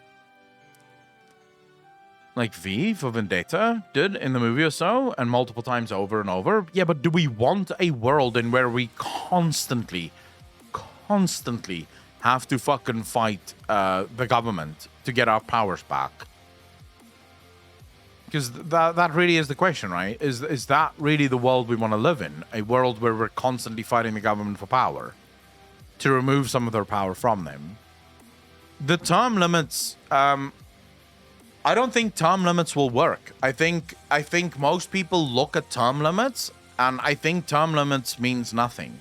Because I don't ultimately think that it is the people that get into Congress that makes the problems. It's the staff. I'm not saying that there shouldn't be term limits. Let me just be clear. Omega, thanks for the follow, dude. Really appreciate that. Welcome to the channel. Thank you. I'm not saying there shouldn't be term limits. But I don't think that term limits is going to solve anything. Because ultimately, I think it's the staff that works there. Because they never fucking leave. They never leave. As soon as you're in Washington, D.C. and working in the system, you never go. You are there forever. Term limits will invite more corruption. Why do you say that, Omega?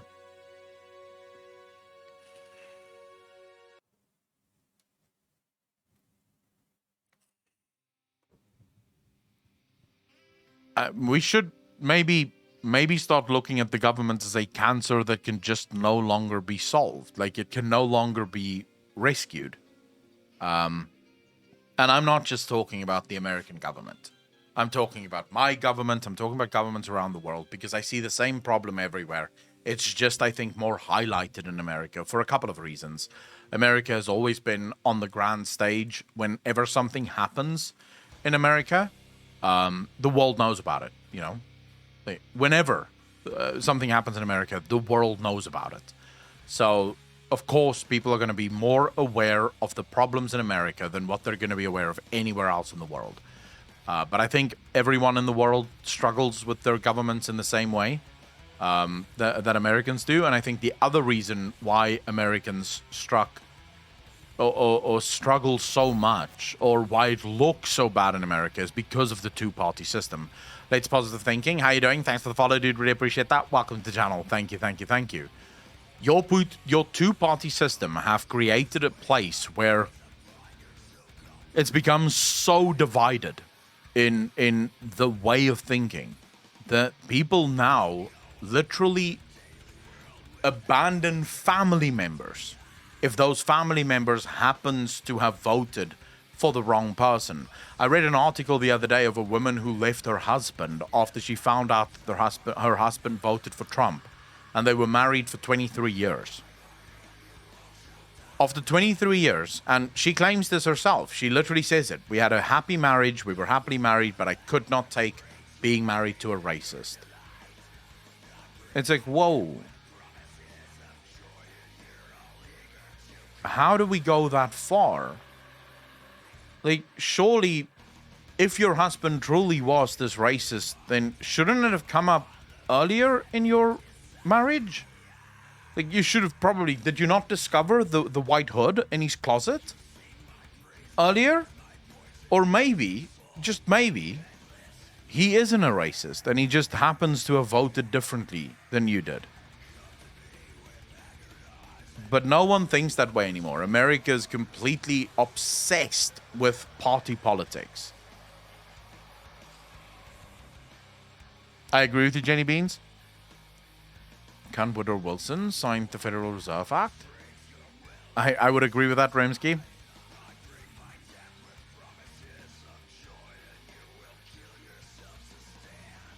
Brander, I would say I used to think the same way. I used to think that the right tolerates the left, but I don't think that's necessarily as true. Now, I will agree with you. You don't really get many conservatives that will abandon family members because they voted the wrong way, according to them, voted the wrong way. Conservatives are more sort of, at least in that regard, there's many ways in which conservatives are incredibly close-minded, but at least in that regard, conservatives are a little bit more open-minded. Like, they're still okay with the government not being that important, if that makes sense. Visify, that is so fucking true.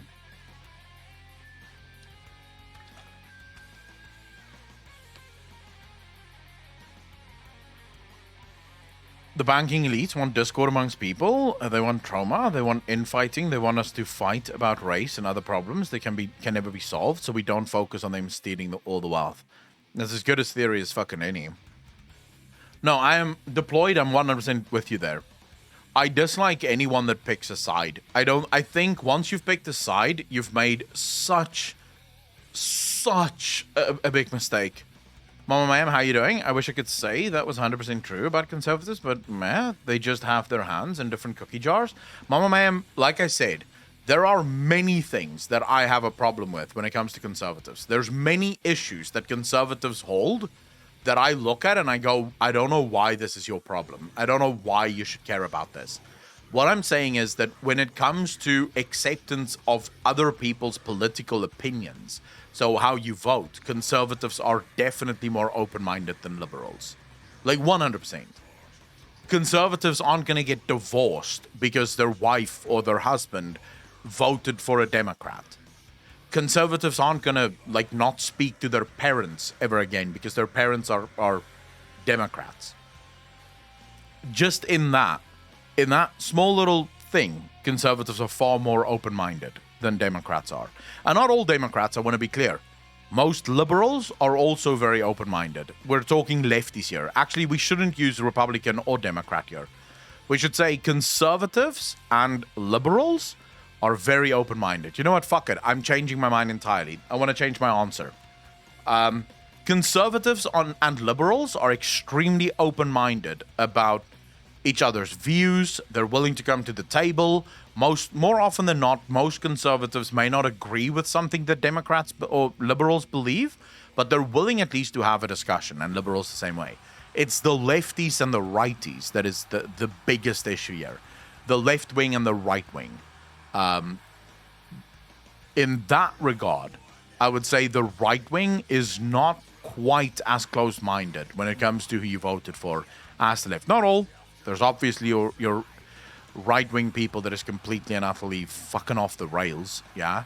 But for the most part, I would say the left wing is far more intolerant when it comes to viewpoints and differing viewpoints. I don't think actual left-wing people in the US act the way it's mostly liberals. Byrne, what do you mean? You don't think actual left-wing people in the US act that way? It's mostly liberals. What do you mean, Byrne? Also, hey, long time no see. It has been a while, Mama Ma'am. Work has been insane, and I finally have a slower morning to come lurk and listen. But still, on that, my own family have threatened to not speak to me for me even considering a different candidate. Like I said, no rule is ever going to apply to everyone. Yeah. So whenever I say that the conservatives are like this, what I mean is the majority, not all. There's always going to be someone, the polls sideways. I think people who are liberals are more likely to abandon friends, etc., due to how they vote. No, but Byrne, that's why I'm saying not. I don't think so. Okay, so this is where I think you and I are disagreeing. We're disagreeing on words and their meaning.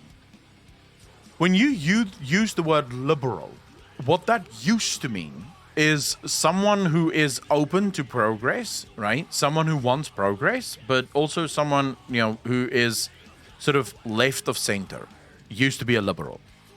A conservative used to be someone who is sort of right of center, right? They're not so open to change, not so open to progress, more close-minded and far more obsessed with culture, history, and tradition. Now, when you say left-wing, for me, left-wing are the people that isn't just left of center. These are people that is so far to the left that they're almost on the right.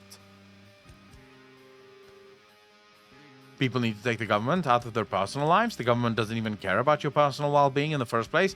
Malabo, like I said before, the only people that should ever really care about the government are those people that is actually getting a blowjob from Kamala Harris or Mr. Biden or Mitch McConnell every single morning. Like if the government is actually coming to your house every single day to give you a blowjob, then maybe you can care. Otherwise, why do you care?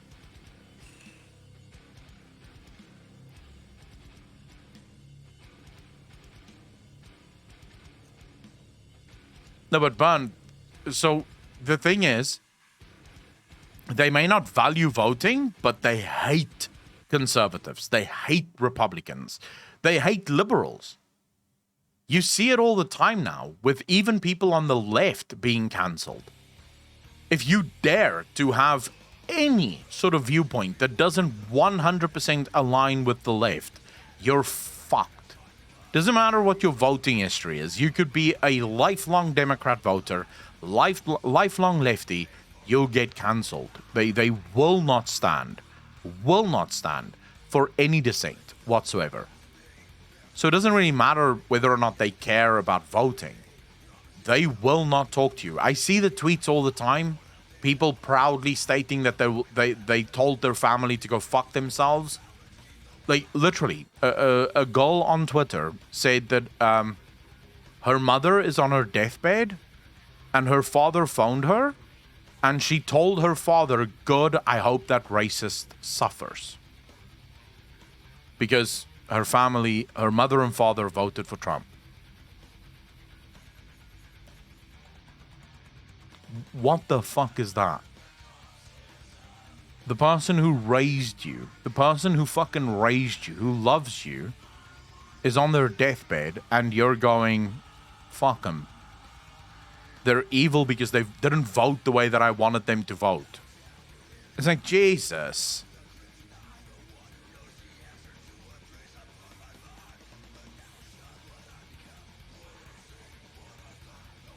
Holy Third, I agree with you. I've always said that in Europe, conservative doesn't mean what conservative fucking means. Like, it's not, the Europeans don't know what a conservative is.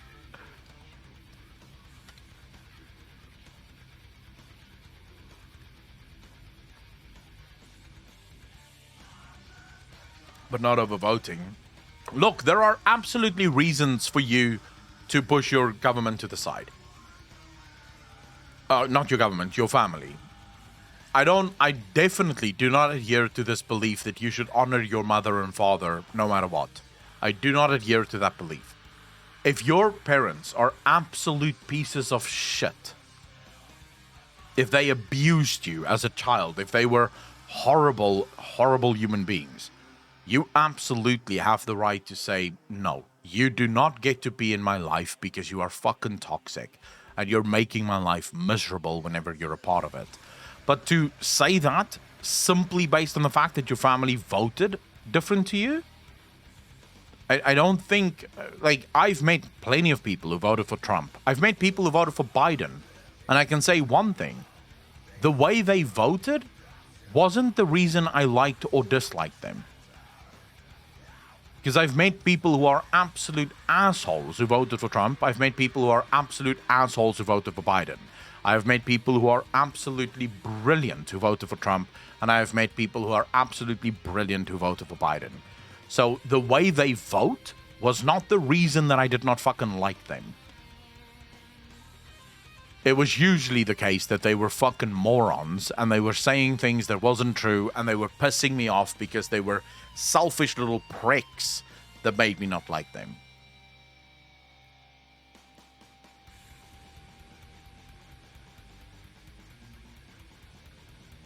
See, luckily I have never voted. In my entire life, I have never casted a single vote. So I can absolutely not be blamed for any of the problems in the world. Someone asked, what is conservative like in Europe, South Africa? So it's very different, even South Africa to Europe. I would say that South African conservatives are far closer to American conservatives in terms of their beliefs. Very religious, very pro-gun, pro-freedom, with one big exception. South African conservatives can sometimes see themselves as okay with government intervention. Only when it suits them, though, which is actually one of the issues I have sometimes with Republicans and Democrats in this regard. So often, right, you'll hear these conservative or Republican, I should say Republican pundits, right? They go on and on and on about little government, small government. We should have small government. Government shouldn't interfere with people's lives. And then they'll talk about how you should pray and worship God in schools. And I'm like, wait a second. So in other words, we don't want the government when it doesn't suit us. But when it does suit us, yes, government, please. This makes no fucking sense. You either have no government whatsoever involved in anything, or you have government involved in everything, but you can't pick and choose the things, and that's sort of usually true. So, for example, a family member of mine, huge conservative, we were talking about government, right? And specifically government and religion. And I say to him, he says the government is overreaching and he hates the current government because they're interfering with his life and he thinks people should just be able to live the life that they want and the government should leave him alone. And I'm like, okay, cool. So if you had a government that came into power, do you think that that government should be Christian and should sort of push Christian values into schools, into government and all the rest of it? And he's like, yes, absolutely. I'm like, all right, but are you listening to yourself? So in other words, the only reason you don't like the government right now is because they're not pushing the right things. You do want the government to push things. You're just not happy with what they're pushing at the moment.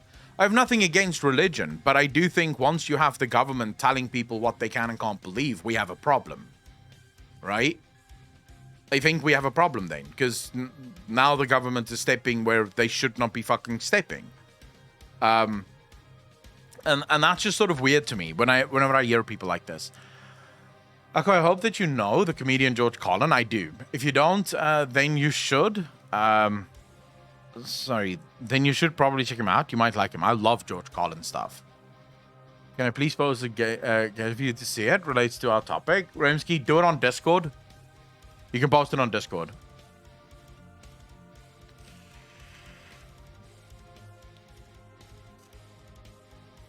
I'll give you guys a great example of where I think this is most relevant. The abortion debate. Yeah? The abortion debate, in my opinion, is the prime example of two groups that wish to tell the other side how they should and should not live. And they want to use the government to do it, by the way. So I'm not interested in the moral arguments here about whether or not abortion is good. I have no interest in that argument. You can have that fucking argument on your own and decide how you feel. I want to talk specifically about what the two groups are doing at the moment. So, you have the left, who say that everyone should be able to get an abortion whenever the fuck they want, right? It should absolutely be a thing. You have the right that says no one should be allowed to get an abortion and abortion is murder. I'm sitting here going, okay, but wait a second. On both sides of these, you're going to need the government to enforce a whole boatload of things. So then the other day, I was actually, I wish I could remember their name, but I heard this conservative guy actually make one of the best arguments I've ever heard. He said, all right, I don't have a problem with you exercising your right to kill your baby, but I don't want to pay for it. I don't want my tax dollars to pay for your abortion. Yeah? And I actually thought to myself, that's a valid argument. If you genuinely believe that a fetus is a baby, and therefore, it's murder to kill the fetus, I can 100% see why you wouldn't want your tax dollars to go to killing children. There were left-wing people losing their fucking minds over this stance. The fact that guy dared to say that. And this is sort of where I'm thinking to myself, wait a second. Why should, if you don't believe in abortion, why should you be forced to pay for it? And this is where we sort of circle back to our taxes discussion earlier with education. And this is why I don't like taxes. Because you do not have the ability to decide what your money is spent on. Your money can be spent on things that you absolutely find abhorrent, and you have no ability to stop it. The funny thing is, not even that is acceptable to the left. Even the fact that you are allowed to kill your baby if you can afford it is not acceptable, because no, you must be forced to pay for it as well. What is that argument?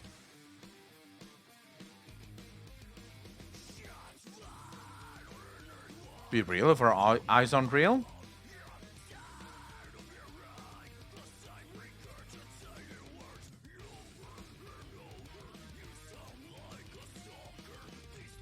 Do you not believe democracy is real? Bun, what do you mean? What do you mean, do I not believe that democracy is real? Because, of course, democracy is real. It's an actual political system that people have the world over. Some people, not all countries, but some countries have democracy, sure. But I don't think that's necessarily a good question. Well, normally in a democracy, you wouldn't say you have no voice at all. You participate. No, you don't participate. But you don't get to participate. Is there any conservative right now in the US that gets to participate in any way, shape, or form in government?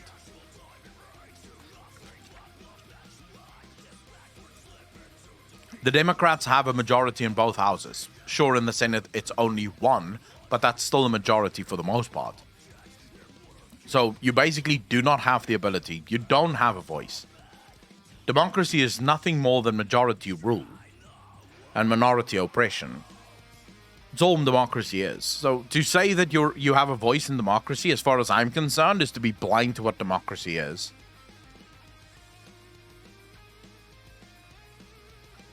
I don't at all. My country in elections, stay safe. Altenar, take care of yourself, bro. I don't necessarily think democracy is a good system.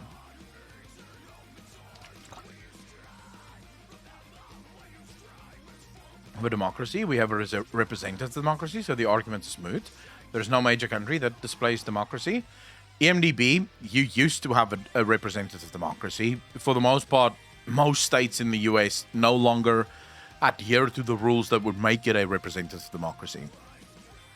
And also, you don't actually even have a representative democracy. You have a constitutional republic that runs along the lines of representative democracies, but not necessarily is a representative democracy. I'm personally just, I don't necessarily think that democracy is a good system, because I think democracy leads to majority rule, where the majority can basically tell the minority what they need to do, and if the minority doesn't want to play along, they'll kill them. Might be wrong, but who knows?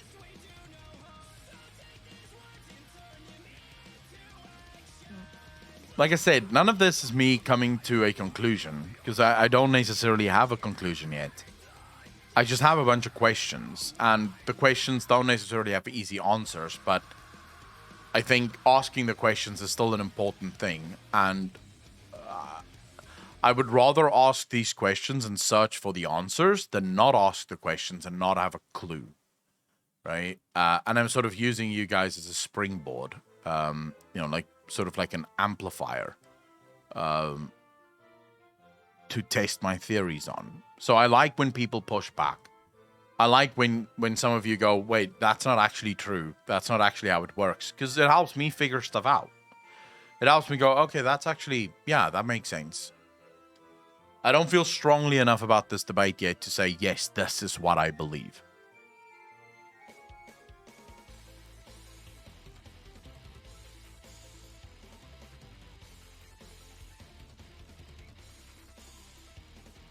Bun Hubbard, I do believe that you should have, I think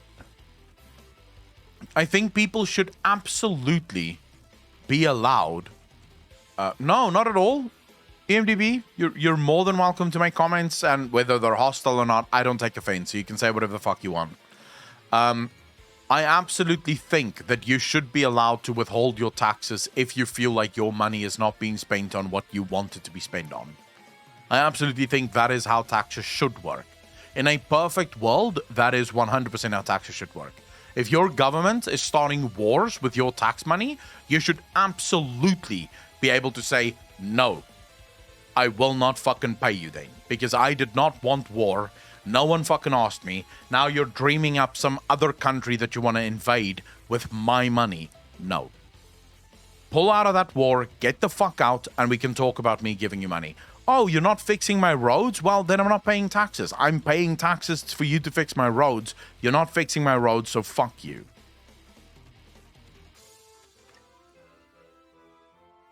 Omega Spy, I think you'd be surprised at how many people would probably pay voluntary taxes if the jobs were actually being done.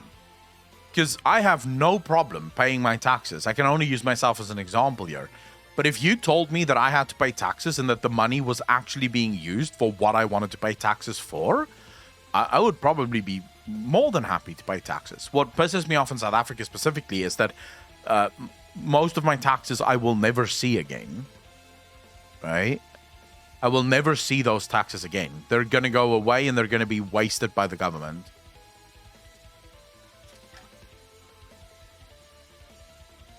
Ukraine mess. The Ukraine issue is very interesting to me. It just feels... It feels like you have two giants that really should not think about going to war. Thinking about going to war. And you have the rest of the people in the world looking at this and thinking, that's a really bad idea. You guys should really not think about going to war. Find a nice way to figure shit out. Maybe play some ping pong or, have a 100-meter dash or thumb war, even if you will. But you two should not be thinking about war. It's definitely not the way to go here.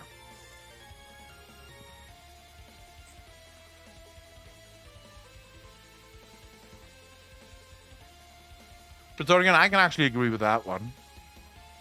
Let me steelman this. If taxes have to exist, I prefer that tax only happen at the state level, where the people of that state have the majority preference for what gets qualified under state funded. Red state removes abortion, and it is not taxed under the government program, while Cali has abortion covered. Their own state government paid by the people of that state only. I can actually get on board with that. Teddy, thanks for the follow, dude. Really appreciate that.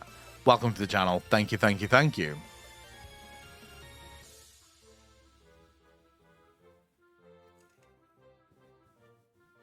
Thanks for the first time chat, bro. How you doing?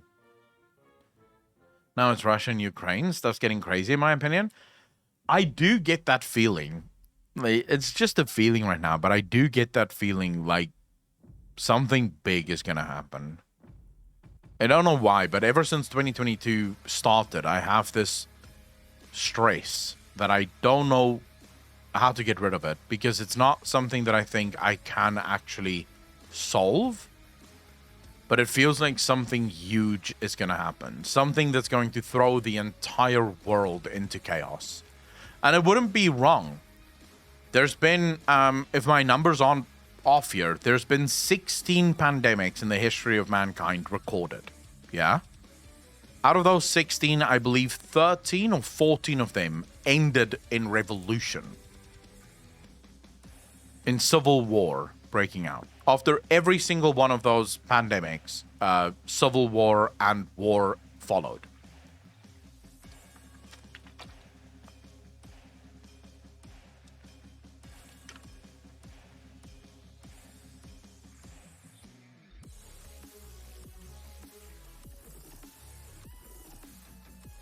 Oh my God. We can't have a civil war in Africa.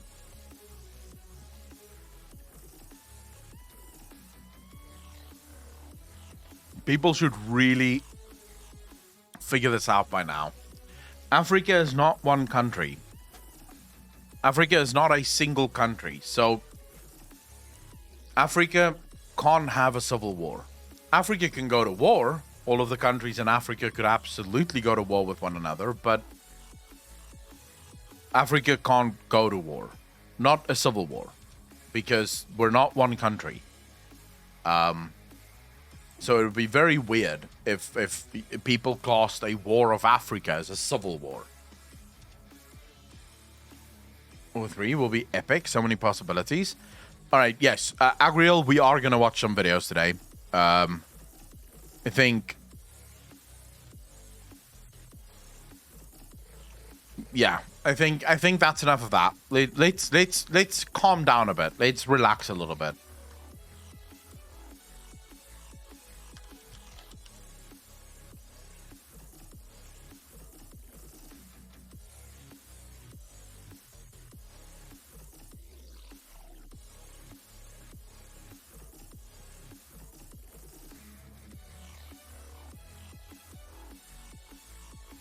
All right, let's go. First one that people wanted. Yeah, I have a fucking headache now talking about politics because the truth is we're never going to be able to solve the political problem. Right? Even if we tried, we'd never be able to solve the political problem. Let's be very honest. You watch Aspen reacting to your video about Jailer? Yes, I saw that. I did see that. Fuck it. Let's have some fun. Well, actually, let's have some scandal. Because there is scandals to be had, ladies and gentlemen. There's scandals to be had. All right, so I was asked to react to this one. This is Balila's video about the Alex Afrigiabi situation. I said that 2 hours ago that you were going to watch vids, but now I am watching vids. For those of you that isn't caught up on this, Alex Afrigiabi is effectively now being scapegoated as the mastermind behind the incredible fuck-up of the World of Warcraft story. In a nutshell. So let's hear, because according to many people in chat, Balliler have more views. Like, he has more information about this story than Taliesin had. So that's gonna be sort of interesting to see if that is in fact the case. So, all right, let's start.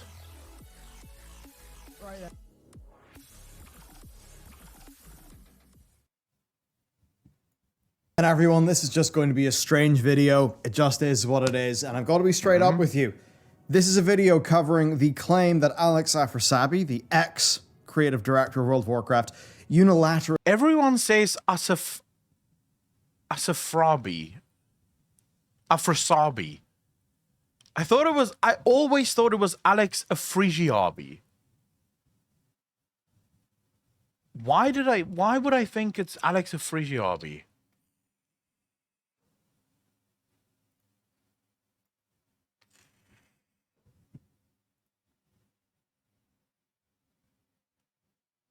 If you love the stream, keep up the good work. W, thank you very much. I'd really appreciate that. Asafrabi. Yeah, I think everyone struggles to say this fucker's name. Decided upon the burning of Teldrassil and a big old bit of Sylvanas' arc, pretty much regardless of what his team thought, in a way where I'm led to believe it was not at all a popular thing. And this happened before the various complaints leveled against him resulted in him being removed from the World of Warcraft development team. Yeah. Of course, in 2020, he was implicated in the lawsuit and all of that. Now, essentially, it is that he set a lot of this course into motion with Sylvanas and Teldrassil.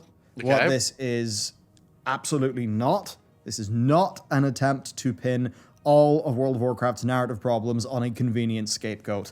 That would be a load of bullshit, right? Look, Zoval, as done in... Man, why do I enjoy Balila so much? He's not afraid to call bullshit.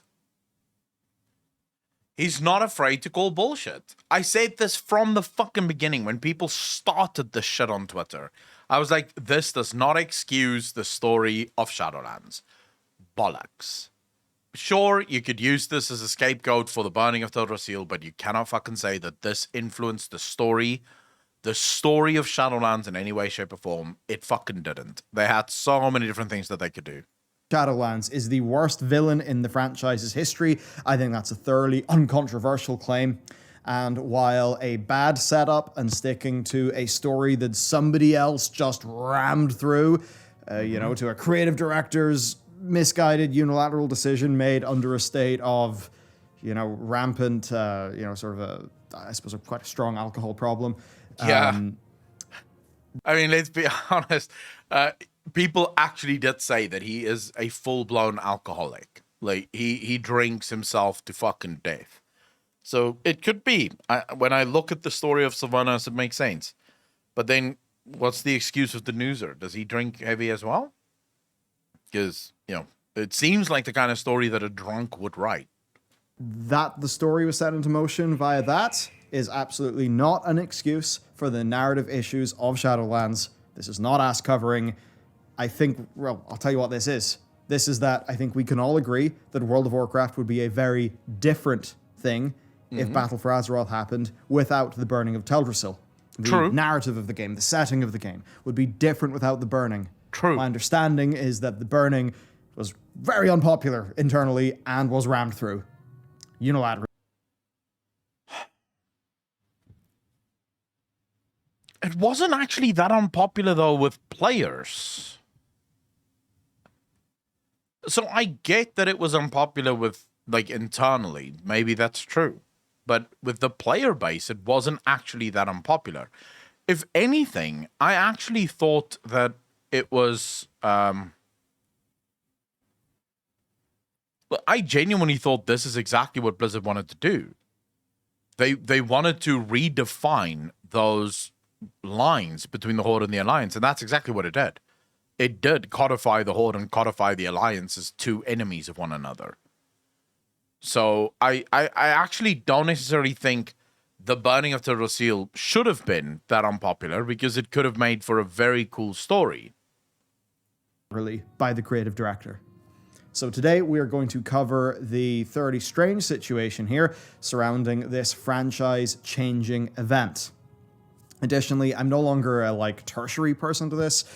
Story's been confirmed to me, directly. Let's just say I woke up to a few emails.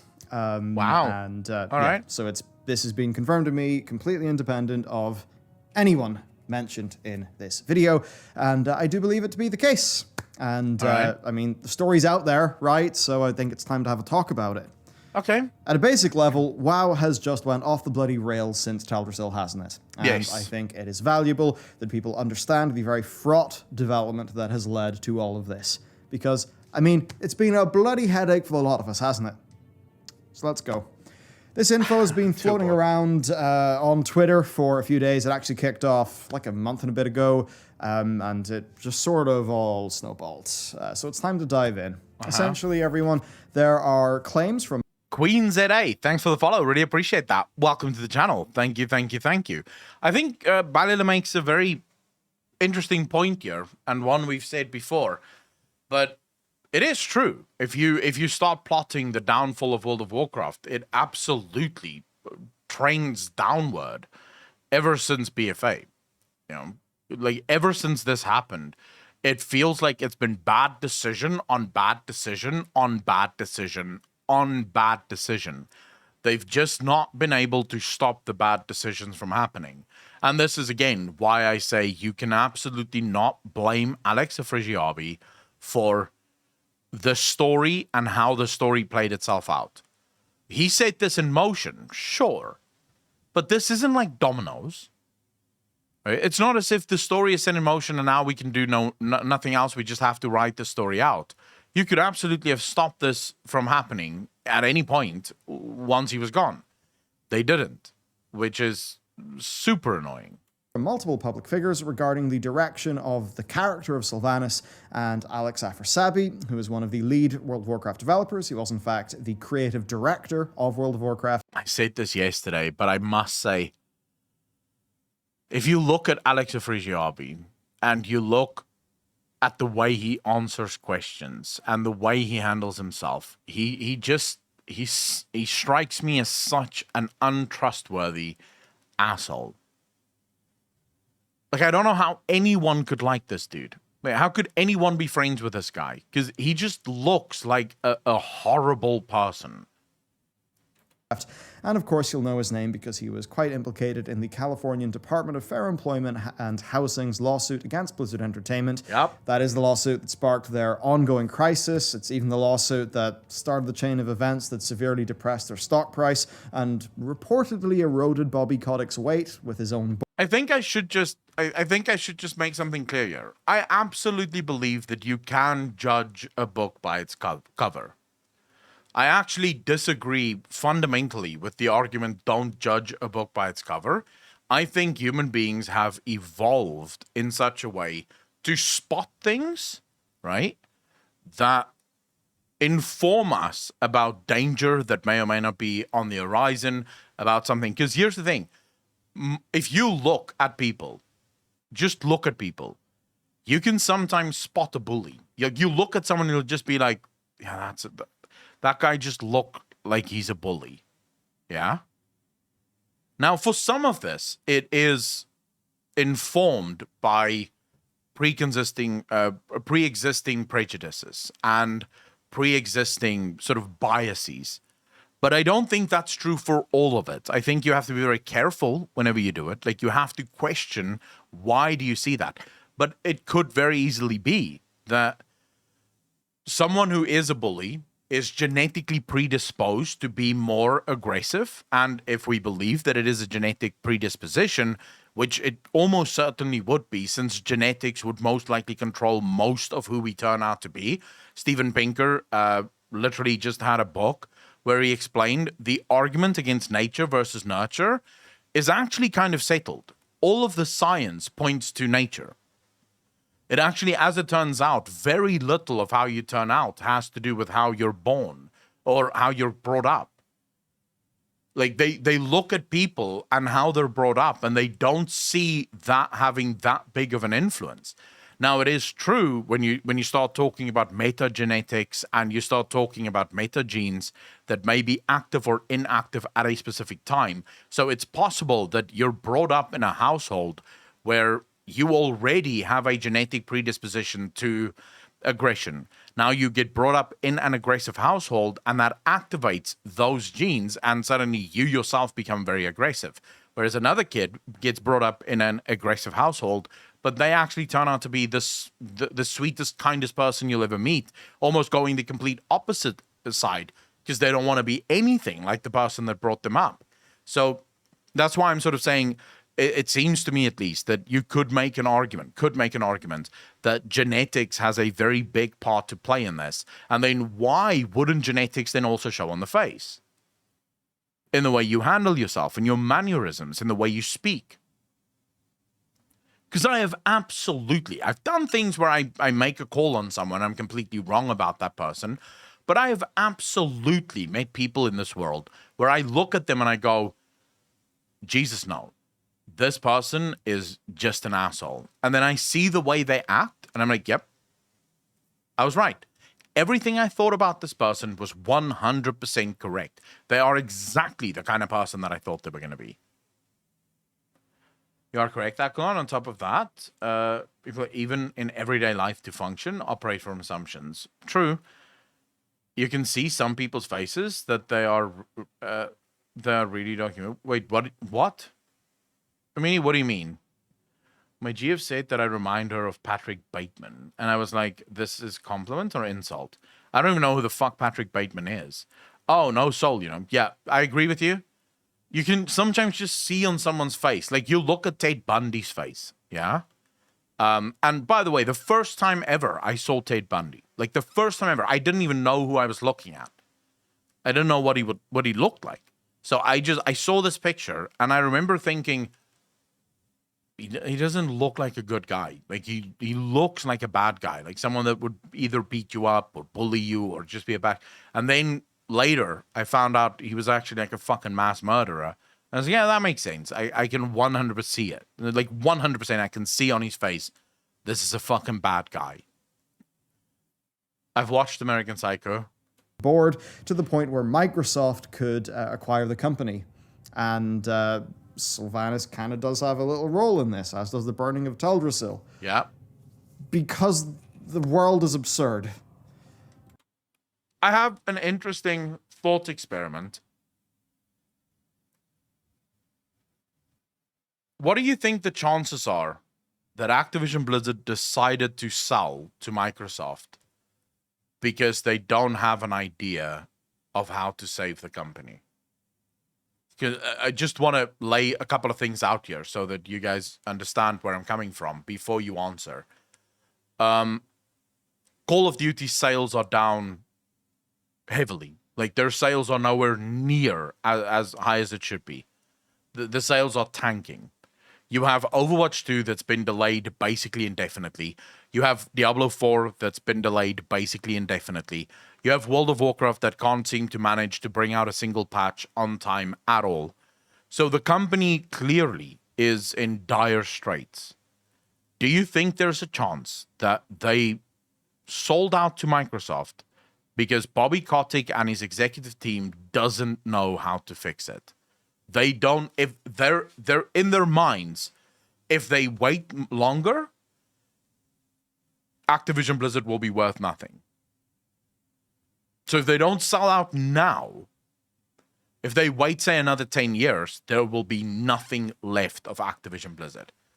The company will be worth nothing. Do you think there's any chance that that could be true?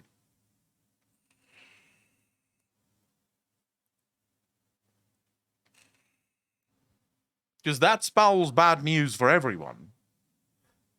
Right? Because how is Microsoft going to fix this? It's not about being stupid. It's the way in which Bobby Kotick thinks. Remember, Bobby Kotick puts money ahead of everything else in video games. That's exactly why the state of World of Warcraft and video games is the way that it is in his company. So it might be that his mindset, he just realized he can't actually solve the issues of World of Warcraft. His mindset just, it's not working. And I just want to say, Bobby Kotick did famously boast when he became the CEO of Activision Blizzard. He did famously boast that he was going to kill the company.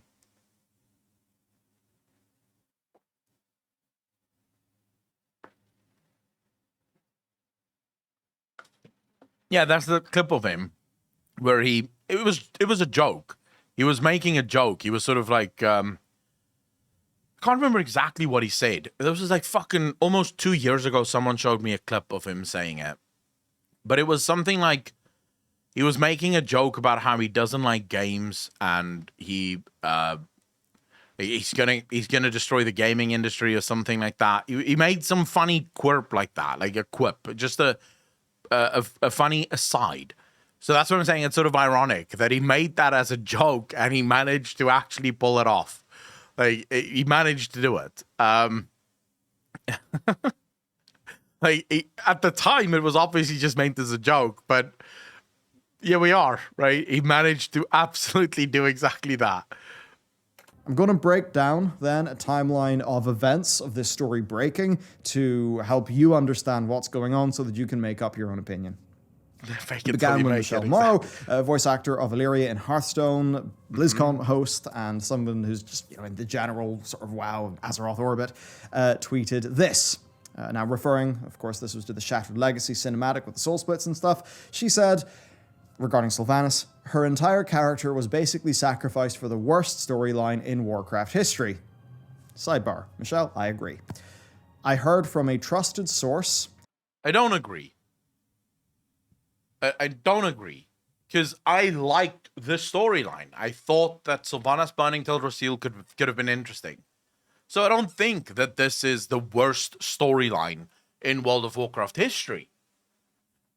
Unless, of course, we are going to say that the storyline is 100% Alexa Frigiabi's fault, which we've already established isn't. I don't think the burning of Teldrassil in any way, shape, or form kicked off the worst storyline in history. I think it was a decision that was made that could have been cool if they actually did their jobs and if they actually knew how to do their jobs. That the burning of Teldrassil is Afrasabi's fault. So that's that tweet.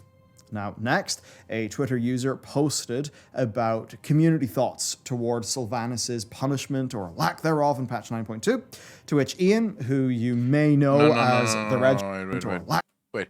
Why is it always Sylvanas' punishment may be a bit more merciful than many in the community had been hoping for, rather than Sylvanas' punishment may be a bit less draconian than many in the community had feared it might be? Just saying. I hate when people end tweets with just saying. After making the most stupid fucking argument ever, people go, just saying. Forgive my stupidity, just saying. Lack thereof in patch 9.2, to which Ian, who you may know as the Mostly because of how Sylvanas was written in BFA and 9.0. By this point, she's done everything Arthas did other than patricide. And we killed Arthas without a second thought, and the ultimate moral that his actions were too awful to ever let him be redeemed. And even the previous war chief gone rogue, Garrosh, had his justice, end up being crushed by rocks and electrocuted to death. I do actually want to say, though, that when we challenged Arthur's atop of Iceland Citadel, he was effectively invited to lay down Frostmourne.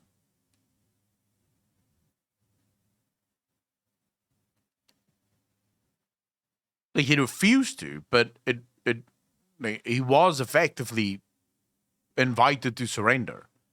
That's why he had that whole speech. Well, shall I lay down Frostmourne and throw myself at your mercy, Fordring? And even the previous war chief gone rogue, Garrosh, had his justice, end up being crushed by rocks and electrocuted to death. So Sylvanas seems to be getting off so much easier than every other WoW villain, creates some dissonance for people, is my best guess. I don't know if Ian Bates actually followed the argument that the previous tweeter was trying to make there. My thinking is no, just based on his response here. Because he's basically taking that previous tweeter very seriously. And the previous tweeter is basically saying the punishment of Sylvanas should have been her being pulled limb from limb by the hounds of the jailer. That should be her punishment. Red shirt guy, a hero in the lore space, someone we all look up to. He responded, doing a great job of summarizing World of Warcraft's history in punishing villains. The final tweet said this: "There's also some disturbing sexism elements built into the whole situation in regards that Sylvanas was seemingly intentionally ruined by Aphrosabi out of some odd vendetta, as Michelle Morrow has accused him of doing." This is where her tweet... Fuck, I was so confused. Because she responded to Ian Bates saying that he took her tweet out of context. Yeah? She basically accused Ian of misrepresenting what she said in her tweet. And I think this is what she was referring to. Because we just saw her tweet moments ago. At no point does she even infer... We can go back to her tweet quickly here. Pre-Retcon Sylvanas, I'm saddened by the leaked cinematic. Her entire character was basically sacrificed for the worst storyline in Warcraft history. I heard from a trusted source the burning of Teldrassil is Frigiabi's fault. No idea, regardless, my goal is gone to the Retcon. At no point in that tweet is there ever any inference made whatsoever like any inference made to like some weird sexual or sexism thing. She basically just makes the point that Alexa Frigiabi wrote that story for some reason. Like, he decided that's the story that he wants to write. She never claimed that there was any sexism involved. Intentionally ruined by Aphrosabi out of some odd vendetta, as Michelle Morrow has accused him of doing. Yeah. Now, to be very clear here, Michelle did not say vendetta. Michelle later clarified that word is over dramatizing the situation and that it does not represent the many opinions and feelings that... So here's what she comes back with. She says, "Hey Ian, you're dramatizing my comments in all of these threads, and I don't appreciate it. Here's my original tweet," which I actually like that she did it. Then she says, "Using the word vendetta, for one, a heavy word to casually throw around. My tweet is pretty straightforward, and I didn't ascribe motive. I have many opinions and feelings about Alex, but haven't shared those publicly. I simply relayed a disappointment which was shared with me." I'm glad that is out of the way. But then again, this is what content creators do. Almost every content creator on the planet does this, so I don't blame Ian for it. You see something, you turn it into drama because drama sells. I think that's just a genuine misunderstanding. Which is sad, but... Obviously, given the nature of Aphrosabi. There is an actual reason why YouTube's name amongst content creators is the drama farm. Like, there's a reason why people call it the drama farm. Because that's literally what it is. It's just a way for people to farm drama. Sabi's dismissal from Blizzard Entertainment, it is, it's quite understandable that Ian would have read into it that way, even though that is not the literal words that Morrow used. Okay. Next then, Taliesin and Evitel responded to Ian, saying, Morrow isn't the only one to say this. I have multiple unconnected sources at Blizz that have independently confirmed it. So there's that. Now, after this happened, me and... I don't know. How would a source confirm motive on Alex Afrasiabi's behalf?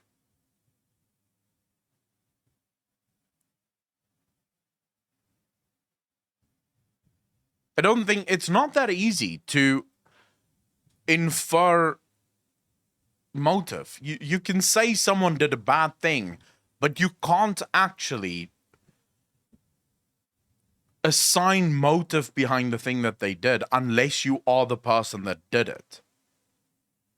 I've just been confirming the decision. That I could agree with. Like, there could be multiple sources that confirm that Alex Afrasiabi was the one who wrote the story. But when it comes to motive, I don't know if other sources would have been able to confirm it. Unless, of course, Alex Afrasiabi went around publicly and said, yeah, fuck women, that's why I'm killing off Sylvanas. Right? In that case, yeah, sure. The motive was absolutely sexist. But as far as I know, there's not been a single confirmed event of this. Matt talked about the situation as we understood it on our live stream last Friday. Then at 3 a.m. on Sunday, while I was watching Deep Space Nine in the bathtub, I fired off a tweet about basically just how I thought the whole situation was a bit wild. You know those times you feel like you're in the Truman Show or it's the Matrix? Or... Is Deep Space Nine worth watching? I've heard very many different thoughts on Deep Space Nine. Is it worth watching? It is. All right, I should probably try and get Deep Space Nine then. And what about Babylon 5? Is it Babylon 5? Is it called Babylon 5? Or is it called... Also, yes. Okay. All right. I'll make a point of watching that, or starting to watch that this weekend, maybe, if I have time. Or it's all just a bit weird. Maybe I'll do a Discord watch party for those. Zarathia, thanks for the follow. Really appreciate that. Welcome to the channel. Thank you, thank you, thank you. Graphics are old and cheesy, but really good story. Hey, I'd be happy to try it out. That was my vibe, so I sent out that tweet. Now, of course, you will remember that I hated how the War of Thorns unfolded. My initial reaction to that Sylvanas cinematic with the burning was, quote, fucking lol, what a boring fisting of a narrative. I stand by that tweet all these years later. I think it turned out pretty bad too. So I tweeted about how wild this whole Sylvanas situation. I think if I remember correctly, because I want to... If I remember correctly, I was upset by the fact that they could have gone so many other ways with the burning of Teldrassil. Because remember, at first, all we had information about was that the tree will burn. No one ever told us who will burn the tree. So we spent months speculating on who's going to burn the tree down. You know, we went everywhere with that story. So at first, I was upset that they went the obvious route. So I do want to sort of clarify here. I was definitely upset. Billy, thanks for the follow, dude. Really appreciate that. Welcome to the channel. Thank you, thank you, thank you. So definitely there I was a bit upset. But then shortly after that, my upset actually turned into excitement again, because I thought to myself, this could have some really cool implications, though. I still made videos on this. One of the most watched videos I have on the channel is my video explaining that we don't understand. It's like one of the most watched videos I have on the channel is we don't understand, and where I sort of highlighted why Sylvanas burnt the tree, coming up with a speculation theory as to why this could have happened. And so I got genuinely excited about the future and the possibilities of futures that this could have. And then, of course, all that got smashed when I finally realized what they were actually after, what they were actually doing. Situation seemed, and how, in the upcoming Sylvanas novel, it seems to me that Christie Golden basically has to be dodging plot bullets and motivation problems like Neo dodging bullets in The Matrix. I mean, this is a book that should not be needed whatsoever. It's a book that basically seems to be explaining a character. I think you're wrong, Balila, because it is a book that is needed. 100% is this book needed.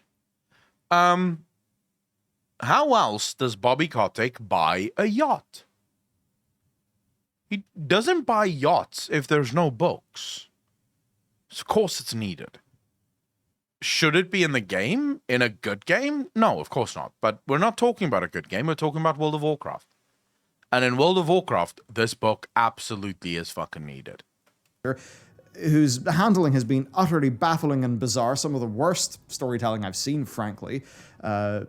I mean, why does that book exist? Surely it's because we finally want to know just what the fuck's going on with Sylvanas. The following. I don't even care anymore, gonna be honest. Like, we finally want to know what the fuck goes on with Sylvanas. And I'm over here going, I'm far more interested to know what is gonna go on in Eorzea. I'm far more interested to see what Stormblood has in store for me than what I have in any way, shape, or form any interest in caring about what's gonna happen to Sylvanas. Day then, mid trial to extreme practice, my phone starts beeping, which was very distracting. Maybe got me killed. But Taliesin and Avatel replied, actually, and a number of other people joined, including Scott Johnson, who you might not know if you're only on YouTube, but he had been quite close to a lot of Blizzard people, including Chris Metzen. He ran the instance since, was it 2005, 2006? A long, long, long time. He's actually one of the first podcasters. Tubor, am I excited for 10.0? No. I genuinely have little to no excitement left for World of Warcraft.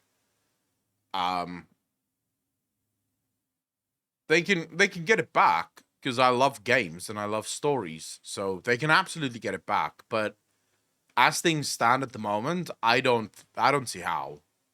I don't think the current writing staff have the talent to make a story that would be good enough. We'll see. Maybe I eat my words. Maybe I sit here in 2 years from now and I go, God, best story I've ever seen. It'd be doubtful, but it could happen. Like, first podcasters, and that's the longest running WoW podcast. So that's Scott. He definitely will know people. And then Towley, who's of course one of the earliest Twitch streamers. And I think a lot of people thought of Towley as a big copium huffer back in the sort of, I don't know, some of the BFA days. But I mean, he's been very real when it's came to Shadowlands being. I mean, I wouldn't say that. He's also told people not to fucking be cautious about Blizzard's new game. He's literally tweeted that why should Blizzard have to prove their track record? So no. Towley 100% huffs. Like, that guy has a copium drip and a hopium respirator. Like, 24/7 connected to the fucking vein. 100%. So, no. There's like, he is very much filled with hopium at all fucking times. I'm not saying all of his takes are bad. He has some very good takes, and I agree with him on a lot of things, but to say that he's not a hopium or copium huffer is just wrong. A bit shit. So let's break this down. When my phone beeped, it was because Taliesin and Avatel said, and I quote, "The way I heard it, and that's all it is Aphrosabi was set on Sylvanas' turn in BFA and was moved off the team for now obvious reasons after it was announced, but before it was properly worked out. Dude, trust me." I wonder if he's saying the name incorrectly on purpose. Can any of you guess why? Why do you think he would say the name incorrectly on purpose? I'm not saying that it is true, but I think I have a theory as to why he's doing it. Because there's clearly an IA there. But I mean, there is an IA there. So saying Aphrosabi, are you just ignoring the I entirely? Like, Aphrosabi, I think, is like, at least in the wrong way, the nicest way, I guess you could say. No. I wonder if we went into his comment section, how many people would be spelling it out for him, phonetically laying it out for him. Aphrosabi. That's a comment. That's engagement. That's the algorithm going, shit. They like it. I've thought about that in the past because people love correcting you. Like, there are some people that cannot help themselves. If you say something wrong, they will absolutely comment, and the algorithm loves that. Loves it. I'm not saying he is doing it. I'm just saying it would be funny if that was why he was doing it. Me that he never saw through. They continue saying, like I say, I've heard it from so many people at so many different times now. Otherwise, it's not the kind of thing I'd repeat. It makes sense to me, though. And that's how it is. Generally, you know, I do get the odd spicy leak every now and then, but, you know, you have to have that degree of integrity to... Did you look at Hayden, bro? It's only just one thing, right? Like, you can't really go live with that, can you? Now, later, T&E explain that, quote, there's no doubt he was going off the rails towards the end. His problems with drink are well documented, brackets, not his fault, but very destructive nonetheless, and How is it not his fault? You decide to drink, you will not get help for drinking. How the fuck is that not your fault?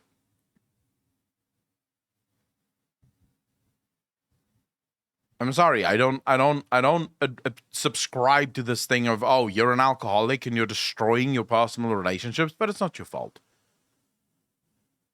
It is absolutely your fault. Yes, it's an addiction, but you still choose not to get help for it. You still choose not to do anything about it. You still choose those things. It is your fault. Just because you are completely... Like, just because you are addicted to something doesn't give you the free reign to just go, well, that's what it is, you know? I'm addicted to alcohol. Can't change it. I'm just a dick when I'm drunk. It's like, no, bro, you can absolutely do something about it. And if you were serious about trying to better yourself, you would do something about it. Brackets. And he was eventually let go quietly after years of allegations. So that's the T&E evidence. Towley then replied to this, saying, quote, this is correct. 10.0 will be Steve's baby. It is not easy working around a narrative you inherited and had to make work because so much was already put into Notion. Then Scott Johnson replied saying, can confirm. Now, just for there, you know, Scott has been quite close to Blizzard people. Okay. He's interviewed Chris Metzen multiple times, and like not just a, oh, hey, Blizzard person, let's do a podcast about your new thing. No, but no one here, Petit, ever made the argument that an addiction is your fault. No one made that argument. But you seeking no help for your addiction, you sort of hiding behind your addiction, that is your fault. It's similar to what we see these days on fucking online. It's literally similar to the arguments we see these days with fucking mental health. Everyone is self-diagnosed with some mental illness. Oh, I have depression. I've never been to a psychologist to actually, diagnose me with depression. I have OCD. I can't do certain things. I've never been to a psychologist to actually diagnose me with OCD, right? But I have it because I'm using it as an excuse for all the bad shit that I do. Oh, I'm sorry, I went off on you. It's because of my depression or my bipolar disorder. It's like, look, we diagnose people with ailments like that in order to help them, in order to give treatment. That's why you're diagnosed with something. It's not so that you can use it as an excuse to just be a horrible person and then hide behind your mental issue as you self-diagnose yourself as. And that's similar with addiction. It would be the equivalent of me sort of hiding behind the fact that I'm fat and overeating and just saying, I can't help myself because of fucking childhood trauma or whatever. That's not true. I can absolutely have that. I have no childhood trauma. I just ate a lot. That's why I'm fat. I can't hide behind that. I can't use that as an excuse for anything. I'm a fat fuck. I need to take care of myself. I need to go to the gym. I need to work out. This is just how it works. So I don't like the fact that people excuse something like alcoholism, saying, oh, it's not your fault. No, the actions, your actions whilst you're doing it and not getting help for your alcoholism is your fault. No, it was far more of a real talk going into Chris's, really a lot of personal struggles, personal shit, right? Yep. The sort of thing that I think as a podcast can only happen when people are, some degree of friends or, have that connection. And I'd also just say, like, certainly from the many, many years of, listening to Scott shows, it's a pretty major part of actually what I was doing when I was growing up. He's an honorable guy. I don't think he's going to lie in something like this at all. I'm just giving you a little bit more color on Scott because I know this is YouTube. Not a lot of you will know about the podcasting space for Warcraft. But that's interesting. Well know the YouTubers and streamers Renji? like T&E and Towley. Now, I responded to Scott saying, this explains so much. Players have to take the plot at face value, but knowing this does change how I process it all. To which he replied, quote, in some parallel universe, Chris is still there calling the story shots, and we... But we do agree on that. For the most part, we do agree on that, yeah. are all thrilled with where Sylve ended up. Now, look, maybe Scott knows what Chris actually had in mind for that character. Maybe it's just a bit of hope from him, but I think it is a sentiment that, yeah, we can probably all get behind. Man, imagine if Chris Metzen was still in World of Warcraft, like still writing for WoW. Oh my god, imagine where the story of WoW would have been if Chris Metzen was still there. The good days. Fuck. Since then, I poked around, and look, here's the deal. As I said, said at the top, right? The core claim that Alex Afrasabi pushed the burning of Teldrassil through, and Sylvanas' role in that. From what I have seen, I do believe that to be true. I do not think that there is lying going on. Now, obviously, whenever a source talks to somebody, because you could say that, me and everyone I've named in this video, we all are in some way members of the press, pundits, whatever word you want to use. So obviously, whenever people leak information, they do so with a perspective. Right? It's only right and honest that I say that. But I do believe that to be the case. All right? I do believe that. I think that the burning of Teldrassil is one of the most pivotal moments in WoW's history. I think whether you like it or not, we can all agree that it was pretty important. It's the sort of event that cannot be undone. Around that time, then, people started to struggle with Sylvanas' motivation, her character. So, some timeline time then. After the cancellation of Project Titan, Alex returned. Just quickly want to say, the Julian? Or the Juligan? What's your issue? You're saying we all sound like kids. If you've never dealt with addiction, shut the fuck up. So are you saying that addicts should absolutely be excused, all of their actions, because they're addicts? And they can't do anything about it? Because I know a bunch of people that my family is filled with addicts. My uncle doesn't touch alcohol because he is addicted to alcohol. He sought help. He fixed himself. So your argument, we all sound like kids, is not even remotely true. You can absolutely find help for yourself if you want to. The argument here was never that addicts should be blamed for their addiction. We don't know what makes someone addicted. Of course you can't help that. One person drinks, nothing happens. He can have a social drink every once in a while. Another person drinks and they can't stop drinking. We don't know what happens there. We don't know why. No one's blaming anyone for being addicted. We're blaming people for their actions whilst being addicted and then also refusing to get help for that addiction, which is also one of the things that came out. Some of the people that work at Blizzard said he refused to get help for his addiction. He would drink non-fucking stop and just never get help for it. At that point, you have zero sympathy from me. Fucking zero. Gilgamesh, how you doing? Thanks for the follow. Really appreciate that. To World of Warcraft as creative director for both Warlords of Draenor, Legion, and Battle for Azeroth. He's actually credited for Battle for Azeroth. Now, the last place we see Alex Afrasabi within the context of being a WoW dev is BlizzCon. And it's the BlizzCon after BFA comes out. So I believe that's BlizzCon 2018. Now, during the Q&A, he infamously said regarding the big cannon in Ashara, we're going to fire that cannon. Jesus, Obviously. yeah. I remember the fucking we're gonna fire the cannon. Oh my jeez, that was such a cringe moment, especially now that it's not come true. Von Wilson, how you doing, bro? Thanks for the first time chat. Really appreciate that.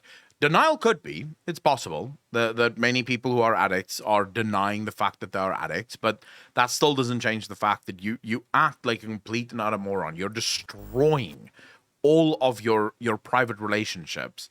At some point, you and this is at least true for most of the addicts that I've ever known in my life, they do realize at some point that they're destroying themselves. So I know at least two people. I'm not going to talk too personally, but my uncle is one who realized that he's destroying his marriage thanks to alcohol, and he actually sought help and he fixed it. I know another guy who is actually a friend of mine who was with me in high school. He realized that he is chasing everyone out of his life thanks to alcohol. He doesn't care. He's just like, well, fuck him. Fuck him. I'm addicted to alcohol. I can't do anything about it. In that regard, I'm not blaming my uncle at all for his addiction. I am blaming my friend or ex-friend at this point, but I am blaming my ex-friend for his actions because he knows that he's destroying his life. He's well aware of the fact that he has a problem. And he, instead of actually solving the problem, instead of actually trying to find a way to fix the problem, he's more focused on using the problem as an excuse for the shit that he's doing, you know? That didn't happen, which maybe indicates, again, that the story of BFA probably changed after he was no longer in the picture. And then he said, if I were Sylvanas looking at what Garrosh had wrought, I'd probably think Garrosh was an amateur. And I think this twigs us on to the Shadowlands storyline. I think it was based on the pre-BFA book, where it very much seemed like Sylvanas had her sights set on sacking Stormwind or something. So, maybe Afrasabi had some utter Game of Thrones, big, bonkers bullshit planned. From what I understand, by the way, that is something that basically the rest of the team hated. So, yeah. I mean, look, Shadowlands was shit by that team. I think that Shadowlands is completely shit from a narrative perspective. I suppose it's heartening to know that the Game of Thrones stuff, feeling stuff, being a load of shit, that maybe they also think that. And also, when I think about Towley's tweet about 10.0 being Steve's baby, that comes into my head and it kind of says, right, is this the first expansion where Afrasabi's influence in the game is completely, not factoring in? Basically, this was a drama where Alex Afrasabi, responding to people on the internet not liking Sylvanas, so hey, maybe that was partially me, whoops, he said, I've heard these discussions on the internet about how she's going off the rails, but is she? I've been writing Sylvanas personally since 2006, and this is pretty much the Wrathgate and the Blight and the Forsaken in character. Those were under Sylvanas' orders. What we're seeing now is an escalation of the plan Sylvanas has, clearly, and we are in the middle of that. Yeah. Now, obviously, this was a very controversial thing at the time. You probably remember the videos, the drama, people were talking. We knew that Sylvanas created the Blight, like that was under her orders, but the assumption at the time was that Putris was attempting the coup, right? You see, but this is it. They never actually decided to make this canon. Like, he said it, yeah? He did say that. He said it twice. He said it once at BlizzCon. So once at BlizzCon during an interview, he basically said, Sylvanas planned the Wrathgate. And then also in this article, he said Sylvanas planned the Wrathgate. The writer said, well, we're not making that canon whatsoever. Because, by the way, it's still not canon in the game. In World of Warcraft, the canonical story of World of Warcraft, Sylvanas was betrayed by her own people, or at least a faction within her own people betrayed her. At no point in time has it ever been canonized that Sylvanas planned the Wrathgate. So the fact that they could do that, so they could keep that out of the game, tells me that they obviously should have been able to change the story in such a way that it actually makes sense if they wanted to. At no point were they so painted into a corner that they couldn't change the story at all anymore. Baramath. Yeah, literally, we were killing the traitors with the Horde as well. On the Horde side, you were helping Thrall and Sylvanas and someone else clear out the enemies within Undercity, and you still had that epic moment where the Alliance comes from one side, the Horde comes from one side, and they're sort of facing off in the throne room. They're sort of facing off against one another, just sort of like, okay, here we are. What now? So yeah, you absolutely had the storyline. The Ramathras trying to summon Zuval in Undercity during the Wrath event? I don't know. I'd have to go back and check it. I can't remember. Involved, all that jazz. Now, Alex made it seem like Sylvanas knew about the coup, kind of ordered the Wrathgate to happen, and then used the fallout of the Wrathgate to basically clean house and solidify her own leadership. Now, the funny thing is that Polygon actually asked Steve Denuser about this and sort of Afrosabi's response, and Steve's answer was like less specific and more playful. A funny aside, actually, a while back I talked to an individual who worked at Blizzard during this period of time. I'll say nothing more, but that person told me that basically regarding anything that a World of Warcraft developer says, that I should note that staff may be defending or explaining things that they do not personally agree with or have a hand in. And this is a thing where I can 100% verify that person, you know. Now, I really don't think that was said to me about this particular instance, but maybe it's something to keep in mind. Yeah, okay. Anyway, shortly after early BFA, Alex... Do we know what Alexa Frisiabi is doing nowadays? Does anyone have any idea as to what this guy does now?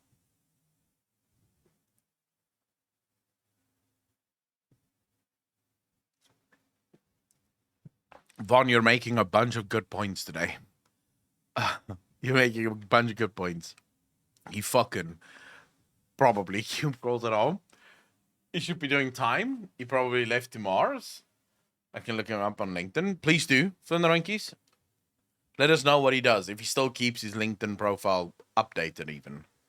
Gets removed as creative director on World of Warcraft. He did something for 2 years, who the hell knows, and he was dismissed in 2020. That's basically the story. Look, for what it's worth, I'm told that, yes, Teldrassil was very controversial internally. Flaming Strike, how you doing, bro? Alex basically kind of rammed it through. And there's some people said to me, like, oh, this is just pinning it in one guy. Well, he was the creative director. I mean, that's just like, you know, looking at a movie and a controversial plot decision being like, oh, the director rammed it through. Oh, you're pinning it in one guy. Well, yeah, it's the director. I mean, sure, I guess Ian could have vetoed this as game director, but I imagine for narrative stuff, it's like, that's Alex's gig, so he gets the say on it. Ian could have vetoed it. Does Ian even know what the fucking story is of World of Warcraft? Like, I highly doubt it. Right? Like, he probably had final authority in all of this and was able to ram it through. Now, if he was moved off WoW, like, just before 8.1 was released, around that time, then, yeah, so much would have been into motion, because at that point in time, would Alex have been working on patch 8.2? No, that would have been concepted ages ago. Because by that stage, Shadowlands really has to be in development, because game development takes like 2 years to build a WoW expansion, maybe even a little bit more, right? So they always have to have an advanced team, which is usually going to be the most senior staff working ahead on whatever the new shit is. So Shadowlands basically... World of Warcraft famously have Team 1 and Team 2, yeah? So Team 1 is the team that usually works on the new expansion. So they make the new expansion right up until usually as soon as the game launches. So the moment the game launches is where Team 1 moves over to the next expansion. So that's where they start working on the next expansion. And Team 2 then takes over what can be described as extra content. right? So all of the patches that you see, all of the raids that you see, those things are usually handled by Team 2. They're sort of the guys that works on like all of that. They're usually the guys that have to fix all the problems that was introduced in Team 1 with the expansion launch. They fix all of that. They bring out the new patches, new expansions, new stories, all of that. Now, obviously, I don't think that's necessarily true for all of the departments. It's not as if every department may have a Team 1 and a Team 2. You could probably have it to the point where most of the raid designers, just have a single team that works on new raids. Because while a raid would take some time to design, I don't think a raid is going to take 2 years to design. A raid will probably take, 6 months or so to design from the ground up, considering that most raids is just reused content already. The assets are already there. They just have to build. They just have to make something new out of it.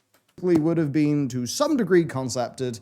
Profile, can't look into it. Probably Shit. pre-production was well underway by that stage. In fact, somebody responded to Towley saying, well, that doesn't excuse Zoval. And then Towley responded by saying that person didn't know how WoW expansion development works. I mean, obviously, by the time BFA was shipping, the most senior people like Alex would have been working on the following expansion. Because see, before any of that game system shit happens, you have a lot of art assets to make. You have a lot of story stuff to do. You have a lot of concepting to do. All that shit, right? Now, that said, look, I've also heard, time again, actually, that Shadowlands had major changes while it was in development. Big changes. So perhaps we've also suffered from that as well, which probably explains why Zoval, which is probably some other guy's idea, ended up being such an utterly shit character. So I think that this change then, whatever this change is, if I've heard the... I can see their point. Because it is true that Alex Ofriciabi would probably have been quite on top of the story if we want to be very, shall we say,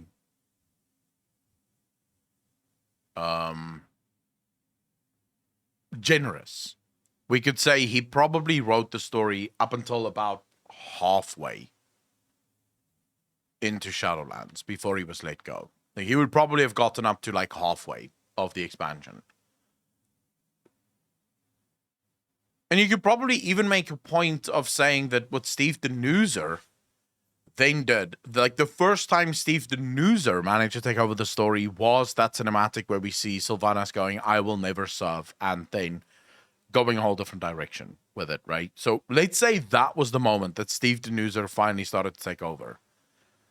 That still isn't good storytelling. That is the moment where you sort of just either change the story in such a way that you can now go with the long game, yeah? Or you double down and you just do it. You just continue going. But to do, the biggest issue most of us have, a lot of the story, probably around the time they fired him. Lacey, that's true. I actually remember that. That's a good fucking point. Because they did say that one of the reasons they were behind is they had to rewrite massive parts of the story. So they could very easily have rewritten quite a lot of the Sylvanas storyline. Yeah? They could have really tried to change the storyline in such a way that it didn't come as such a shock to a lot of people. Because that's really where the story of Sylvanas specifically, removing the Zuval story that's an absolute nightmare and all of the other stories in Shadowlands that is absolutely bullshit. But the Sylvanas story arc, for me, came crashing down when she went, I will never serve. That was that moment where I went, and not at first, to be clear, this didn't happen at first. Right after the first cinematic that I saw where Sylvanas went, I will never serve, I thought, wow, this is actually quite cool. I wonder what's going to happen with Sylvanas now. I wasn't fully happy with it. I wasn't fully on board with it. But I was sort of thinking, oh, this is not too bad. And then, as I do, I kept thinking about the game, kept thinking about speculation, kept thinking about where the story can go next. And I just started to feel uncomfortable. I had this uncomfortable feeling in me, this uncomfortable spot with the story that I didn't know how to speculate on it because, well, something was wrong.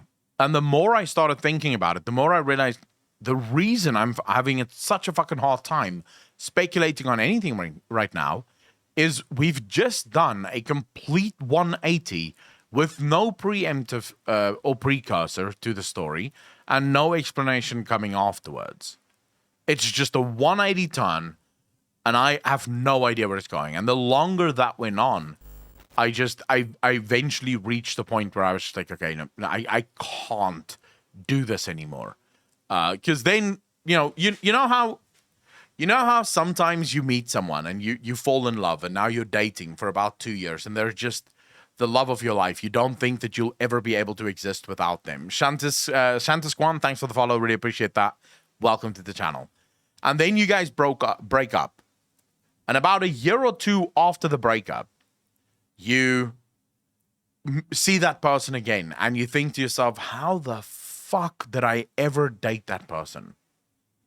They're not that good looking. They're not that cute. Their voice irritates me.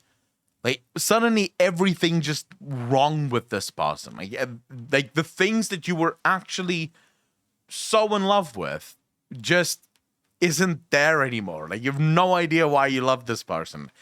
That's where WoW is. Because once that first crack happened for me, yeah? Once that first crack happened, everything else that came out of it just... I started looking at everything else in WoW, and I went, wait, but I also didn't like this that much. And this, and this, and what the fuck? Why am I playing this game? I haven't liked this game in almost 3-4 years now. Why am I still playing this game? So I will 100% be the first to admit I was so high on copium for the last 2 years. Well, let's say 2 years. But I'm actually going to go so far as to say I was actually so high on copium for at least the last 4 years. Ever since BFA, I kept convincing myself that this can get better. This can get better. This is going to be fine. And I think a part of it has to do with money.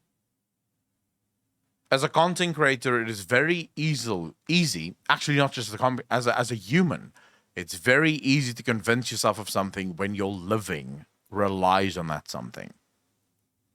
When that's how you make your money, it is very easy to go, I have to like this. I have to figure out a way to like this. And I wonder if that wasn't... Actually, I don't even wonder. I think that's literally why that copium lasted so long. Because this was what I was doing for a living. I had to like the game, right? It had to get better. Because if it doesn't get better, I'm fucked. Shadowlands changed pretty significantly in development, then it's pretty obvious that would have happened before Shadowlands was announced in 2019. Because I think a lot of the core plot stuff and like Zaval and all that was solidified then. So with the removal of Alex then, obviously Steve Denuser would rise to principal narrative designer on World of Warcraft. And obviously, with all that we know now about the state of Blizz, there's a lot more swirling around all of these people as all this shit's going down. Now, at that point, the general thrust of Shadowlands would have been there. Patch 8.2 would have been well in development. And 8.3 certainly would have been in some degree of pre-production, surely. So, let's talk about... Corodom, thanks for the follow. Really appreciate that. Welcome to the channel. Thank you. Golgoth, of course you can say that for everything. Human beings, we've spoken about this yesterday. Human beings are the masters of confirmation bias. We want to believe something, so we find evidence to support our belief. We're masters at that. Human beings are actually incredibly bad at finding facts and evidence. We almost never find facts and evidence. We decide prior what we want to believe, and then we find information that backs up that belief.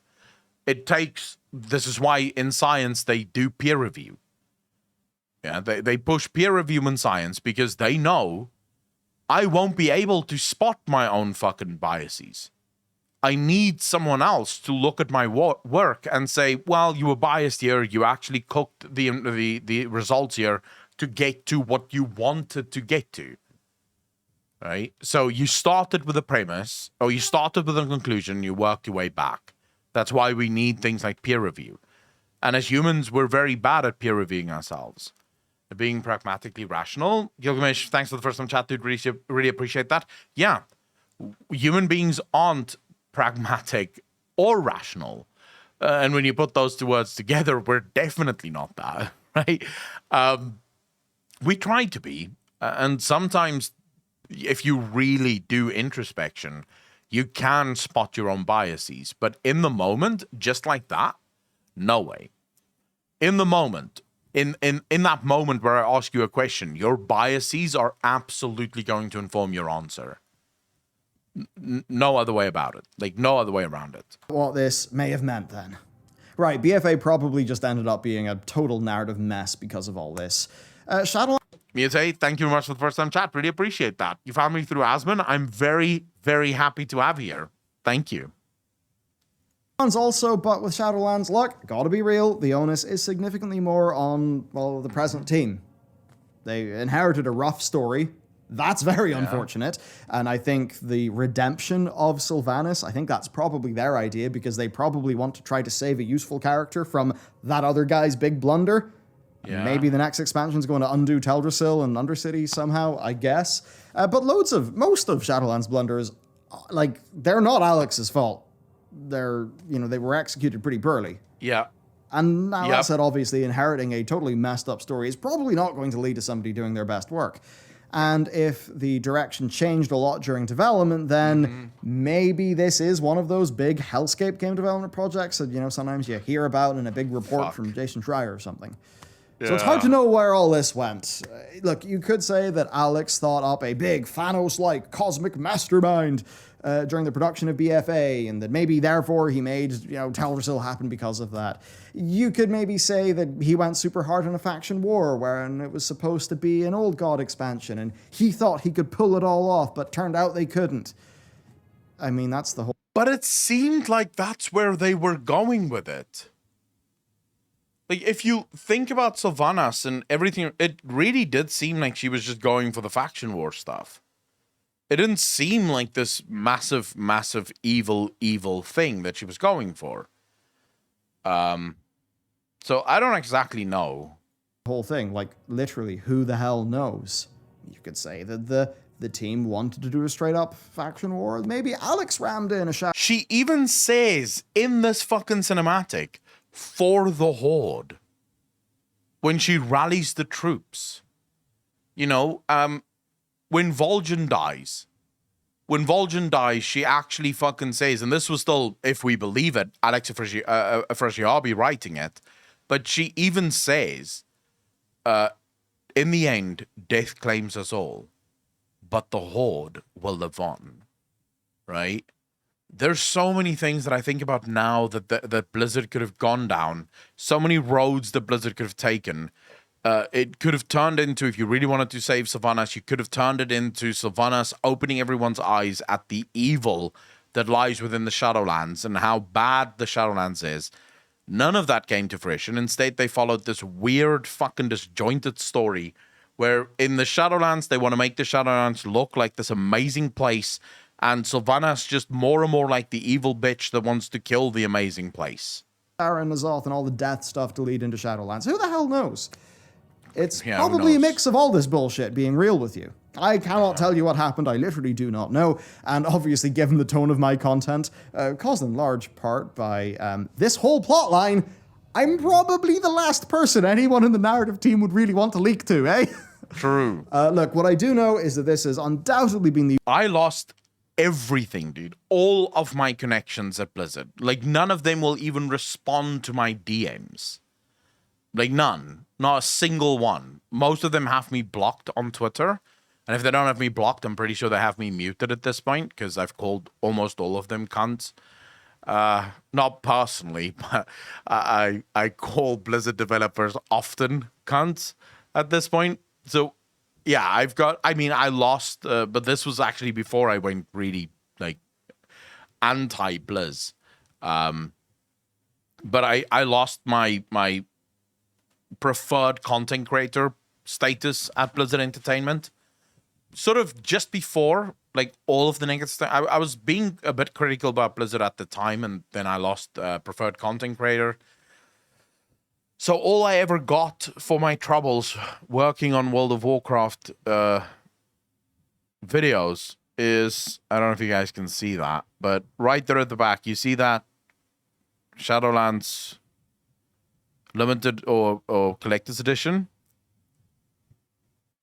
That's the one and only thing they ever sent me. Like, they sent me that for free and 5 beta keys, and then I got removed. Or I got you guys, which I'm much happier about. Much happier about. I'd rather have viewers and my integrity and my principles than have viewers, but I have to sell out consistently in order to keep them happy. Because that's what a lot of content creators have to do. A lot of the content creators have to constantly sell out and sort of toe the line in order to keep the community that they fostered alive. Can you imagine if someone like Taliesin or Soul So Breezy came out tomorrow and just said World of Warcraft is dog shit? What do you think happens literally the same minute that video goes live? They start losing subs at an incredible rate. Because the communities that they fostered are incredibly pro World of Warcraft. These are people who still play the game actively. They love the game. And they've gone all in on that. So they can't be honest about their feelings over the game. They have to be pro the game because that's the communities that they've built. I'm lucky in that nowadays when I say World of Warcraft sucks, people actually sub. We appreciate it, truly. Vitix, I'm very happy to hear that. Oh, shit, Loki. Let me just remove that. Let me just remove that ban. I don't know why the fuck you got banned for that. Kagan, how you doing, bro? Thanks for the follow. Really appreciate that.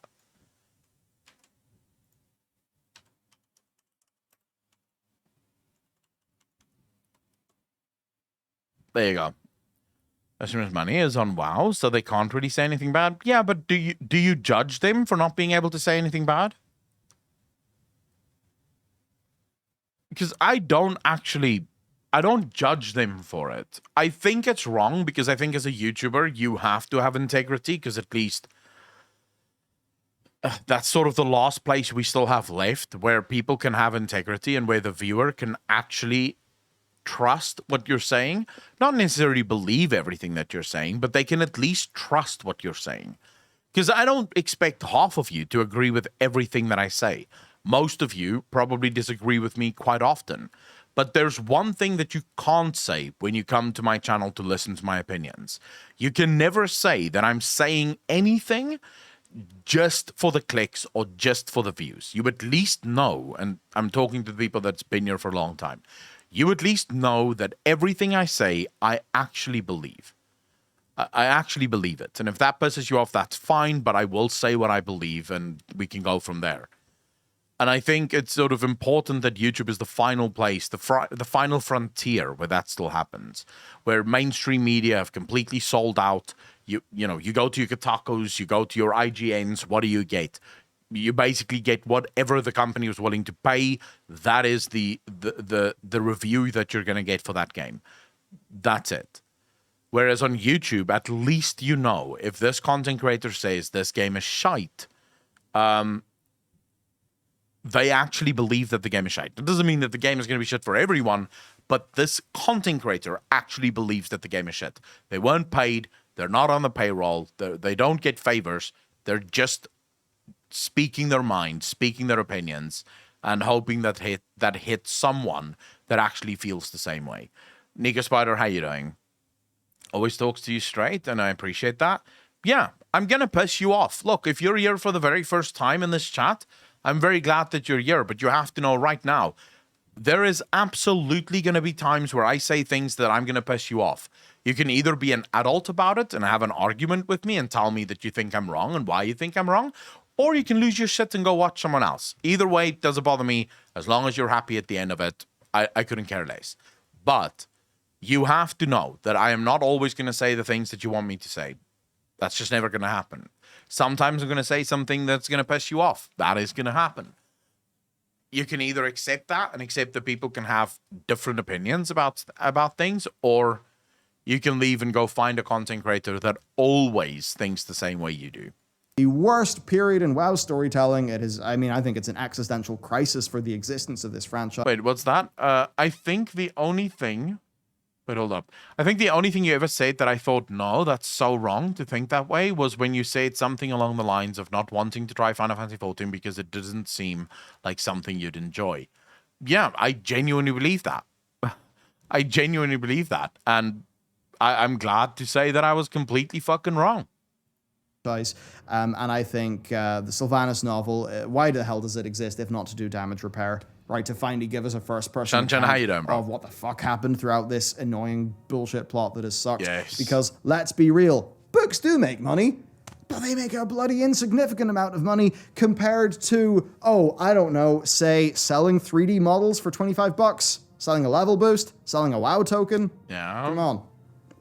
Patch 9.2 involves the big boy ending the cosmos, trying to anyway, amongst other frustratingly flat alien I get bullshit. cringed But it whenever I does pretty fucking hard. see Definitely this, that. dude. Oh my god, this Now, Tally, who, I mean, I got the impression is pretty close to Blizz people, he did say 10.0 is Denuzer's baby. In that case, batter up, right? This is Blizzard's last chance to save their setting. I agree with that. I kind of do sir. worry because, look, Alex hasn't worked in WoW since late 2018, and I'm sure he set a lot of very damaging things into motion that were just too deep in production, so, you know, you couldn't turn the boat around. The best you could do is slightly steer it in a different direction. Look, Sylvanas stuff has sucked, but Shadowlands in many ways failed upon its own merits. Look, if I was to just go, snort a line of pure, refined copium, I could say that the Shadowlands stuff sucked because of this Sylvanas stuff, and because, let's see, it was forced to dedicate time to a letdown of an Elune B plot in order to set up a future expansion, that B, it lost a major content patch worth of character storytelling because... But then, okay, so even if we were to cut them slack and we said, okay, never mind, this is absolutely Alex Afrasiabi's fault because he wrote them into this and they couldn't get out of it. Why introduce Elune to begin with? Especially in the way that you're going to introduce Elune. First you introduce Elune.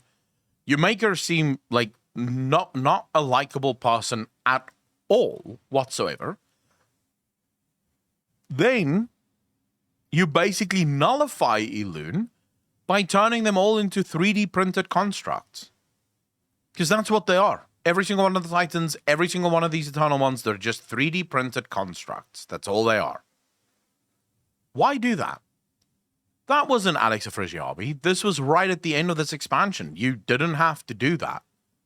You are doing this. You decided to do this. That's not on Alex Afrasiabi. Usually, the expansion isn't this short. C, that it was probably hampered by a very high attrition rate on the World of Warcraft development team, and that D, it was almost certainly impacted by a large direction change in development that maybe coincided with its creative director leaving the company. Or, well, not leaving the company, but leaving the team. Yeah. Now, by the way, like big mid-development pivots, that's actually shockingly and depressingly common in AAA dev, and it's something that often happens because... well, I mean, a whole variety of reasons, but what it generally leads to is games that launch like Anthem or Mass Effect Andromeda, those ones that are just, messy. Battlefield 2042 as well, from on. It wasn't just Dead for Night Elves, Syraclass. The way they treated Elune was, in many ways, the final mind child of Chris Mason. It was sort of his final... the final thing we had to hold on to with World of Warcraft, right? The final good thing about World of Warcraft was Elune and the fact that we still had no information about Elune. And Chris Mason made it very clear. He never wanted to introduce Elune. He never wanted to show the player who Elune was. Never. He liked the fact that Elune was the sort of goddess behind the veil that no one ever gets to see, and she basically just acts behind the scenes. He enjoyed that. for Blizzard to then come out and effectively turn Elune into a child, to say it like, to be as unkind as possible to it, but, you know, being a little bit facetious here, but it effectively comes down to it. For Blizzard to turn Elune into a child, that is just a bridge too far, I think, for a lot of people. I'm told. I mean, perhaps it's all that, and then COVID happens on top of that, and that just means the Shadowlands just does not come together. Perhaps. Time will tell. They did make I know one thing. Psychotic. I don't think WoW can really take another expansion of this current narrative quality, and broad online sentiment suggests that most probably agree with me. Yes. Now, that said, if Alex ramming through this shitty direction and, you know, late 2018 obviously impacting the development of Shadowlands and moving its direction, you know, if all that happened and we have all of these compounding factors that make it a total shit show, look, maybe it could be the case that 10.0, maybe it's not going to be a masterpiece. But honestly, I think we'd all settle for a 7.5 out of 10 or an 8 out of 10. You know, have an uncontroversial but, you know, not risky story. Would we settle for it? Yes. But what World of Warcraft needs now is a 10 out of 10 expansion. 8 out of 10 is probably acceptable, because 8 out of 10 is still a pretty good game. You know, there's nothing wrong with 8 out of 10. But if it's if it's a 5 out of 10, like a pretty average expansion, then it's done. I don't think World of Warcraft comes back from that. If it's another expansion where there's clearly issues within the expansion and so clear that people again lose their shit, I don't see World of Warcraft recovering from that at all. One that's just going to be, oh, okay, good, we're back home. Do that. Don't mess up the systems. I think they'll win a bunch of people back. I don't know what to make of this. This is what's coming out online. Now I'm telling you about it. So, to be honest, I just want to know, what do you think about all of this? So let me know down below. And we'll be back to our regularly scheduled content tomorrow, or maybe the day after. Okay. Ugh, this stuff's also tiresome. Right. In spite of a weird video like this, I hope you have an excellent day and things go well for you. Goodbye. I don't quite see how this is a weird video. Isn't this sort of what Balila does anyways? But yeah,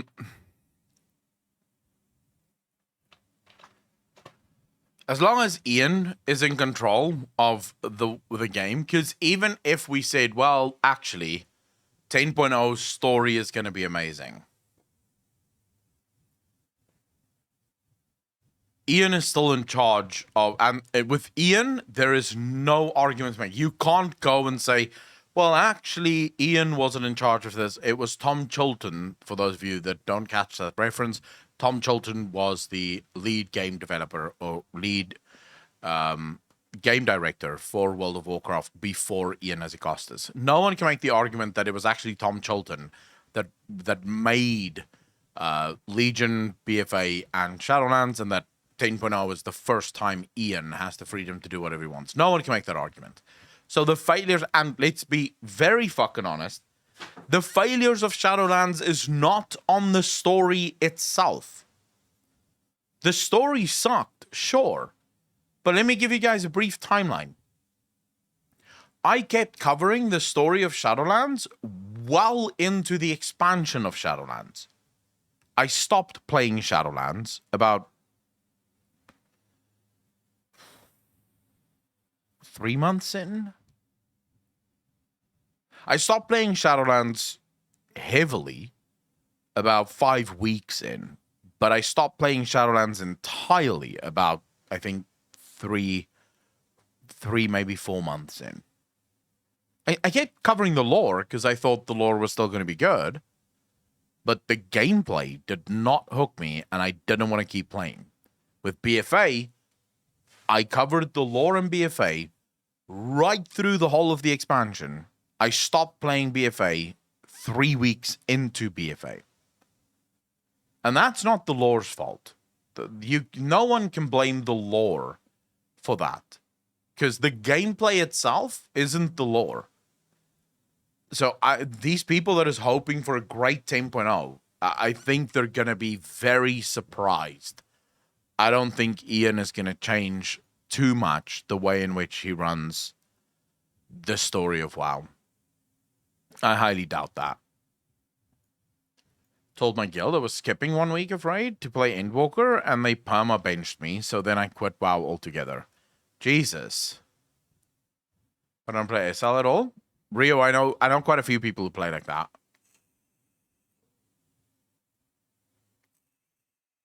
I need to go pee. I'll be right back.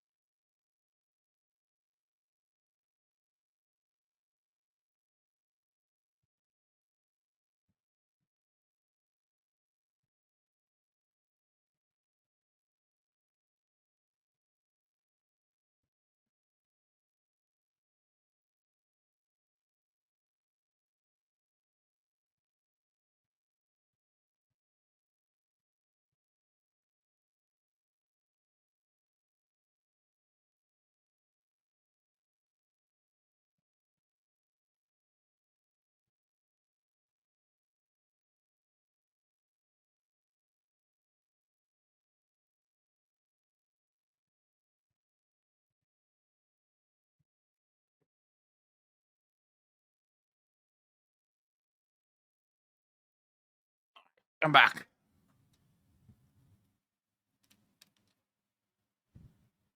The WoW has other content creators.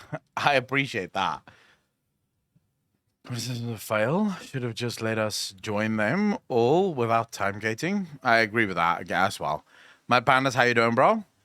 Captain Grimm's new video is perfect. I play WoW simply to play a game with my friends. As soon as another game comes along, we can agree to play as a group. WoW will be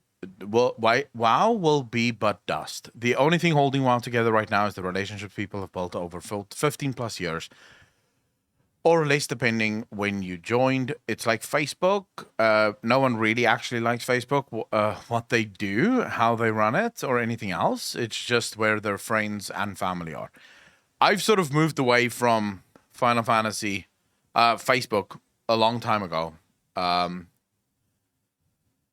But Matt Pandas, I absolutely agree with you. And that's actually an interesting point, because I've always said that I think the reason so many people still play World of Warcraft is because of addiction. But you don't always consider the amount of people that probably still play it because all of their friends play it. For example, Alex, my editor. Alex plays World of Warcraft only because of his guild. That's it. That's literally the only reason he's still playing the game.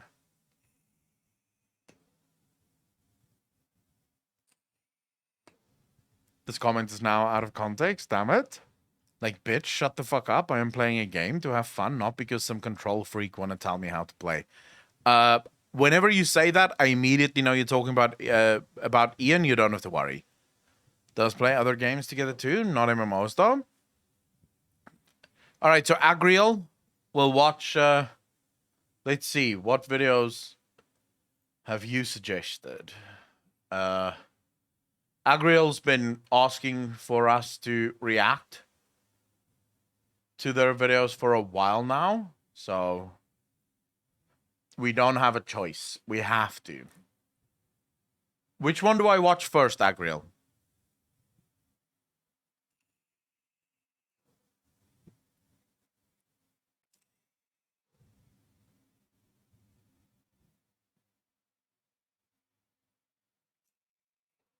So they're not. It's not like a link. It's not like a.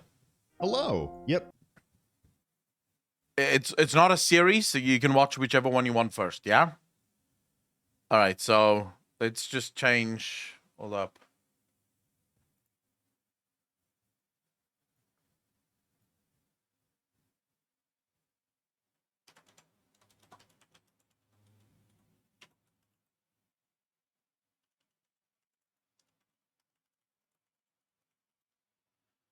All right, there we go. Just to make sure that people don't come in here and go, wait, this isn't where I want to be. Why are you doing this? All right, so Final Fantasy XIV history lessons. Let's see. There's so much history in Final Fantasy XIV that is just... I'm assuming this is about ARR, because I see another one here that's Heavensward era. So I'm assuming that this is the ARR one. The 2 parts, 11 from ARR and second from Heavensward. All right, let's see.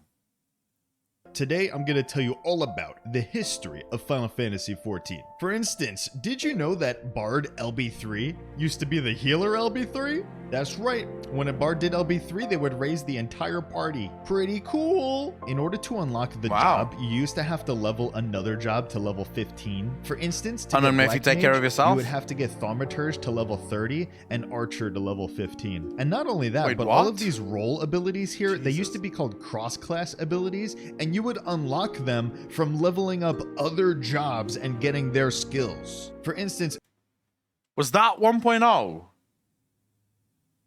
Was that seriously how bad Jesus, fuck. Swiftcast came from Black Mage level 26. So if you were a this healer, was 2.0. you had to level Black Mage in order to have Swiftcast raise. Level 26. I'm And so Dragoon glad that's had not blood working for like blood, that anymore. but that worked on all the melees, so all the other melees had to level Dragoon to get the damage buff. Provoke was a Paladin ability. You could only get it from Paladin. If you played Warrior, you had to level Paladin, or you didn't have Wait, so it used to work, you level, if you get a job at a certain level, that job's abilities that your class can also use will then be available to you. So that's how it used to work. I'm assuming not all abilities from all classes would have worked for you. It was more a case, it wasn't like a build your own class effect. It was more just a case of, this is a melee ability, so all melees can have it, but all melees will have to try and work at this. Silvers, thanks for the follow. Really appreciate that. Welcome to the channel. Thank you, thank you, thank you.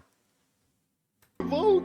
This video is sponsored by Ragnarok Origin. Link in the description below. Welcome to Ragnarok Origin, where the fantasy becomes reality. This epic MMORPG on mobile has begun pre-registration. Enter in a fantasy open world and discover mysterious, fun, and evil secrets hidden in this magical adventure. It's got infinite character customization, customizing Aaron, how you doing, bro? weapons, armor, magic abilities, and more to match your playstyle and defeat your opponents. And look at this art, it's so nice! Who wouldn't want to live a heroic fantasy life? What anime should I watch?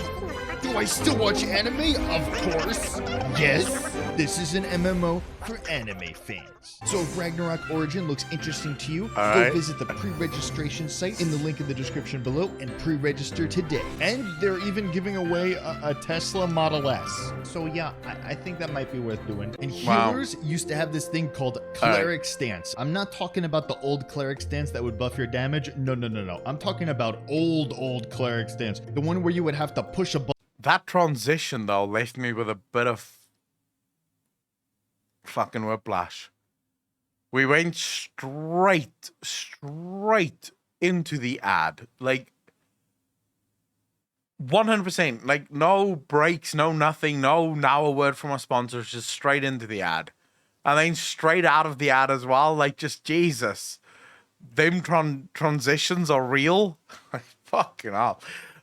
button and then swap between heal mode and DPS mode. Yeah, Let's say I push a gas. button. Okay, I'm in cleric stance. Now all of my DPS skills actually do damage, right? But all my heals don't heal. So now if I have to heal somebody, I have to pop cleric stance off and then heal them. And this was freaking great. You could tell people, no, man, I can't heal you right now. I'm in cleric stance. Yeah, they should bring that back. I think everybody would really like that. Yeah, here's a fun one. Gear used to have accuracy stats on it, and you would need a minimum accuracy in order to even hit the boss. And Yeah, this is there like was WoW. a different number This is for like the hit front, rating in the WoW. rear, and the side. Yeah, so if you were a tank and you didn't meet the front accuracy requirement, guess what? All your hits miss and you don't keep aggro. Yeah, so you would have to build your entire gear set around making sure you hit. Would all your hits miss? Because I don't think... Or would all your hits... So, every single one. Because in WoW, if you didn't have enough hit rating, most would miss. So you'd get lucky every once in a while. You'd get lucky and you'd see one of your hits miss. The others would just hit. Oh my god, I remember playing Rogue back in the day when when hit rating was still a thing. So to be a rogue as well as a warrior, like everything that could deal wield, you needed like an incredible amount of hit, like really high. The problem was that every hand, like both hands, had its own hit rating. Like the hands didn't share a hit rating. So it was something stupid. It was a stupid amount of hit that you needed for your right hand to hit, right? Your main hand to hit. But then your offhand would be unattainable. Like you could never actually get to offhand attainability, if you will. So your offhand would always sometimes miss. It doesn't matter what. You would almost always, while you're playing melee, you would see every once in a while miss. Miss. Miss. It was fucking stupid. It was just one of those weird things. You have to train all your weapons all the time. Oh yeah, that too. In World of Warcraft, like if you couldn't just switch back in WoW, there was no such thing as just switching weapons for all the Final Fantasy players that never played WoW. Let's say, for example, you are a warrior and you managed to get very lucky and an axe dropped for you. If you never used an axe, your axe would not be leveled up. Therefore, your hit rating effectively means fuck all. You're not going to hit for shit. Like, you do almost zero damage, and you miss a lot, and everything's just weird. So then you have to go, and this is genuinely true. People used to go into date mines, because you're at max level, so nothing in date mines is going to kill you. And then you go stand there against those mobs, and you just auto-attack, and you leave. You just stand inside date mines, or not ramparts. What was the prison called? What's the prison called in Stormwind? What was that prison called again? Stockades. That's the one. You would go to stockades. As a horde, this was incredibly frustrating, because stockades really was the best place to do it. Because you were high enough level that those mobs could never kill you, and the mobs weren't so sort of stacked that you would eventually get killed by a bunch of mobs hitting you. So people would go into stockades, kill like 2 of the mobs, and then just have 1 mob hitting them the whole time. As a horde, this was incredibly frustrating, because we used to have to sneak into Stormwind, or just keep corpse running until you finally fucking make it into the stockades. But then you would stand there, and you basically just start the animation. Now you're hitting this thing for the rest of your fucking life, because it takes hours. Hours. The first few is very quick. You get 1, 2, 3, 4, 5. And you get up to like number 200. And then just nothing. Fucking hit, up. hit, hit, hit, hit, hit. It was so stupidly annoying. You have no fucking idea. Oh my god, it was annoying. Hit accuracy cap. It sucked. And we didn't always look this beautiful and amazing. Yeah, in the beginning of the game, we didn't have glamours. Yeah, we looked. Fate, how you doing? Thanks for the first one, chat. Really appreciate that. Hey there, glad to finally be able to catch you on the stream. Been watching your videos for months. Thanks for the great content. Bro, thank you so much for coming to say hello. Really appreciate that. And you are most welcome. I'm really glad that you find the videos entertaining. Like this, you know, a tome chest, hands from a raid, boots from a dungeon. What's your 6?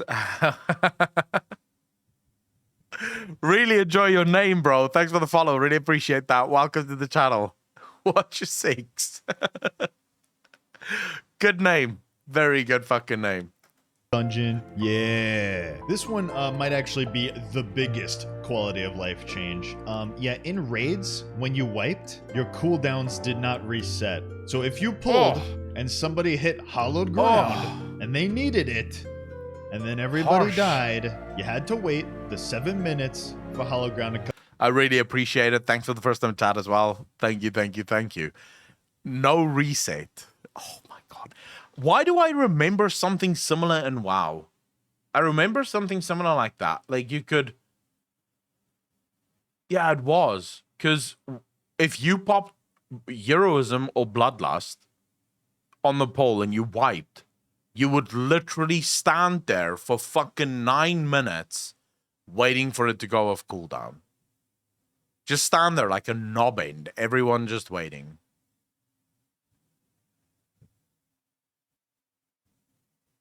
So we pulling? No, we have 2 minutes left on the cooldown. Okay, cool. Hey, Mage, how long's the cooldown? Still have 1 minute left. All right, let us know when it's like 10 seconds. All right, 10 seconds, guys. All right, guys, get ready. Pull timer whenever everyone's ready. Ready, check.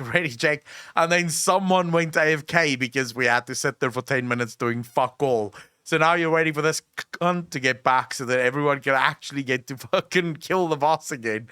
And then you wipe again 1 minute into the poll and you're like, fuck, this is so horrendously fucking bothersome.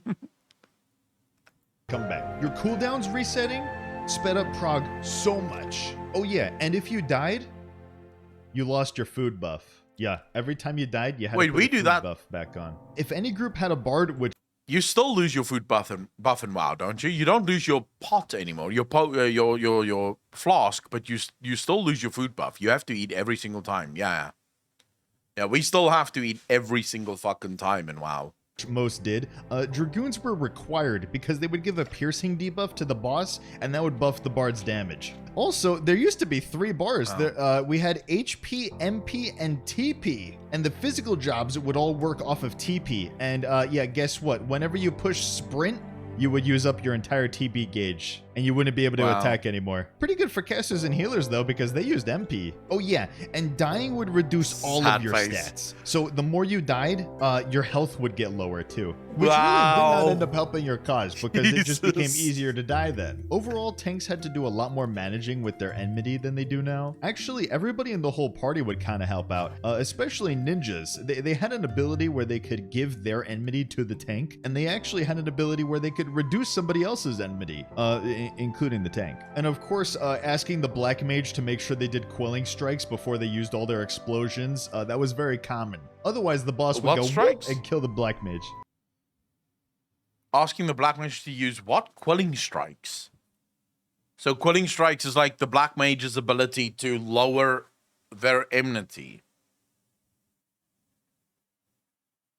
Oh, super fucking horrible game design.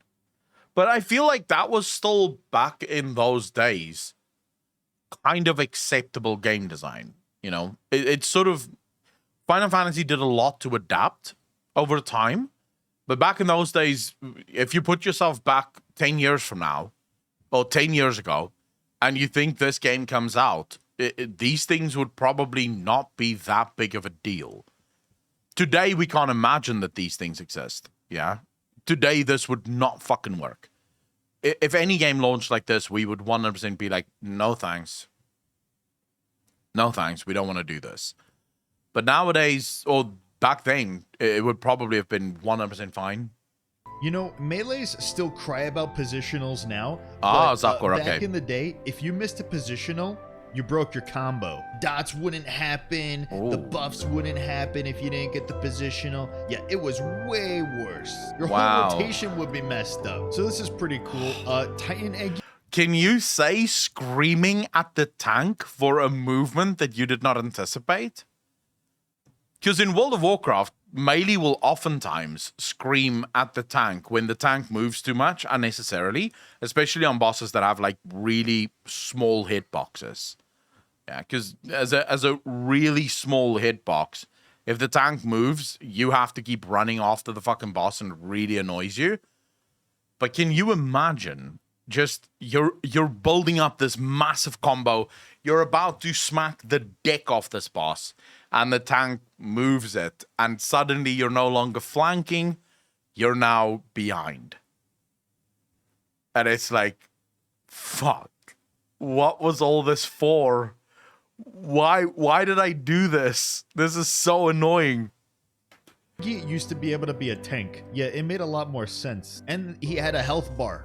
They don't have health bars anymore. In fact, there was a whole strat surrounding that. This fight was way too hard for the tanks at the time, so we would just bring Titan Eggy, and Titan Eggy would tank remove. Reason being is he didn't have to do the tank mechanics. But yeah, Square Enix did not like that, so they Get nerfed tapped. Titan Eggy after that. Something about wanting the tanks to be able to play the game. I mean, summoners back then were even able to solo extreme fights because of Titan. So yeah, don't worry, Titan Eggy. I'm sure someday you'll do something good again. So you know how with Scholar, they have two fairies, Eos and Celine? You might be wondering what's the difference. Right now, there's not a difference, but there used to be a big one. So Eos used to be the healer-focused fairy. It did a lot of AoE regens and buffs. But Celine, on the other hand, was the DPS fairy, specifically because it gave everybody haste. Yeah, Celine was the best. Especially for black mages. We freaking love Celine. Yeah, but she doesn't do that anymore, so bye.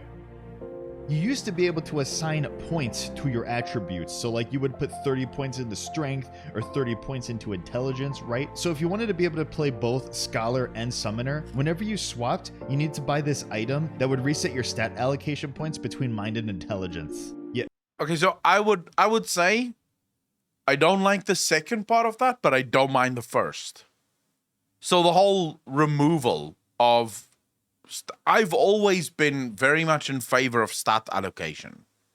Because it's always sort of fun, you know, whenever you level up, being able to go, yeah, I want a bit more of this, a bit less of this, a bit more of that, a bit less of this, you know. So you get to choose your stats, pick and choose which stats you want and which not. So stat management has always been fun for me. But I would have had it in such a way that it snapshots whenever you change job. So once you've leveled up a job and you've actually put all of those stats into that new job, specifically with how it works now, you know, once you're done, as soon as you swap to a new job, it takes the old stats that you've already done and boom, those are your stats now. Okay, maybe because it was pretty much predefined. Yeah, I mean, look, I'm not saying it would work in any modern day MMO, Lichwell. But if you built an MMO around that, so you built an MMO in such a way that it absolutely gave people... So ESO would actually be a great example of exactly this. In ESO, where you can effectively build the class the way that you want it, having something like stats that you actually assign your stat slots to whatever you want would allow you to probably play some very off-meta things kind of well, because you're allowed to, you know, maybe you play an ability that requires a shit ton of haste, or you've chosen a mage, but you're playing a bunch of abilities that requires a shit ton of haste.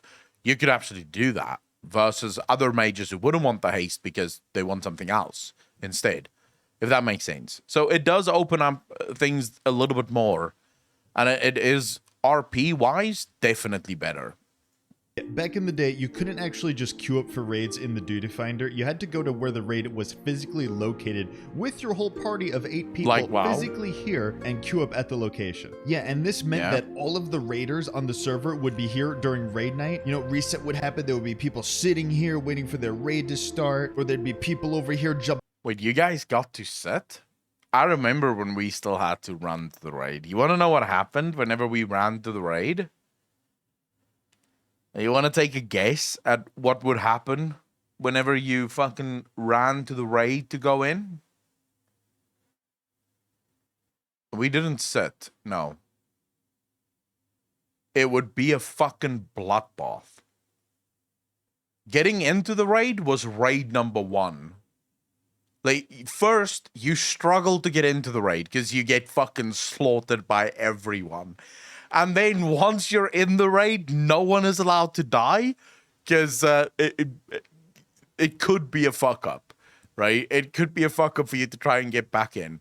So it was just absolutely nightmarish to try and set up any sort of raid, like trying to get into a raid. The best example of this is when Wrath of the Lich King launched and DKs were a thing. Yeah.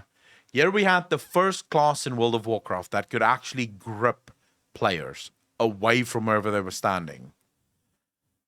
So you'd usually have these Alliance or Horde, depending on the team that you're on, and you would have the DKs stand as far away from the entrance of the raid, but close enough that they were in grip range. And as soon as people from the opposite faction tries to get in, they literally grip everyone fucking back and start killing them. That's literally all they do. They're just gripping people and slaughtering them. And it's just like, fuck you bastards. I just want to raid. I'm not here to kill people. Just leave me alone. Let me just raid a little bit, please. So it usually took like a good 10, 20 minutes to actually get into the raid before you could go. Up and down naked, asking for a raid group, you know? It was simple times, very simple times. And this would change depending on the tier. Like, this is where second coil was. And right over this way, this is where the final coil was. You see this entrance right here? This is where everybody would be. Oh yeah, and by the way, cross-world party finder was not a thing. You could only raid with the people that were on your server. So yeah. Again, that's why all the raiders were here on raid night. And if you weren't here on raid night, you couldn't raid. But I mean, now we have a full party finder, and you're gonna be able to find a raid no matter what time of day. So ultimately, it's better for the game that way. I just want to say, and I know I'm constantly making references to WoW, but whenever I watch these videos, I can't help it. I've been conditioned to sort of compare every single fucking MMO to WoW, because I've been playing it for 16 plus years. No, not plus. I think it's only 16 years. But anyways, the party finder system in Final Fantasy XIV is so much better than the party finder system in WoW. It is just phenomenal. You know, set up all the rules, everything that you want, everything that you don't want, and it just folds it automatically with players. Just bam. There you go. You don't get to pick and choose. You don't have to sit there and sift through people and be like, oh, I don't want you, I do want you. It's just like, yep, this is my party. Let's go. Let's fucking play. Such a good system. You know how all of our raids nowadays are called Savage? It'll say Savage. What's BF? And that's the party finder. Well, back in A Realm Reborn, the coils were Savage. They just didn't have that naming convention yet. These were the end game raids. And when you see a second coil... By the way, I want to be very clear. As soon as we get to max level, we are going back and we're doing Coils of Bahamut at the highest difficulty. We're doing it minimum item level, no fucking echo. That is 100% on the list. I need to be able to say that I did Coils of Bahamut, minimum item level, no echo. I did it one story mode, and I now want to do it like proper. Savage, these were super hard. Their whole idea of making these was how mean can we be? And in these older raids, since they have trash mobs in between the entrance and the boss, you would have somebody join a party earlier on in the week to go in and clear the You're trash. welcome. And that Everyone's would get you welcome. a shortcut. So that way when you did have... I'm going to be like, you don't have to be good. You don't have to have done it before. It doesn't matter to me. I'm going to go in there because I'm having the most.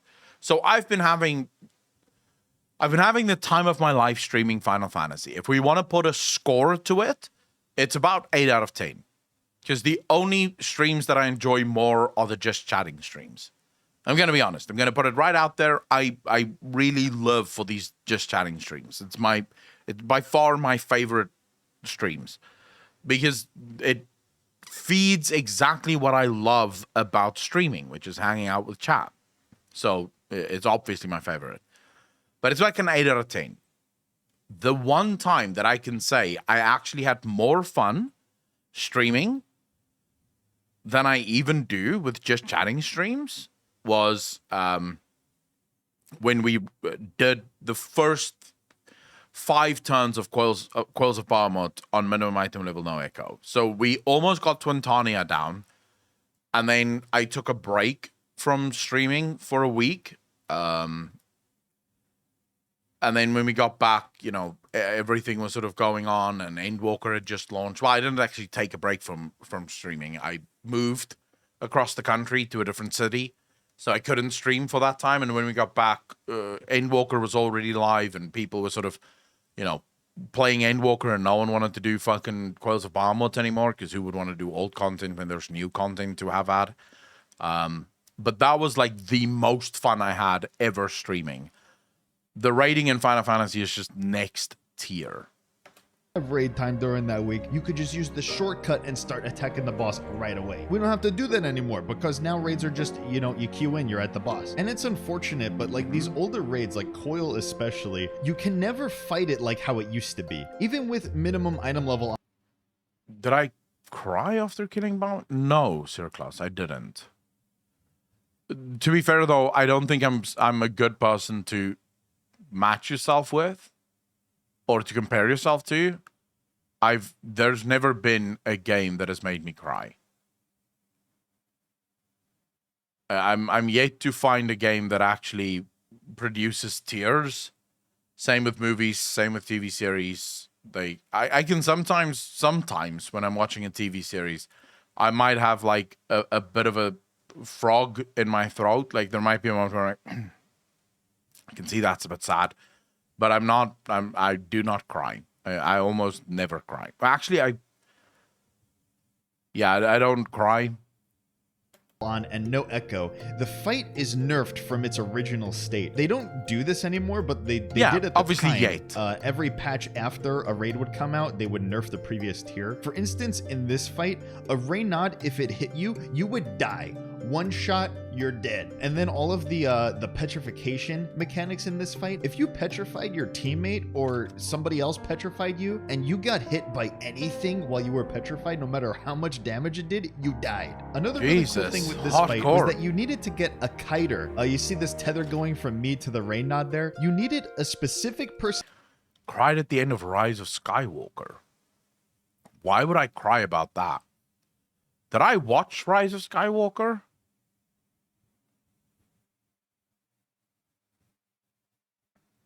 Is that the one where she goes to visit Luke Skywalker on the island?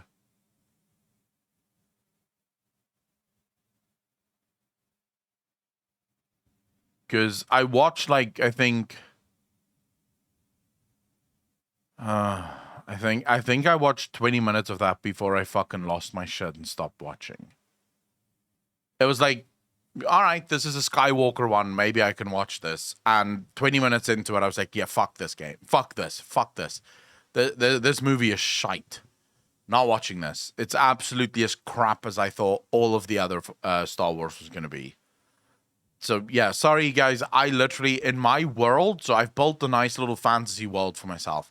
And in my fantasy world, there is literally only 6 Star Wars movies. That's it. There are no others. It is 1, 2, 3, 4, 5, and 6. And the correct way to watch those is 4, 5, 6, 1, 2, 3. If you're watching it any other way, you're doing it wrong. If you're watching anything past some 6, I don't know what you're watching, but you're not watching Star Wars. That's it. That's literally how I view the entire world of Star Wars. I want to watch Mandalorian, but I'm so afraid of the fuck up of the new Star Wars movies that I've just not had the guts to really watch Mandalorian. in the raid team to do this job, and it would usually be a summoner. So the party finders would always be like, need summoner, need a kiter, because the kiter would bring the Reynad over here and they would slow it down with their dot, and then the healers would freeze it in place. And you would do that with 4 Reynads, and eventually they just wouldn't spawn anymore. Fun fact with in the Savage version of Turn 7, the Reynads keep coming, and there's 2 of them at a time. Yeah, the way that they designed Turn 7 Savage was they looked at how we did strats and how we cheese things, and then made it impossible for us to cheese it anymore. Now in Turn 2, there was this real... Oh, that's funny. The developers literally just watching the strats and going, wait, that's not how we wanted you to kill the boss. We'll nerf that. We'll remove your ability to fucking do that. Apparently Disney made some films that seemed like Star Wars knockoff of the franchise. Interesting stuff. Exactly.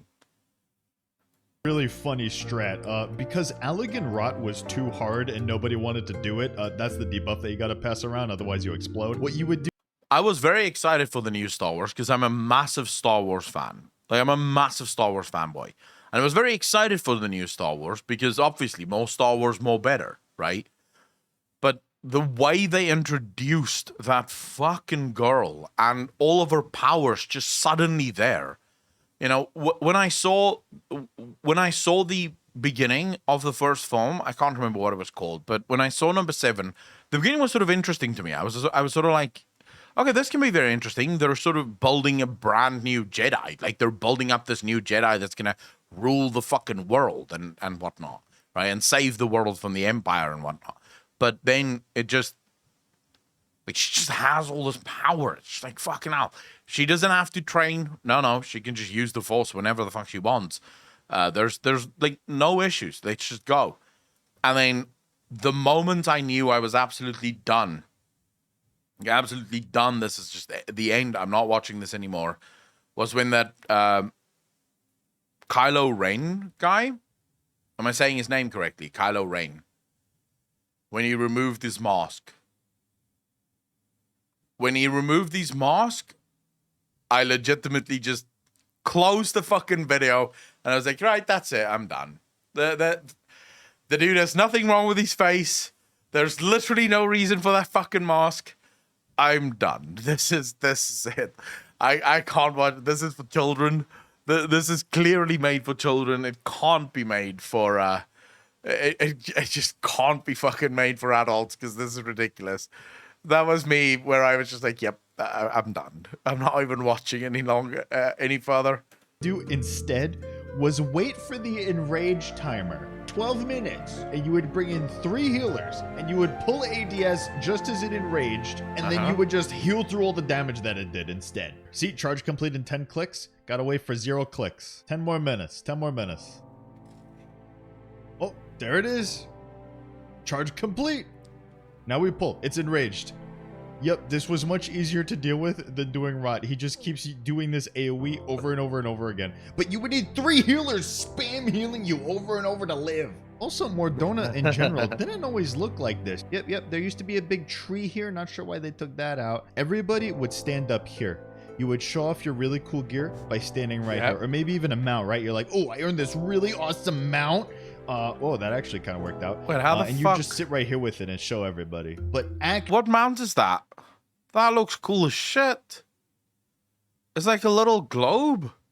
You're flying around on the world. Demi Osmo, how do you get it? Samil, how you doing? Thanks for the follow. Really appreciate that. Welcome to the channel. Thank you. Eureka mount. So I have to do Eureka in order to get this mount. I've heard bad things about Eureka. With it and show everybody. But actually, the greatest part about Mordona was this secret little glitch over here. You could do this, bada bing, bada boom, jump up here, jump over this way, crap, Lol. go over here, jump across that, jump onto this rope, and look, now I'm on this rope. See, isn't this nice? Yeah. I thought he was cool. gonna take fucking hell, debated as shit. I genuinely thought we were gonna go to some cool place now and we're just going up a rope. Like, fucking hell, the debate is real there. I mean, I get it. It's a cool place. Not everyone can get there, but fuck my life. That was an unnecessary debate, that was. Great view up here, but it's not that special anymore because we can just fly. So yeah, and yeah, that's it. Actually, there's probably a lot of different things I could go on about the history of Final Fantasy 14, and maybe I will another time. But for now, that's all I've got. So thank you so much. I will see you guys in the next one. Okay, bye. This was a cool video. It's sort of nice to see how far it's come. It is sort of nice to see just how far this game has come. One month after locked out, can you still get that globe mount, like the Earth mount? That's what I'm gonna call it from now on. I will never remember that name. Yes. Okay, so I can still get the world. All right, I will then be trying to get the world at some point. But everyone told me that the world is Eureka is like one of the hardest grinds you can fucking do. Is that true? Need to join Discord? What do you mean? Who needs to join Discord? Ozma, I heard Eureka is the worst grind ever. I heard that too. It also changes shapes too. Not hard, just terrible. And gill consuming. Just do it weekly, it's not that bad. You need to join the Discords that run Baldissian Arsenal. I could just get the community to join me. No, Aaron? I could just go, hey guys, get in here. We need to do Eureka. 60 people, I think, to raid it. Jesus. All right, we need to get much bigger as a streamer. Quick. So we have 60 people that can fucking do 48-man raid. You want to watch something else? Watch A Crap Guide to Healing. Oh, we watched that, Sarah Class. My reaction to that is on the YouTube channel. I've watched all the crap guides. They're funny as fuck. We need to complete the fights outside.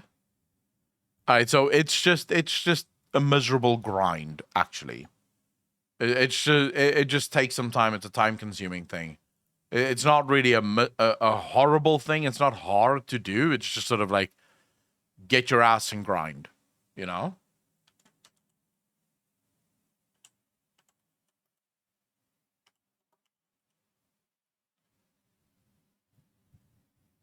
Eureka is a big grind, and the raid takes a lot of organization. Well, I would think so. With a 48-man raid, it's almost 100% going to be a massive grind and a headache. It's one of the things where people will oftentimes say they miss 40-man raiding in World of Warcraft, and I always think to myself, no. Why would you miss 48-man, like 40-man raiding? 40-man raids were absolutely miserable. They were miserable to set up. They were miserable to be a part of. They were unnecessarily big. The organization required to actually run it was just horrible. Shantisguan, how you doing? Thanks for the first one chat, dude. Really appreciate that. Ex-wower or just too diligent farming? No big deal. Well, true, yeah. If you're diligently farming, you know, you shouldn't have a problem with that. You're gonna die inside the raid? You get booted out automatically if you do? Jesus. You just can't raise you in there? Wow. I just realized I have almost 10k in points. Whoopsie, let's see. What's the first time you were truly blown away in WoW? Oh. Fuck. That is a good question. What's the first time I've ever been truly blown away in WoW? Arthas. The Arthas cinematic was probably the first time that I knew I was absolutely in love with this game. But the first time that I felt the magic of World of Warcraft was I was playing on someone else's account at the time because I couldn't afford it. I was still a student and I couldn't afford to actually buy my own account. And my friend's dad had an account that he wasn't playing on during the day. So I had this blood elf that I leveled. I had no friends. I had nothing. I just had this blood elf warlock that I was sort of hanging out with and playing with. And I remember leaving Silvermoon City and just seeing the world of it, right? And I was just completely blown away by what I saw. Now, when I first started was end of Classic. This was on my friend's account, my friend's dad's account. I played a human, had nothing there, like nothing. There was nothing about the humans that really meant anything to me. It's just nothing. The humans did not correlate with me, I guess you could say. But that Blood Elf, when I switched to Blood Elf and I started playing the Blood Elf, I think that was the moment that I sort of fell in love. Just seeing that was just amazing. It might also just be the fact that I couldn't play for like a couple of months because obviously my friend's dad, when TBC finally came out, I wasn't allowed on his account because he would basically play even when he was at work. Right? So it may have just been that I was so starved for WoW that when I finally got back and I decided, fuck the humans, I want to be a Blood Elf. I just had to at least play, like, I just had to have that emotional reaction. That could also be true.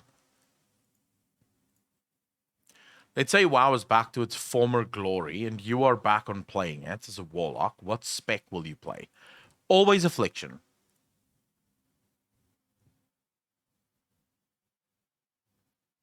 Always Affliction. If you're asking me what is my favorite spec in World of Warcraft, out of all classes, it will always be Affliction. Big, sophisticated badasses that would rival the Nalfs in height. Let's say WoW is back. I always hated humans in WoW, but I love the humans in Wrath of the Lich King. It wasn't that I hated humans. Just to be clear, it wasn't that I hated humans. There was just nothing with the humans. Like Alwyn Forest didn't have that wow thing for me. Like nothing about the humans was like an emotional reaction that I had to the humans. It was more a case of. Now, also, to be fair, this was right at the end of Wrath, not at the end of Wrath, right at the end of Classic. So, it was pretty empty for the most part because everyone was doing max level stuff and there weren't really that many new people in the game at the time. And I got my own account. So I finally got my own account about midway through TBC. That's when I got my own account. So I could finally play my character. And then I did actually start a human warlock. My Akalon, the character that is my main to this day, is still the main that used to be human. And then I paid to swap him over to Horde. Guides many years ago. Oh, Jesus. Yeah, it's been years since I've done a warlock guide. Spawning in the crypt back in Tersful Glades, when I finally made it to Brawl, I thought to myself, damn, I love this game. The way they brought Arthur's back in 9.2 makes me so mad. I don't even want to think about how they brought him back. They fucking literally turned him into a sword. It's like, Jesus. All right, it's not even waste time here. That's just bad. When I got WoW from a friend who's been playing WoW Vanilla, that's what I witnessed with how WoW Vanilla was back then. I never played my Vanilla myself, only from TBC, that was. Nevertheless, it was weird when he was saying, I have appointment, and I asked appointment on a weekend. Friend played Raid. I asked, what the heck is this with Raid? When he showed me what it was, I was like, okay. A couple of years later, okay, into World of Warcraft TBC. I don't think people, because all of those memes, you guys remember those I can't pause memes? This is an MMO. All of them started with WoW. Uninstall because fuck WoW. I should actually do that as a joke, Apocalypse. All of those memes started with WoW. Like the mum calls the kid down to eat and the kid is like, I'm playing a video game, and she's like, just pause it. And it's like, I can't fucking pause it. This is an MMO. It all started with WoW. Secrets of Creation and Jada's Master Plan stuff. CDJ, we can always check it out tomorrow. Is it big spoilers or just sort of like, yeah?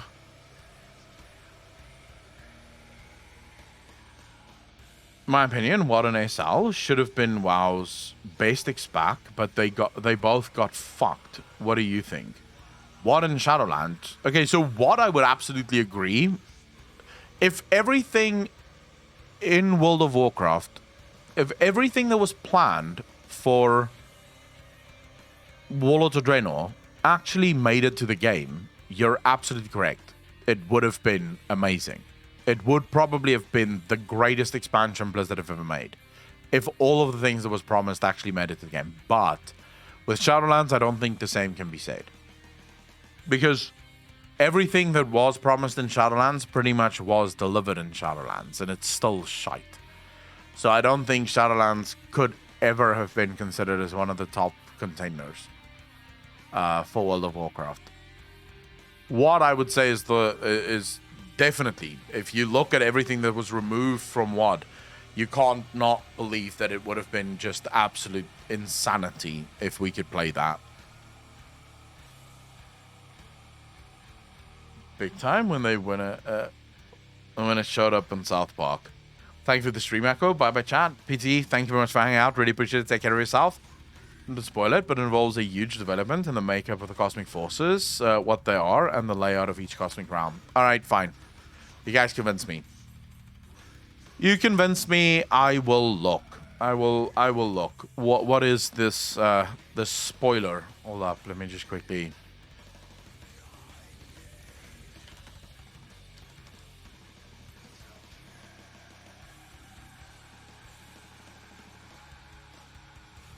Right. Let's see. Diablo 3, Genesis Slave, Orc fans produce fanzine, Secrets of Creation, and the Jailer's plan revealed in Zereth Mortis box. Okay. So these are apparently spoilers. If you don't want spoilers, then, I don't know. Blame Blizzard. There's a PTR. What can I do? Alright, so one of the developing themes in patch 9.2, currently on the PTR, is secrets. Finding secrets, unlocking secrets, deciphering secrets. With this in mind, it should come as no surprise that there is a book collection activity in Zereth Mortis, Firim in Exile. These books talk about how Firim became an exile in Zereth Mortis, his interactions with the Automa of Zereth Mortis, and at the end talks about the plans the Jailer has. Agriel, take care of yourself. Thanks so much for hanging out. Really appreciate it. Collecting the parts of Firim's book is required for the achievement Tales of the Exile. This achievement is, in turn, part of the requirements for another achievement unlocking the secrets, which unlocks flying in Zereth Mortis. If you are interested in the requirements for flying of Zereth Mortis, check out this post. I'm not interested in that. For those who enjoy lore, however, Firim's work is a treasure trove in itself. Warning, PTR spoilers. Though access to the Sepulchre continued to elude me, I learned much by observing the Automa. Admittedly, I underestimated them at first. They seemed mere servitors, less capable of independent thought than even the muddle-minded attendants in Oribos.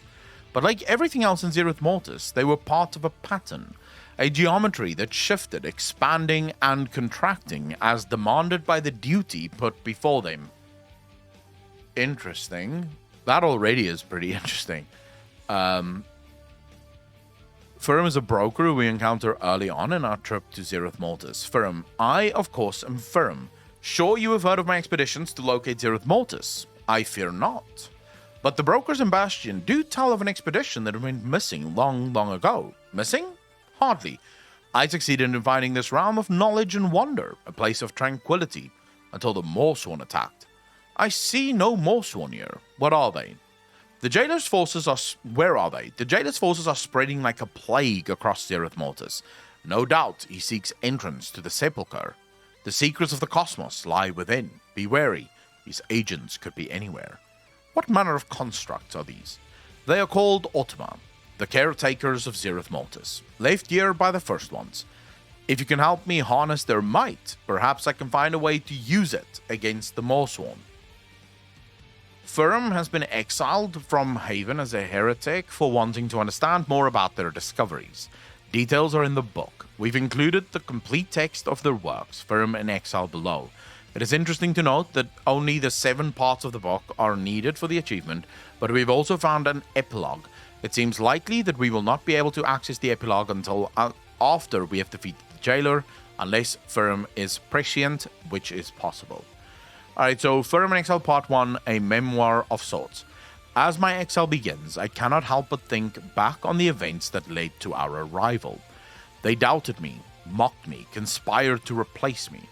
Yet, just as they unsheathed their blades of doubt and skulked forward to try to strike me down, it happened. The geometry revealed itself, the fractals aligned. At long last, I found the way to Zereth Mortis. No other mind could conceive the formulae required to succeed, portal after portal, tuned and retuned, stretching out and looping back upon themselves. No wonder so many before me had failed. This is quite interesting. If you really allow yourself to imagine this, quite an interesting way in which they found it. The fools among our expedition rushed to plunder the land's mysteries and paid the price for their folly. Did I not insist that the first ones would not leave their secrets unguarded? The survivors learned their lesson and heeded my warnings. We found a safe foothold, a haven from which our work began, but our fragile harmony would not endure. The deeper we delved into the mysteries of Zereth Mortis, the more my colleagues became affected. Even Executor Alcreth, perhaps the most glory-driven of anyone in the expedition, began to regard the knowledge we gleaned as sacred. Wait, so the knowledge itself may have actually infected them. In time, Alara and the others perceived the great truth. We could not send word of our discoveries back to the Overseer. The secrets of the first ones were not to be plundered. Outsiders would only disrupt the crucial purposes of Zereth Mortis. We shattered our portals. I blotted out my translocation equations. Even from my own mind, any temptation that might lead us back to the outer realms was forfeit. Our hearts sang as we renounced our cartel designations. From that day forth, I was simply Firm. And while I did not seek to profit from the progenitor's knowledge, I did want to understand it. This is where the schism began. So far, I must call myself enthralled. Why had I been burdened by the company of minds so small? Even in a land of infinite wonder, the dullards who worked alongside me in Haven failed to appreciate the purpose that drove my every thought and deed. I had to reach the sepulchre. It was blasphemy, they claimed. The mysteries there were too sacred, truths not to be approached or even pondered. They labeled me a heretic. So, it feels like this is almost similar to like mind parasites. So as they learned the secrets of the first one, so the secrets basically, or the first ones, effectively probably, I'm just guessing here, it could just be that they realized the magnitude of their actions, but it could be that the first ones effectively weaponized their information, their research, their truths, so that whenever you do start delving into it, you basically become almost a slave to it. Like, you just have to protect it with your life, no matter what. You can't allow for anyone to hurt this, for anyone to take it away from you. They labeled me a heretic. When my back was turned, they sabotaged my research. Just as I neared the translation of a new cipher, Kreth would send some meddling pilgrim to interfere. Our bigger feud stretched on and became irreconcilable. Finally, they declared me an apostate and banished me from Haven, the very foothold I had given them. Still, I bore this indignity in a manner befitting one of my intellect and resolve. In exile, I would outpace them all. And so I did. Though access to the sepulchre continued to elude me, I learned much by observing the Ottoman. Admittedly, I underestimated them at first. They seemed mere servitors, less capable of independent thought than even the muddle-minded attendants in Oribos. But like everything else in Zereth Mortis, they were part of a pattern, a geometry that shifted, expanding and contracting as demanding by the duty put before them.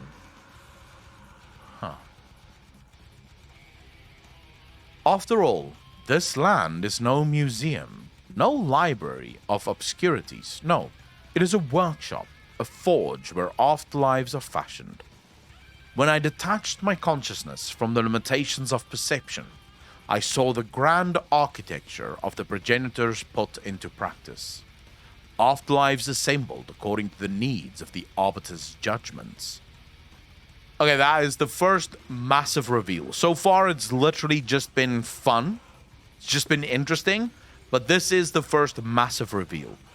So in other words, the Arbiter probably also makes sense why there are so many portals from the Arbiter's room.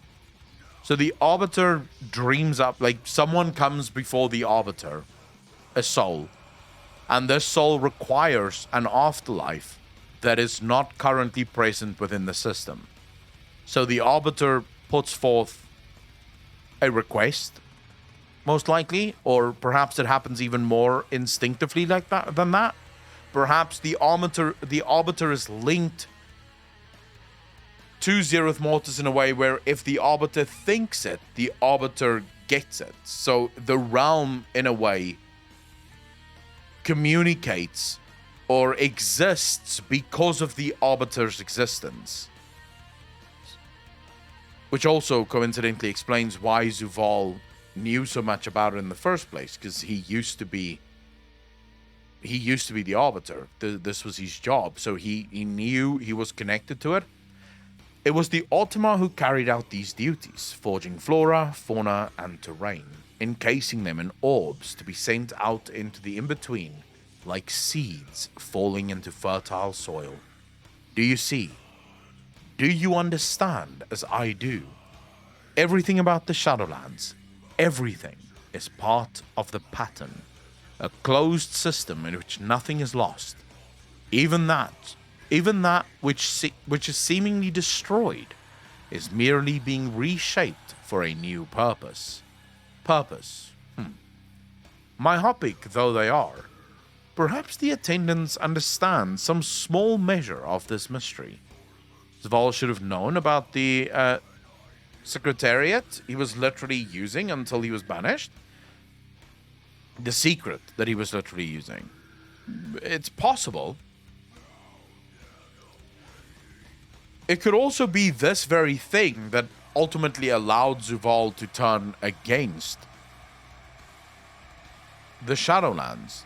The very nature of Zereth Mortis and how it works, how it functions, could have been the reason why he wanted to end it. What did he see? What does he know that we don't? I observed many types of Ottoman of varied sizes and shapes, guardians, builders, collectors, and a more petite variety that seemed to revel in duties of upkeep and repair.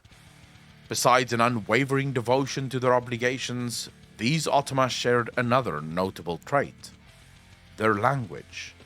They spoke not in words I could understand, but in tones and echoes. Know that I, Furum, am renowned for my linguistic skills. Though arrival in the Shadowlands imbues mortal souls with a knowledge of the words of death, many retain the memories of the language they used on their worlds. Another bit of... Why was this not at the start of Shadowlands? Because this is actually so many interesting things, and actually the world building that Shadowlands required for such a long goddamn time. Because this, by the way, is 100% world building right here. Learning that all of the souls that we encounter in Shadowlands, even though they are speaking the language that we understand, that's not actually the language they use. Because they use the language of death. So when they speak to one another and they're not actually speaking to us, they're not speaking their like home language at all. This is world building. This is interesting. This enriches the idea of the Shadowlands. And what is language, if not a system of sounds and patterns, I ask you? So yes, of course I had absorbed countless languages during my interviews of mortal souls. Thus, you will understand my confidence that the language of the Automa would pose little challenge. Never in my existence had I been so wrong. The language of the Automa was not merely words, no. It was part and parcel of ciphers. The words themselves were keys to understanding the geometry, the fractals. There was so much waiting to be discovered. But it was when I encountered one of the rarest forms of Automa that my mind was truly opened. Automa were commonplace in Zereth Mortis, but not all types. One was exceedingly rare, like polished jewels among infinite grains of sand. The Oracles. They sang songs to their kin. And so at first I thought they were unique only in appearance. But as I drew close to one to better observe its duties, something unexpected happened. I heard its voice, and yet the term voice falls short. I experienced the sensation of words being spoken in much the manner one does when conversing with a colleague, and yet this was more. I felt the words as much as I heard them. The thoughts entered my consciousness and conveyed their meaning to my entire being. What words did it offer? It spoke images, riddles, prophecies. And as they reverberated through my very core, I remember my conversations with Eric too, and the 1,000 truths they told me of. Then it struck me. The oracles spoke in both one truth and 1,000. Not as separate thoughts, but as one in the same instant.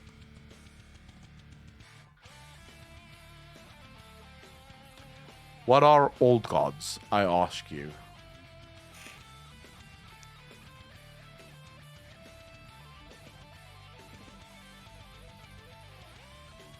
Because this is literally what the Void Lords see. Not even the old gods, the Void Lords. This is literally how the Void Lords see the universe. They do not view the universe as one truth. The universe sees all truths. Or at least the Void Lords believe that they see all truths, and they don't see it as simple truth. They see all truths as a single truth. Which might not make a lot of sense, but when you're a being that almost exists beyond time, this starts to make sense. For them, be it a simple truth as in you will have lunch today, or be it a more complex truth like you'll have sex today. It's the same thing. It doesn't matter when it happens. It will happen at some point. All of these truths will find themselves eventually. Null Moon Lady, how you doing? Happy to have you at the stream, Null Moon Lady. It's been an age since I've last seen you. It is an easy backdoor. You are correct, but I'm treating this as just interesting because it is kind of interesting. I am kind of hooked on this. And if the oracles entities left behind to oversee a workshop could think in such terms, how much more complex must the minds of their makers be? Long have I scoffed at what I learned of the Void Lords, or demons of the Nether. I held Death's pantheon in higher regard, but now I know that they are just as limited. Truth lies in not one direction or another, but in their intersection.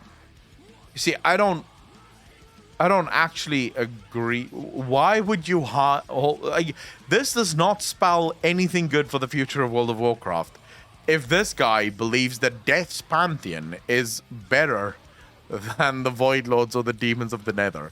Pacerin, thanks for the follow, dude. Really appreciate that. Welcome to the stream. Thank you, thank you, thank you. The first ones have parceled out their gifts, but gave no child all of them. No wonder these offspring bickered with such incessant jealousy. Their very nature was one of denial. At this realization, I lost consciousness, for I had once again transcended into a new plane of thought. The first ones have parceled out their gifts, but gave no child all of them. To ensure balance,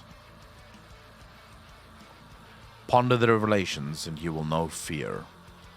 Every new discovery in Zereth Mortis drew me back to the mysteries of the first ones. I sought to understand their nature, yet each time I believed I was nearing an answer, I found myself drifting further away. I considered again their design, the pattern, lines and curves, arcs and angles, and turns. Oh, so many turns. The 6 forces that pointed towards a 7th, and yet denied it.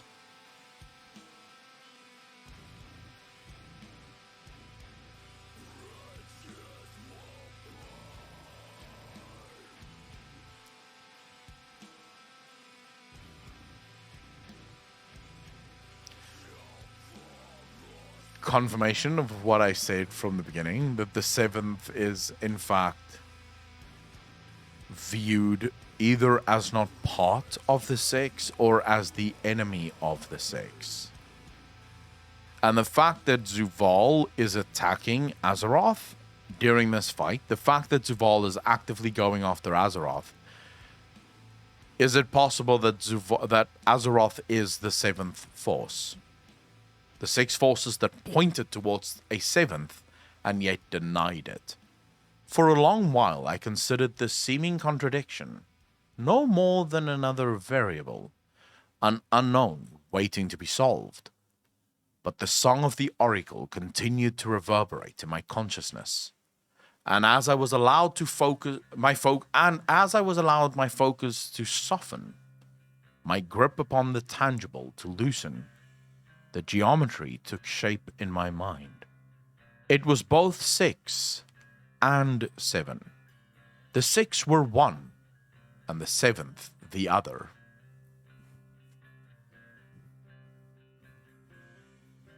Whoa! Whoa! Brintos, how you doing, bro? Thanks for the follow. Really appreciate that. All right, here we go. Here we go. Remember the original pages, yeah, where we had they saw 2 powers, and the 2 powers were different. But then they also saw 3 powers, or 4 powers, or 6, or maybe 7. And then these 6 powers were 1 power, and then the other one was sort of out. It wasn't allowed in. This effectively confirms that no, the 7th power, in other words, Azeroth, maybe Azeroth, question mark, who knows? But that 7th power is indeed the outer power. It's the power that was never allowed to be part of the system. Now, was that outer power actually created by the first ones? Because considering what he just said earlier, he shows us earlier that the first ones dollied out their gifts to all of their children. Yeah? But not all of their gifts to each one of their children, a collection of gifts to each child. That's how it was handed out. Does that mean that the first ones are actually here to try and conquer Azeroth, as opposed to freeing her? Might it be that everything that we know about what the Titans were doing on Azeroth, everything that we know about what the tireless labor that's been done, has all been done in the name of keeping Azeroth in prison? If that is the case, if it actually turns out to be true, I have called this fucking years ago. There's videos on the channel where I call this, and this wasn't sort of called as a one of many. It wasn't called as one of many. It was called as, this is it. This is what I believe is happening in World of Warcraft. I believe that the cosmological forces are all fighting for control of Azeroth in order to keep her imprisoned. Both 6 and 7. Did they desire union? The song seemed to say otherwise. Both were, yet only one could be. The melody shifted. I shuddered at the shape it took. This was not a variable to be solved. It was a solution awaiting its opportunity. The song must not be allowed to end. Do the first ones still sing it? Truly, I do not know. But if they do not, who will? Confirming maybe confirming the first ones might be dead? Maybe? And yeah, if any of you have any interest in this story, you should 100% join the Discord. Apocalypse is not lying. I can guarantee you that there's pages upon pages upon pages of discussion literally on these reveals. The Discord most likely have pulled this thing apart to the point where there's no other way.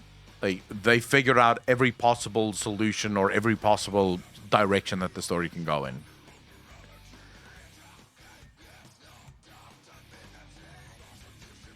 Though the jailer has been defeated and the Shadowlands made whole again, I find myself unable to celebrate these victories.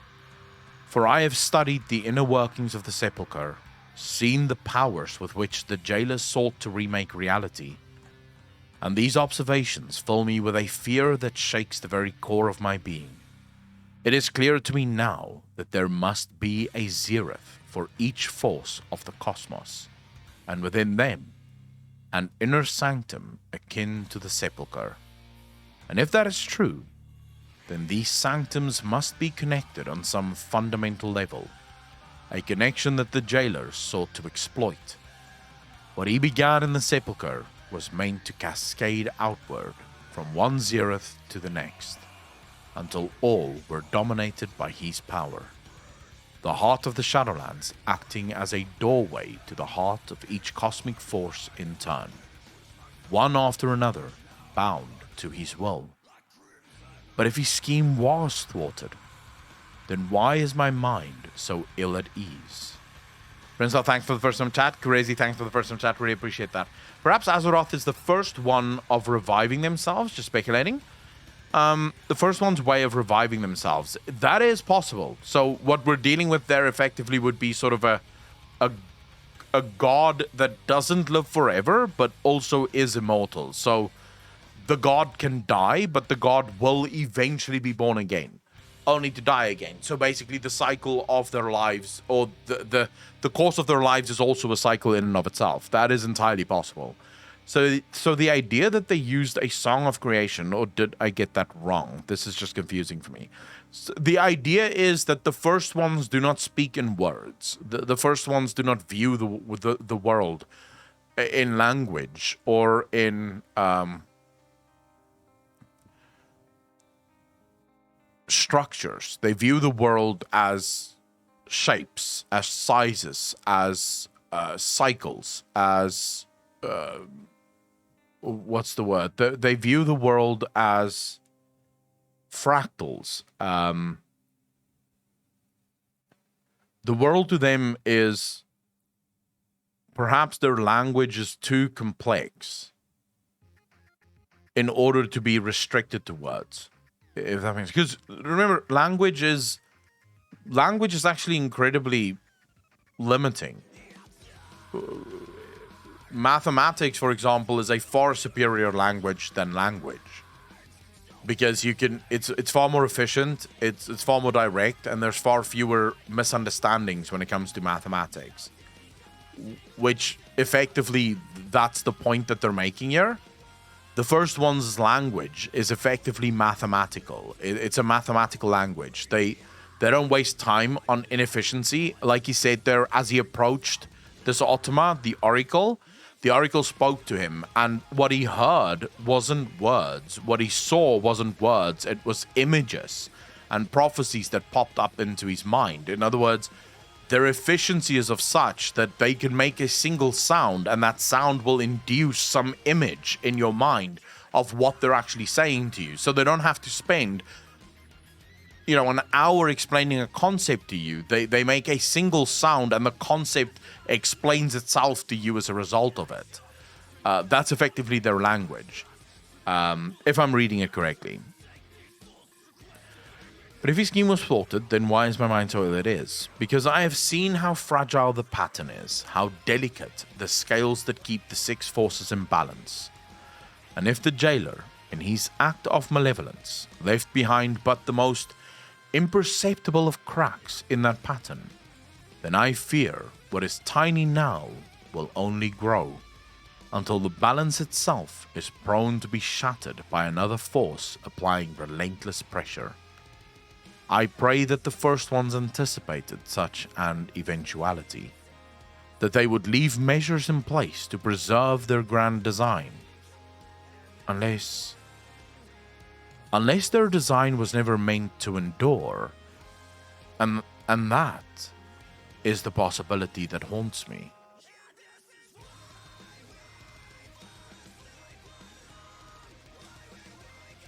What do you guys think? Do you think that their creation was never meant to endure?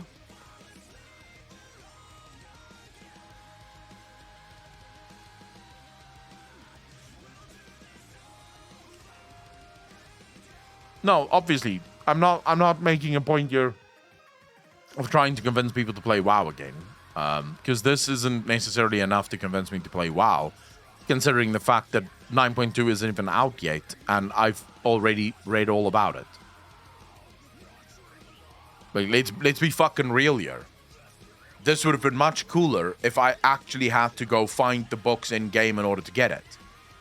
But here we are. I haven't touched 9.2, and I have the full story right in front of me. So why would I go play the game? Why would I pay $15 a month just to get this, right? I already have it. It's right here. I can literally screenshot all of this, and now I have it forever on my PC. So the fact of the matter is, yes, it's sort of useless because you can get all the lore offline. You don't have to be in the game in order to get the lore. But it is still cool. It's still interesting to think about. As someone who has stole a lot of speculations about World of Warcraft, this is really fun. This is like stupidly fun. Rio, take care of yourself, bro. Well, I might come to Xbox PC Ultimate Game Pass. Then you will be able to play it for free. I don't know if it's ever going to be on the Xbox Game Pass, but it would actually be kind of cool. Is this part of the story that is locked behind the 5-week time gate, $30 paywall? Null Moon, kind of. Because this is part of how you unlock flying. So I don't actually know how long it's going to take you to get here. I have no idea how long it's going to take you to get here. Waiting to see is the epilogue story, but like we had with Legion and Azerite. If we ever get one of those. Didn't someone say there's another spoiler on here? It's like 2 or 3 weeks. There we go. So Apocalypse just made... Thank you, Apocalypse. It's like a 2 or 3 week grind in order to get the full story there.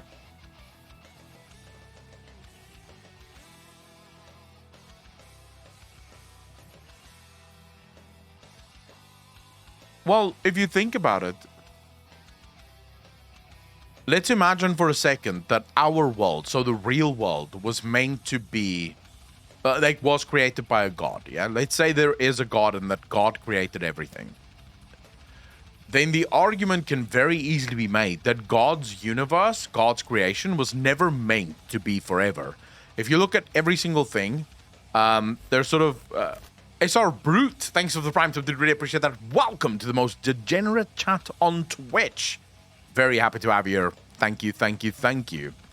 You guys are so fucking kind. The amount of support that we've gotten over the last few days, you guys are awesome. Love you guys. And also fuck all of you. But, you know, that's just because some of you are bastards. Still love you, but bastards. SR Brute, thanks for the follow, dude. Really appreciate that. So if we thought in this universe, right, that there is a god, if there's really a god, let's imagine, yeah? Andricus, how you doing, bro? Thanks for the first time chat. Really appreciate it. Then the universe itself, God's creation, was also not meant to exist forever. The very fact that the universe keeps expanding at an increasing rate suggests that it will ultimately run out of matter. Like, the universe will ultimately be destroyed. Since energy can't be destroyed, but it is constantly changing, the idea right now within science is that there will be a point where we run out of matter. A point where all of the matter was converted from one sort of energy into another that isn't matter, and that will be the end of the universe as we know it. So the universe will ultimately end. So this creation was never meant to be permanent. It is either a cycle or just one element of the creation to some extent. So it is possible that they could have that even in WoW, yeah? Where it just doesn't... It was never meant to be permanent. It was never meant to exist forever. Subparticle decay? Yeah. Entropy, subparticle decay, expansion. There's so many ways in which the universe can absolutely end and will end eventually. This is a failed MMO of the first ones.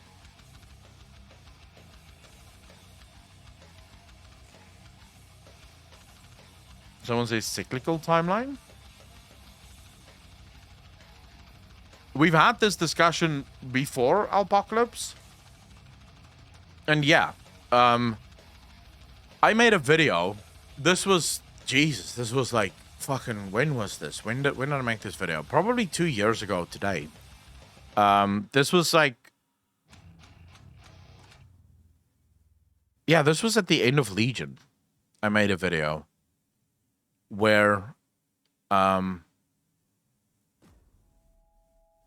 trying to remember what it was about. Like, how did I get here? Oh, I was talking about Sargeras, and I said, what if what Sargeras is trying to do is stop the cycle? What if that is what Sargeras' plan is? Stop the cycle. So in other words, what if the entire universe is a consistent cycle that never ends? In other words, the universe is created, the 6 cosmic forces with reality in the middle. Yeah? The cosmic forces fight over the universe, day in and day out, never ending, until they finally destroy the universe and themselves alongside it. And then it all begins again. And again. And again. And again. What if Sargeras was trying to stop that? What if Sargeras thought that by joining the Legion, he could put an end to that cycle? An end to that never-ending cycle?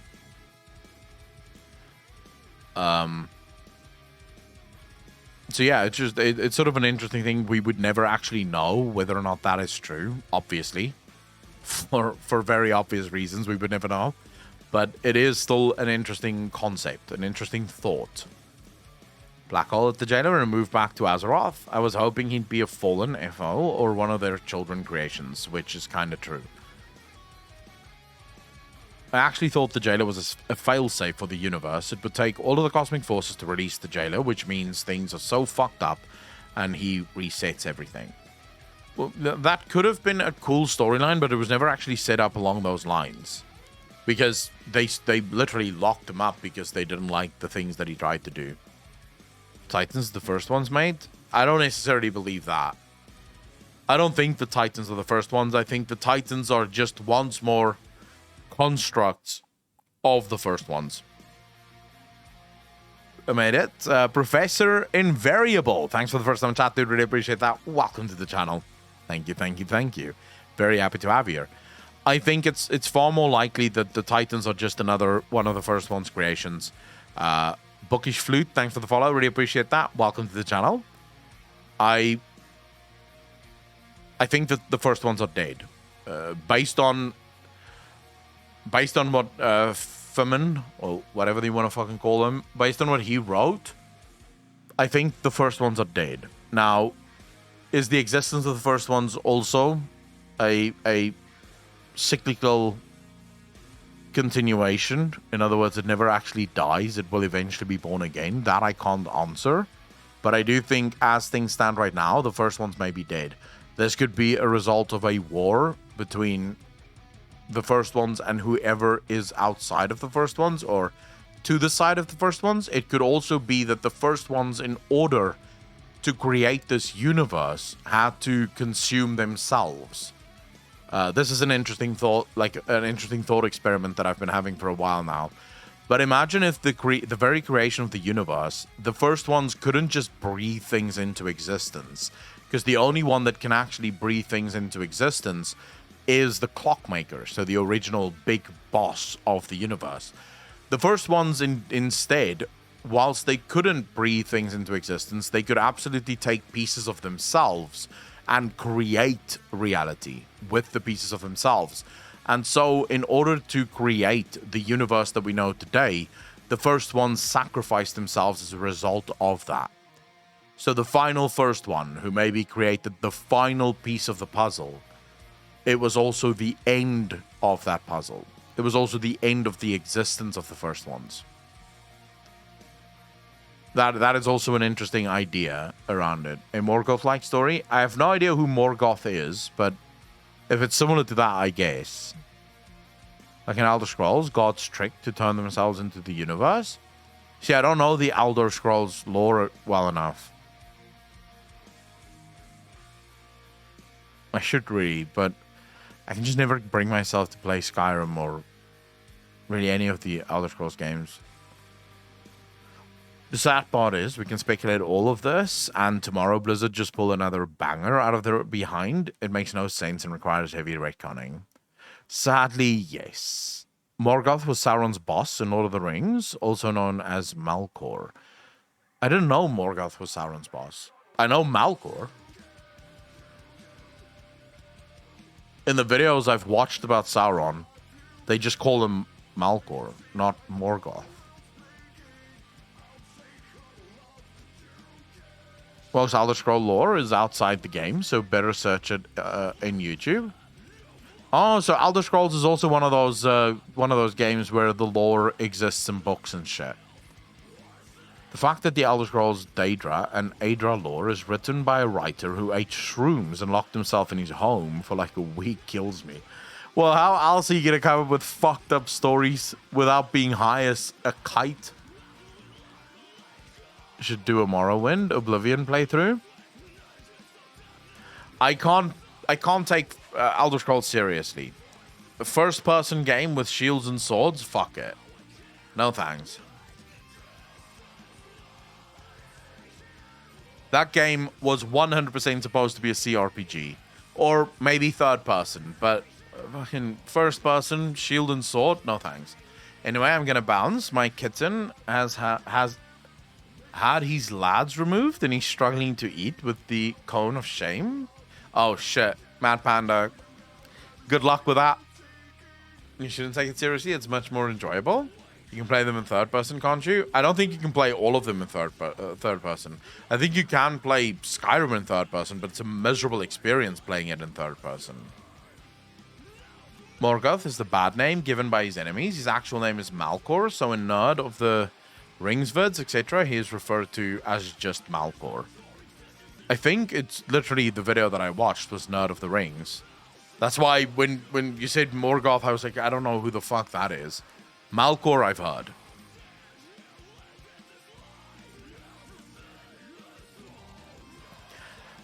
Like, you can tell Vidget when you play Elder Scrolls on, like, the Elder Scrolls game, Skyrim, for example, you can tell that it was never designed to be played in third person. It's 100% clear that this game was designed to be played first person. Because you kind of have to, in order to hit things that's close to you, almost have to look at the fucking floor.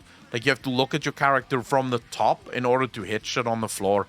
It's just sort of a very weird setup. It doesn't feel third person-ish, if that makes sense. Titan Plus and being destroyed, is it fair to say that the player character could 1v1 Sargeras with an artifact weapon and save Illidan? No. No, I don't think the player character would have that power. The way we're defeating Zuval isn't yet clear. Hello, Fied, how you doing, bro? We don't know yet what borrowed power, like what kind of borrowed power are we gonna get before we kill Zuval. It could very easily be that we sort of get the power from just like all of the Eternal Ones, bleed their power into us.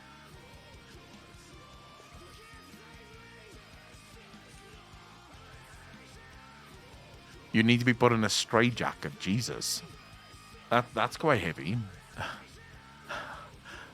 Fucking hell. I guess.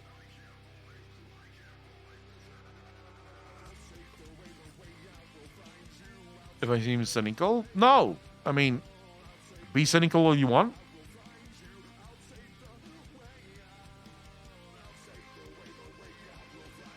Laser to kill Zuval? Wait, don't we already know that it's Azeroth that gives us her power? Why do I feel like that's been confirmed?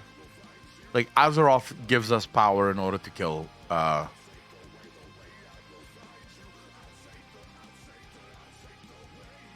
Yeah, it is Azeroth. Azeroth is the one that provides us with all the power we require in order to kill him. So again, it's not really us. We're just sort of conduits for the true power that is Azeroth. Is there one to return to the King ripoff ending cinematic? You're probably gonna. It's similar to a blessing, I thought. It wasn't us conjuring up something. I have no idea. I really have no idea. Alright, so who are you raiding, chat? Who are we raiding? I want to go get some food. I'm fucking hungry. Turbocharge the necklace.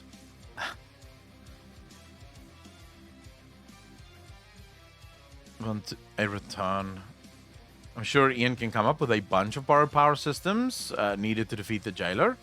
Well, yeah. Ian probably dreams of borrowed power systems. See you around. Take care of yourself, Digit. Take care of yourself, Nico. I seen Agura live. I don't think I've ever raided her, so we can raid her. She's playing World of Warcraft Mythic Plus, so we've been talking about World of Warcraft, so we may as well finish the stream strong. All right. So even if you don't want to watch, you're absolutely just go say hello at least, and then you can do whatever the fuck you want to do. Ladies and gentlemen, as always, I appreciate each and every one of you coming out, hanging out. I'm gonna go make some food, go to the beach, chill out. I'll see all of you tomorrow, same time, same place, as always. Take care of yourself, love you fuckers, and yeah, peace out, fam.